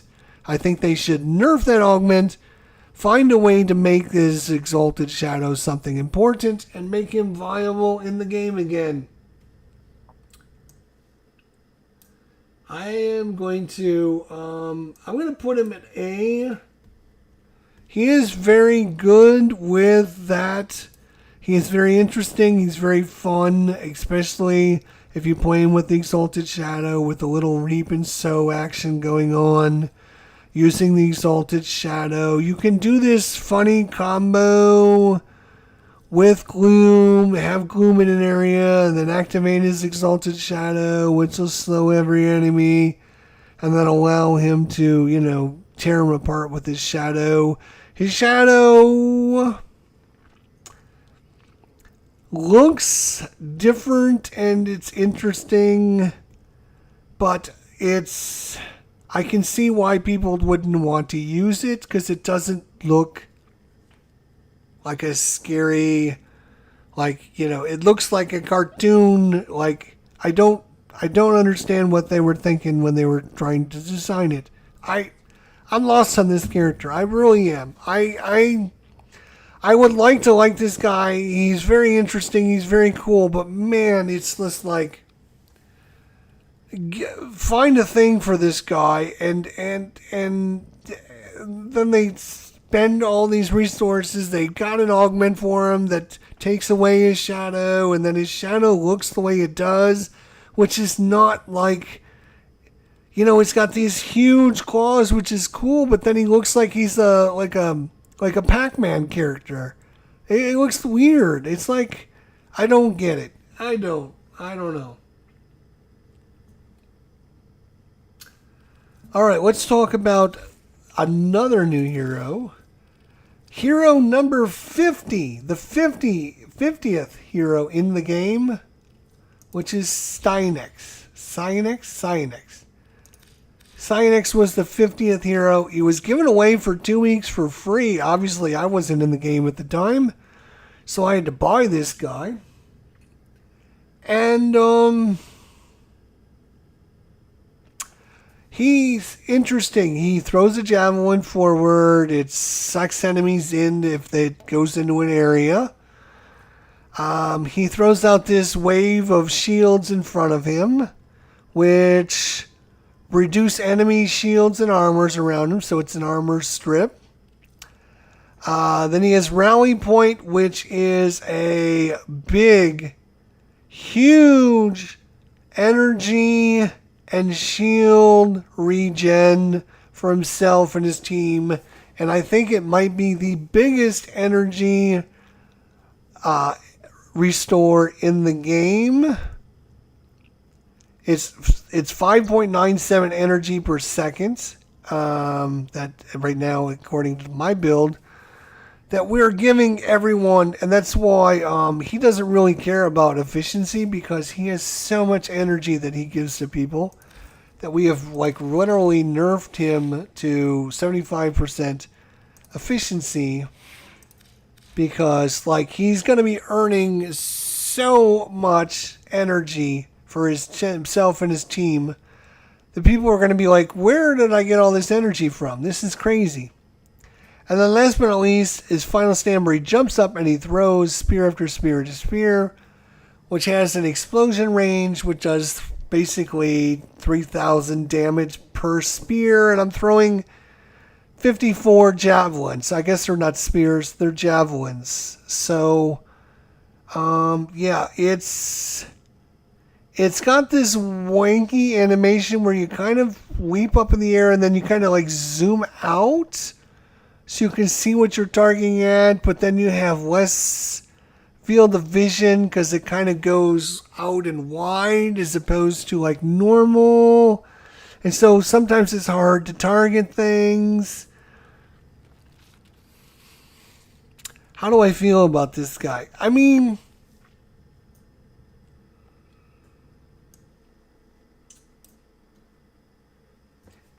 he's B. He's usable. He's powerful. He's very helpful with his support and his energy, and then his shields per kill. He's giving people 100 shields per kill, and of course, you know, if you're any decent Warframe in the game, you're killing at least 5 enemies.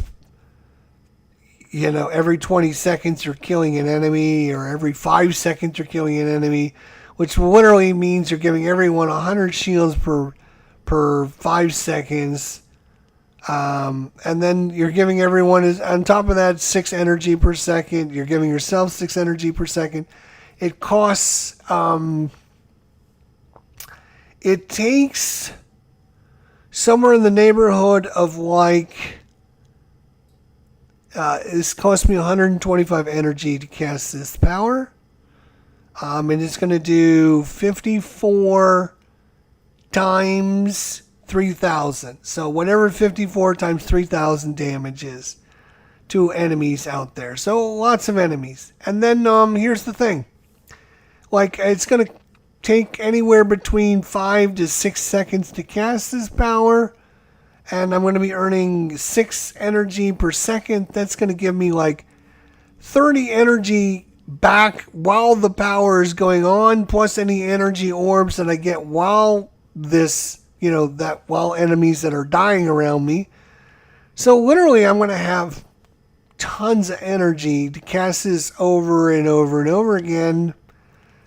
That will power. And this one, which is, this one again is kind of, it looks great in this little clip. But like, I've thrown this at an enemy in the middle of the hallway and all it did was hit the enemy. Okay, wow. It does 2,500 damage. That's not, that's something. Obviously, it's better if the enemy's near a wall or something and there's other enemies. They'll get sucked over. So it's got some use to it. I mean, it's not saying it's a bad power.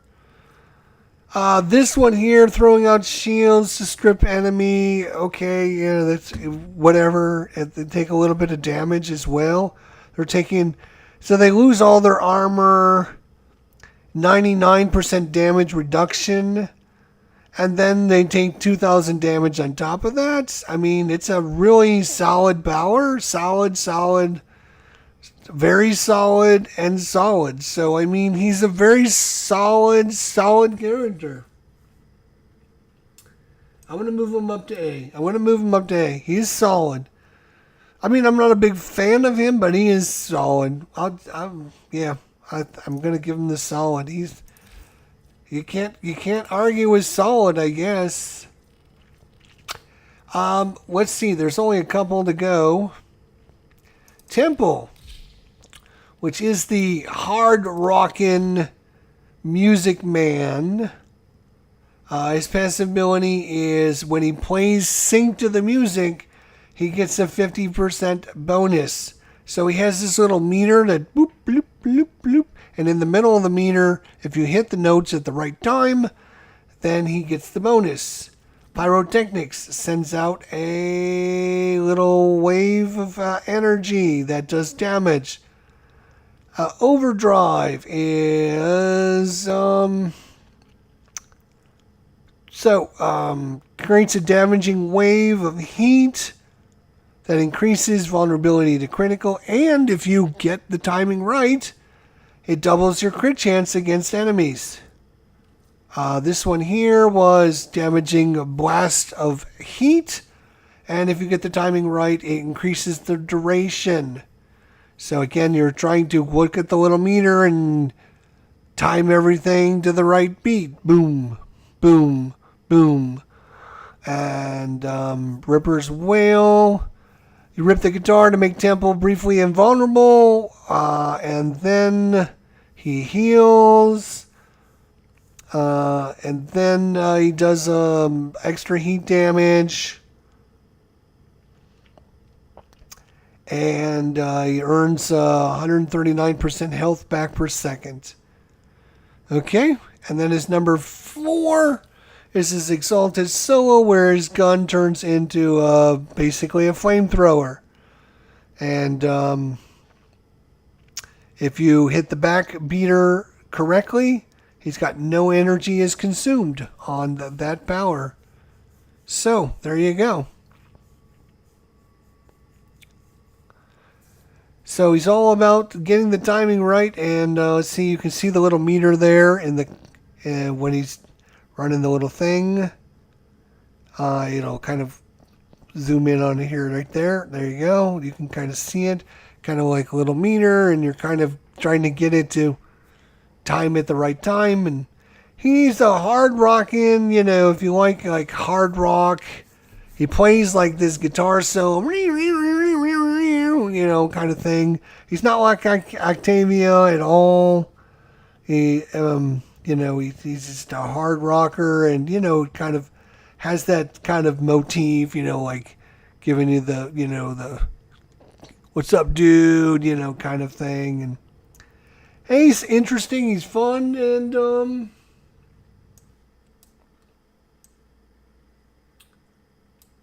I'm gonna give him an A. He was fun. I played him a lot, and I did really good with him. I didn't know what I was doing. I didn't even know about this little meter thing, and I was still doing pretty good. And then I figured out the meter, and I'm like, oh, well, maybe I should try him with the meter. And when I tried him with the meter, he played just as good. So I'm like, okay. he seems pretty good, but nobody plays him for whatever reason. I don't know if he's just other new heroes that came out that other people are playing instead of him. I'm not sure.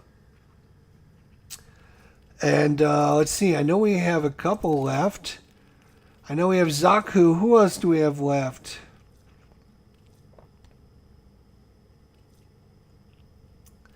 Volt, our other main hero in the game. Volt. And he throws out electricity, a little shockwave. He's all about the speed, and giving the speed to his teammates. And reload speed, and the speed multiplier. And so you're running really fast. Sometimes even too fast. Electric shield, which is an interesting one where you can put a shield down. You can actually pick up the shield and run around and protect yourself with it, or you can just leave it down on the ground and shoot through it, which will do extra damage. And then discharge, it sends out a wave of electricity. And of course, his passive ability is all about generating a electrical charge as he's running around so that he can discharge it when he gets to enemies. And so that's, it's nice. Obviously, he's got one of the best abilities. I talked about speed being one of the most important things in Warframe. Being fast, why we like Tatiana, why we like Loki, why we like Volt.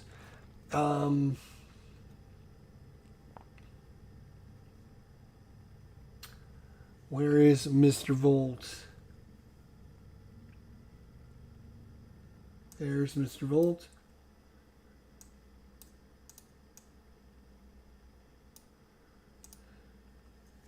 And I'm going to say Mr. Volt is an A. He is a very solid performer.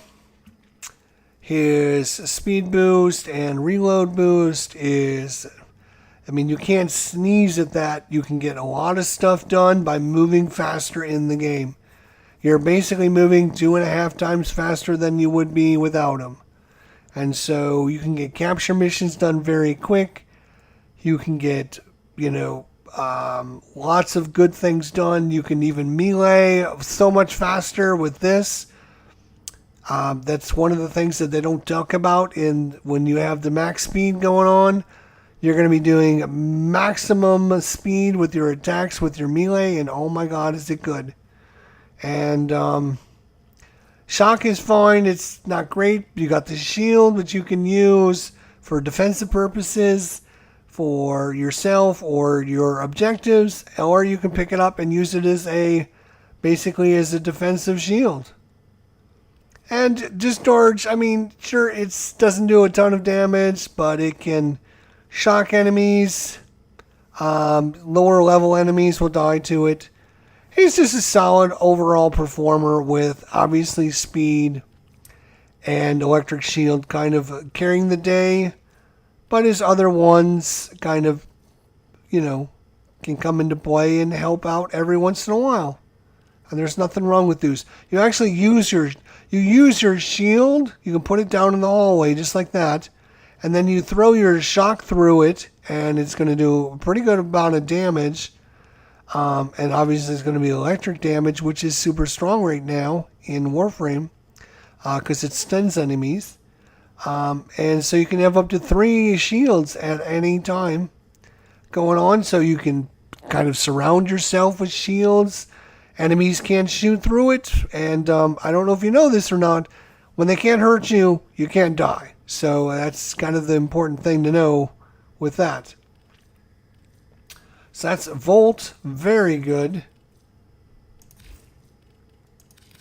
And of course, I do prize very fast very much in the game.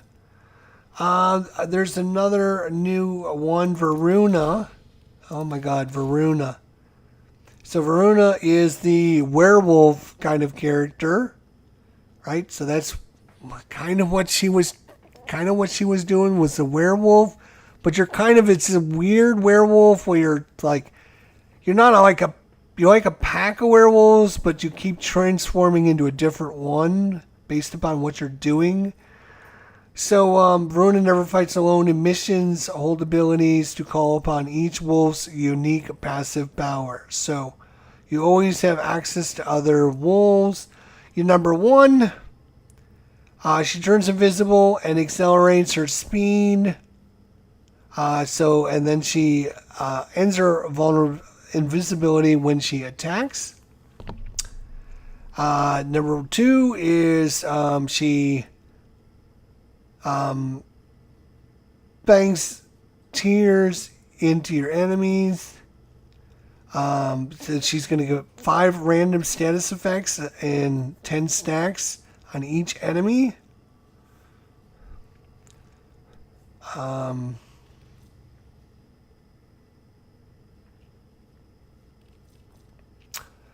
So then her number 3 power is she sends out this ability to sustain enemies killed in a melee attacks, drop health orbs, and enemies killed by headshots drop energy orbs. You can increase the length to the hunt by killing enemies affected by 5 or more status effects, which is why you might want to do this. So you can put status effects out there and then use this to power. And then finally, her final one is she drops down force, and for 5 brutal charges, she locks onto enemies and she leaps on them and does a bunch of damage. So,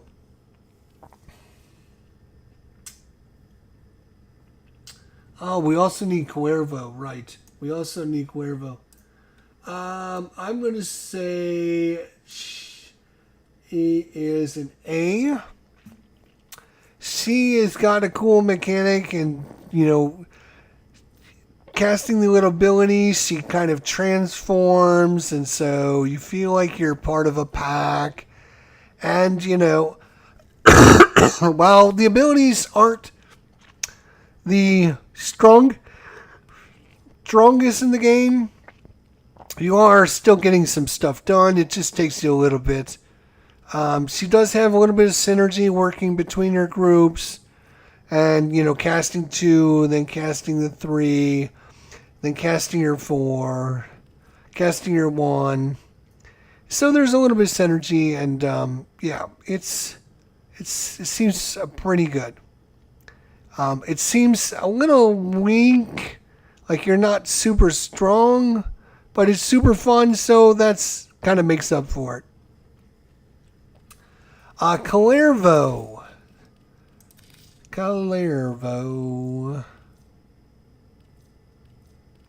Where are you, Cuervo? So Cuervo is probably the one character that I have played the least since coming back to Warframe and getting all the new heroes and the new primes and trying everything out. He's probably the one that I played the least because I didn't find him as interesting to play. I guess he's, if you like melee characters, I love melee characters, Atlas, Baruch, Excalibur, they're all melee and they're all really, really strong, which, I was like, okay, this guy is another melee character that's really, really strong. And the reason he is really, really strong is he links everyone together with his collective curse, and then everyone that takes damage kills everyone else that's been linked together. And so he can just Wrathful Advance, which he charge a heavy attack and then teleport to your target, doing a lot of damage. So you can basically link everyone together, charge up an attack, kill the guy, and he will kill everyone that's in the chain. And so it's very strong, very easy to do, and very melee focused. Recompense is a bunch of daggers that go around him, and then they seek out enemies and do a bunch of damage. Which, again, I don't think you need to do because you're linking everyone together and they're all dying when you attack with your number 1 power. And then number 4 sends out a wave of daggers, which, again, I don't even know if I ever cast his power because of his number 3 and number 1. So it's like, it's number 3 and number 1 are super powerful. Number 2 and number 4 are really good. I mean, Calervo, where are you?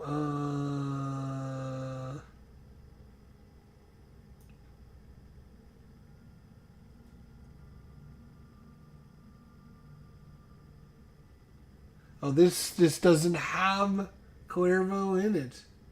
Oh, right here, Calervo. That must be Calervo. It must be Calervo. He is A+. He's super strong. And, you know, just, I mean, by linking everyone together and then just doing a bunch of damage to one guy just kills everyone in the group. And it's not like the first one takes a little bit of damage and the second one takes a little bit of damage. They all take a huge amount of damage. So, yeah. He seems pretty strong. Ureli, we haven't talked about Ureli yet. Let's talk about Ureli. We actually have 2 Ureli primes.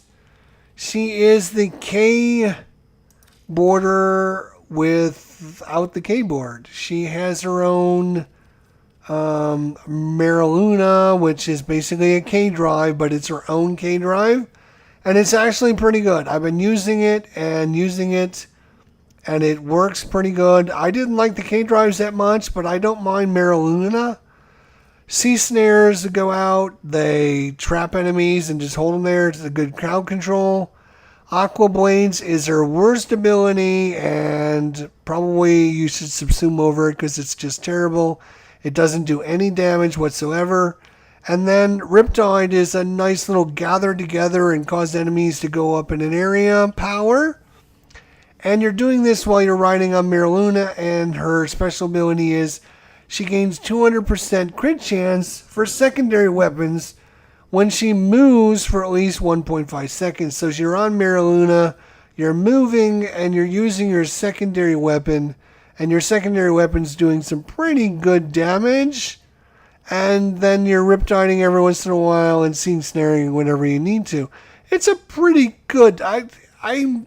Again, she's kind of got this motif where, you know, it seems like she's built for like a 16-year-old girl.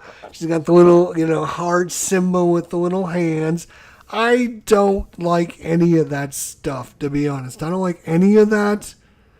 Like, that stuff turns me off. But, like, Ureli doesn't... I don't mind Ureli. She's pretty fun and pretty interesting. And, oh, no, okay. All right. I thought we had a thing on. I thought we had a... Oops. And you can see Mariluna there on her back. Yeah, I don't mind her. You know, that whole, you know, oh, I'm going to be cutesy and do all those, you know, kind of funny, and, oh, I'm going to be, you know, goofy, and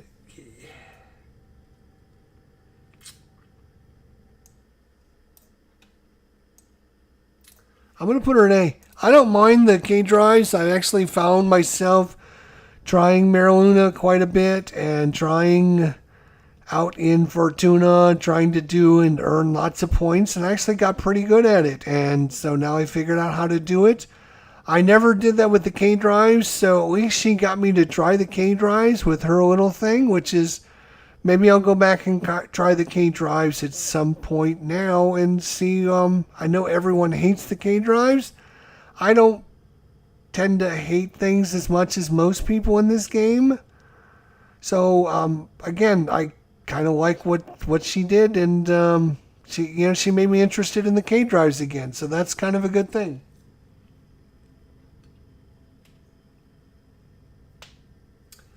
And do we have anyone besides Zaku? I think Zaku might be the last. No, we got Zephyr. We'll talk about Zephyr first. We'll make Zaku the last one. Zephyr the Birdman. The bird is the word. The bird is super, super strong, but nobody plays him.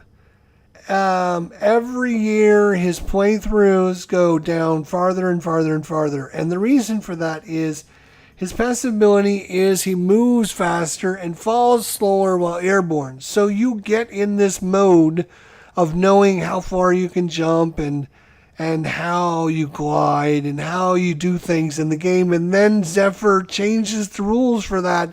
And so he's very hard to control because you expect a certain thing and you're not getting that. You're getting more than that. And so it's like, oh, you're way overshooting things, or you're flying too fast, or you're doing this. Tailwind is like his little flying ability, and he's got flying, he's got hovering, he's got all kinds of things, which works well with his passive ability, which gives him 150% chance to crit while he's airborne, which is kind of important for him. So Tailwind keeps him airborne, and it also will allow him to hover in air and also dive bomb. Airburst will throw his little balls into an area and it sucks all the enemies in. And then Turbulence throws a big amount of... it puts... wind around him, so any bullets that are trying to hit him will be deflected away. You have foundry items ready. Our helmet segment is fairly completed. How about that? Our helmet segment for shards are completed, which is a big moment in day 500. Our 500th day, we've got our helmet shard segment. So now we can actually put shards on our heroes, our Warframes. All right. So, the bird. The bird is the word. Right. So, no, that's not what I wanted. And so, Turbulence will just, he can't be shot.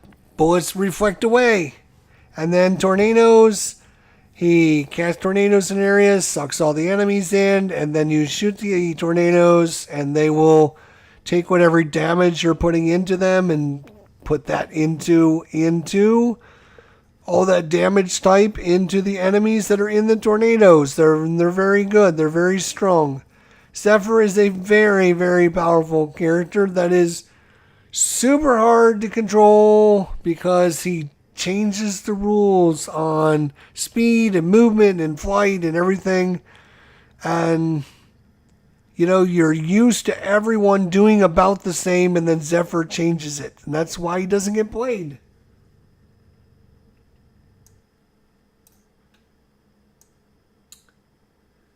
And I'm going to put him on B. And I think we got the last one. Thank the Lord. Let's make sure.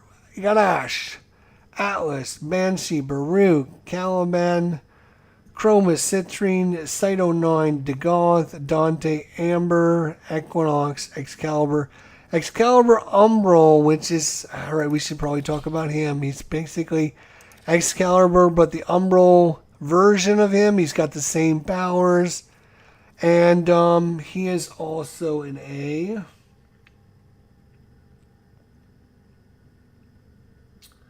They don't actually have him there. But he is a different character for some reason. I don't know why you wouldn't have him separated. It's two... I mean, yeah, they are the same characters, but they're two versions of the character. And obviously, the cool thing about Excalibur Umbral is that... he's the one that you get with the Umbral polarities on your Warframe so that you can use your Umbral mods on him. So, yeah.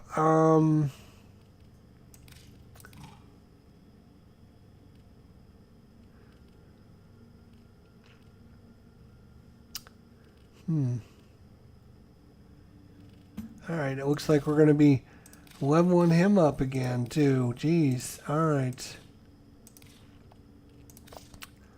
That's fine. Huh. We got to wait until we level him up. We need one more point. Because I think we're probably going to be putting Blind Rage on there, but I need one more point, so we're going to have to wait on it. Okay. Anywho's. Yeah, he's Excalibur, but a buffed up version of Excalibur. He's definitely an A. Excalibur was an A, and he's an A. He gets a lot of really good things done with his slash dash. Again, radio howl, which will blind enemies, which you can use that with your exalted blade. And yeah, you're just going to be saving up energy until you can get your exalted blade, activating your exalted blade, and then you're just going to be murdering everything that's, you know, standing in your way with your umbral blade there. So super strong. Yeah, very good. Let's see if there's anyone else. Excalibur, Frost, Garuda, Goss, Grendel Harrow, Hildron, Hydroid, and Aros, Ivara, Jade, Cora, Clairvo, Lavos, Limbo, Loki, Mag, Mesa Mirage, Nidus, Necros, Naja, Nidus, Nova, Nyx, Oberon, Octavia, Araxia, Protea, Corvex, Revenant, Rhino, Sarin, Sevagoth, Synex, Temple, Tatiana, Trinity, Valkyrie, Vubon, Volt, Verona, Wisp, Wukong, Zaku, Ureli, and Zephyr. And yes, Zaku is my last hero to talk about. And spoilers right off the bat, I really like Zaku. I think he's super cool. I think he's super good. And I don't mind putting him in S tier. His passive ability is damage, 25% damage reduction on AoE attacks and chance to avoid incoming weapon damage. He has an ability which turns on void damage, which, you know, is a thing. And, you know, it's got a nice duration, 62 seconds. Then his main ability is he takes enemies and sucks over their guns and uses all their guns against them, which is super powerful. A nice range of 35 meters on this. And it lasts, you know, a good 21 seconds, which is pretty good.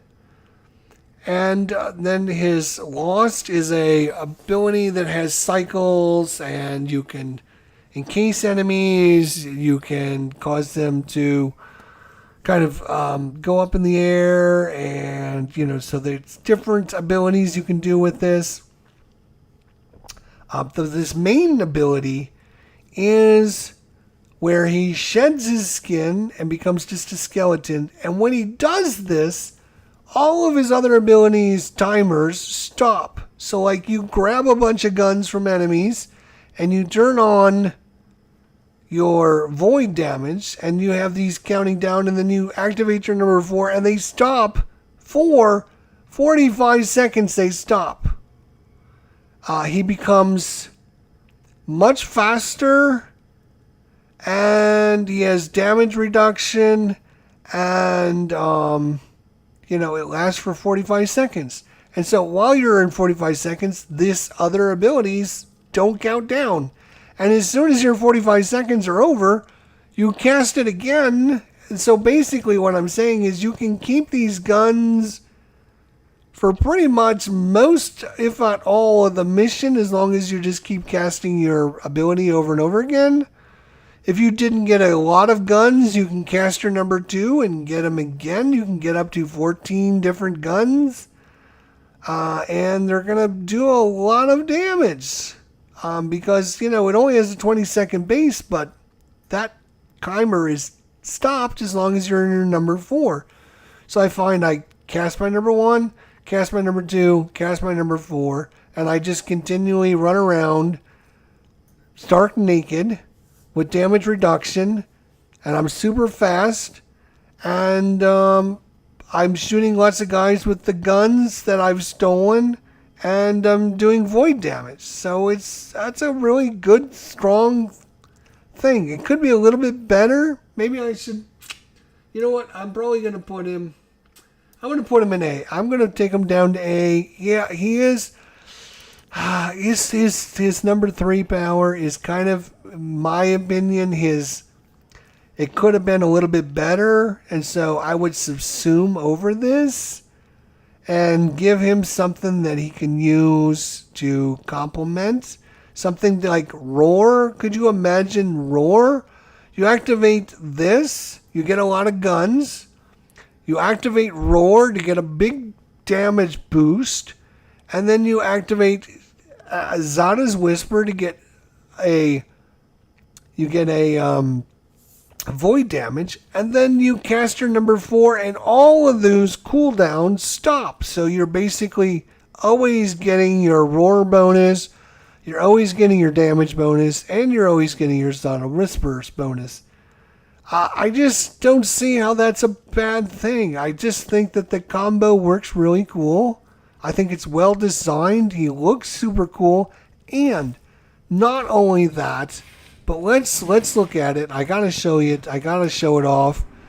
If you go to Nightwave, and I'm hoping to God next week we get it. Next week, if we can get it, we're just two steps away.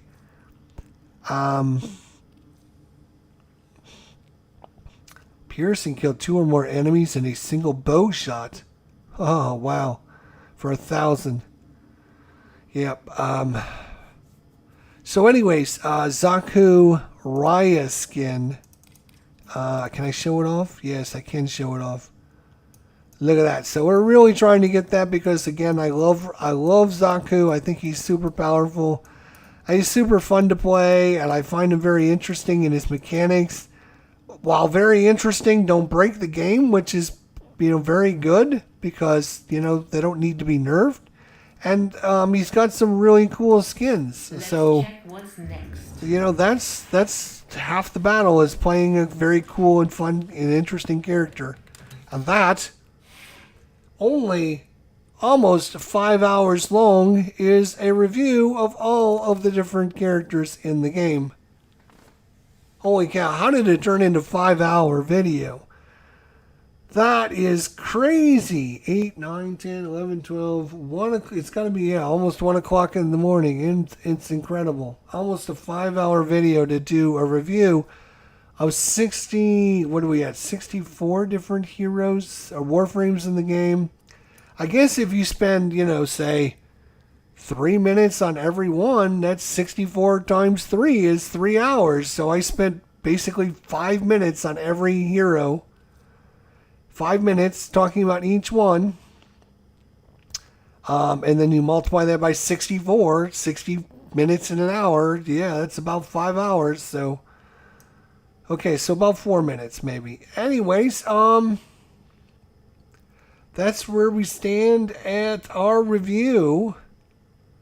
And, really, really good. There is a lot of older heroes that have been left in the dumpster, and ones that just don't do much anymore. Oberon, yeah. Nidus, again, kind of, he's got a good design. He's just old and it doesn't do a lot. Loki, can use a new design. His invisibility is obviously great. But, besides that, what else did he doesn't really do much else besides that. The heroes that only have, one good ability, they need, Equinox is a perfect example. Like, she's got she's got several okay abilities, but she's only got one that does anything that's remotely good, and it takes a while. It takes like 20, 30 seconds to build up, and that's very, very slow in, what you're trying to do when you're comparing that with a lot of other heroes like Baruch. Like, Baruch goes into Steel Path, punches guys, and they die. Like, 10 guys at a time are dying from his punches. So, like, when you have guys that are running around killing 5 to 10 people per punch, Atlas is the same way. Atlas runs around, punches a lot of guys, and they all die. And then you have, like, Ash, who has to, like, cast his number 4 ability, and it takes, like, I don't know, a long time to get everyone targeted, and then you have to activate it again, and then each one of their little summons goes to a guy and tries to kill him, and hopefully it does enough damage. And it only does 2,300 damage, so it's not a lot of damage. I mean, yeah, it's a good amount, but it's not like, it's not like a super lot. It's not like it's a guarantee kill. Like, especially against Steel Path. Like, if I go invisible and then I activate my number 4, am I going to kill Steel Path enemies? I don't know if I can do that as Ash, to be honest. So, yeah, there's just some heroes that just, the meta in 2025 is all about killing enemies very quickly and very easily with not a lot of fuss and muss. There's guns and weapons and melee weapons and secondary weapons and ways to kill enemies very quickly in the game, and that's the way the meta is going. And so your Warframe has to be able to do that to keep up. And there are a lot of Warframes that do that really, really well, and then there's a lot of Warframes that just, like Caliban, just can't do the damage to keep up.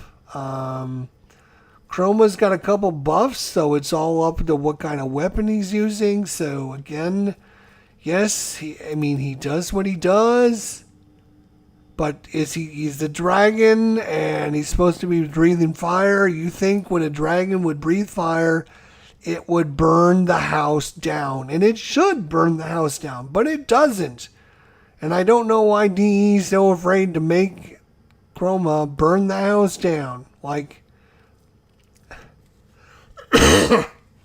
and then there's, again, I have to find the hero fun and interesting, or I'm not going to play him.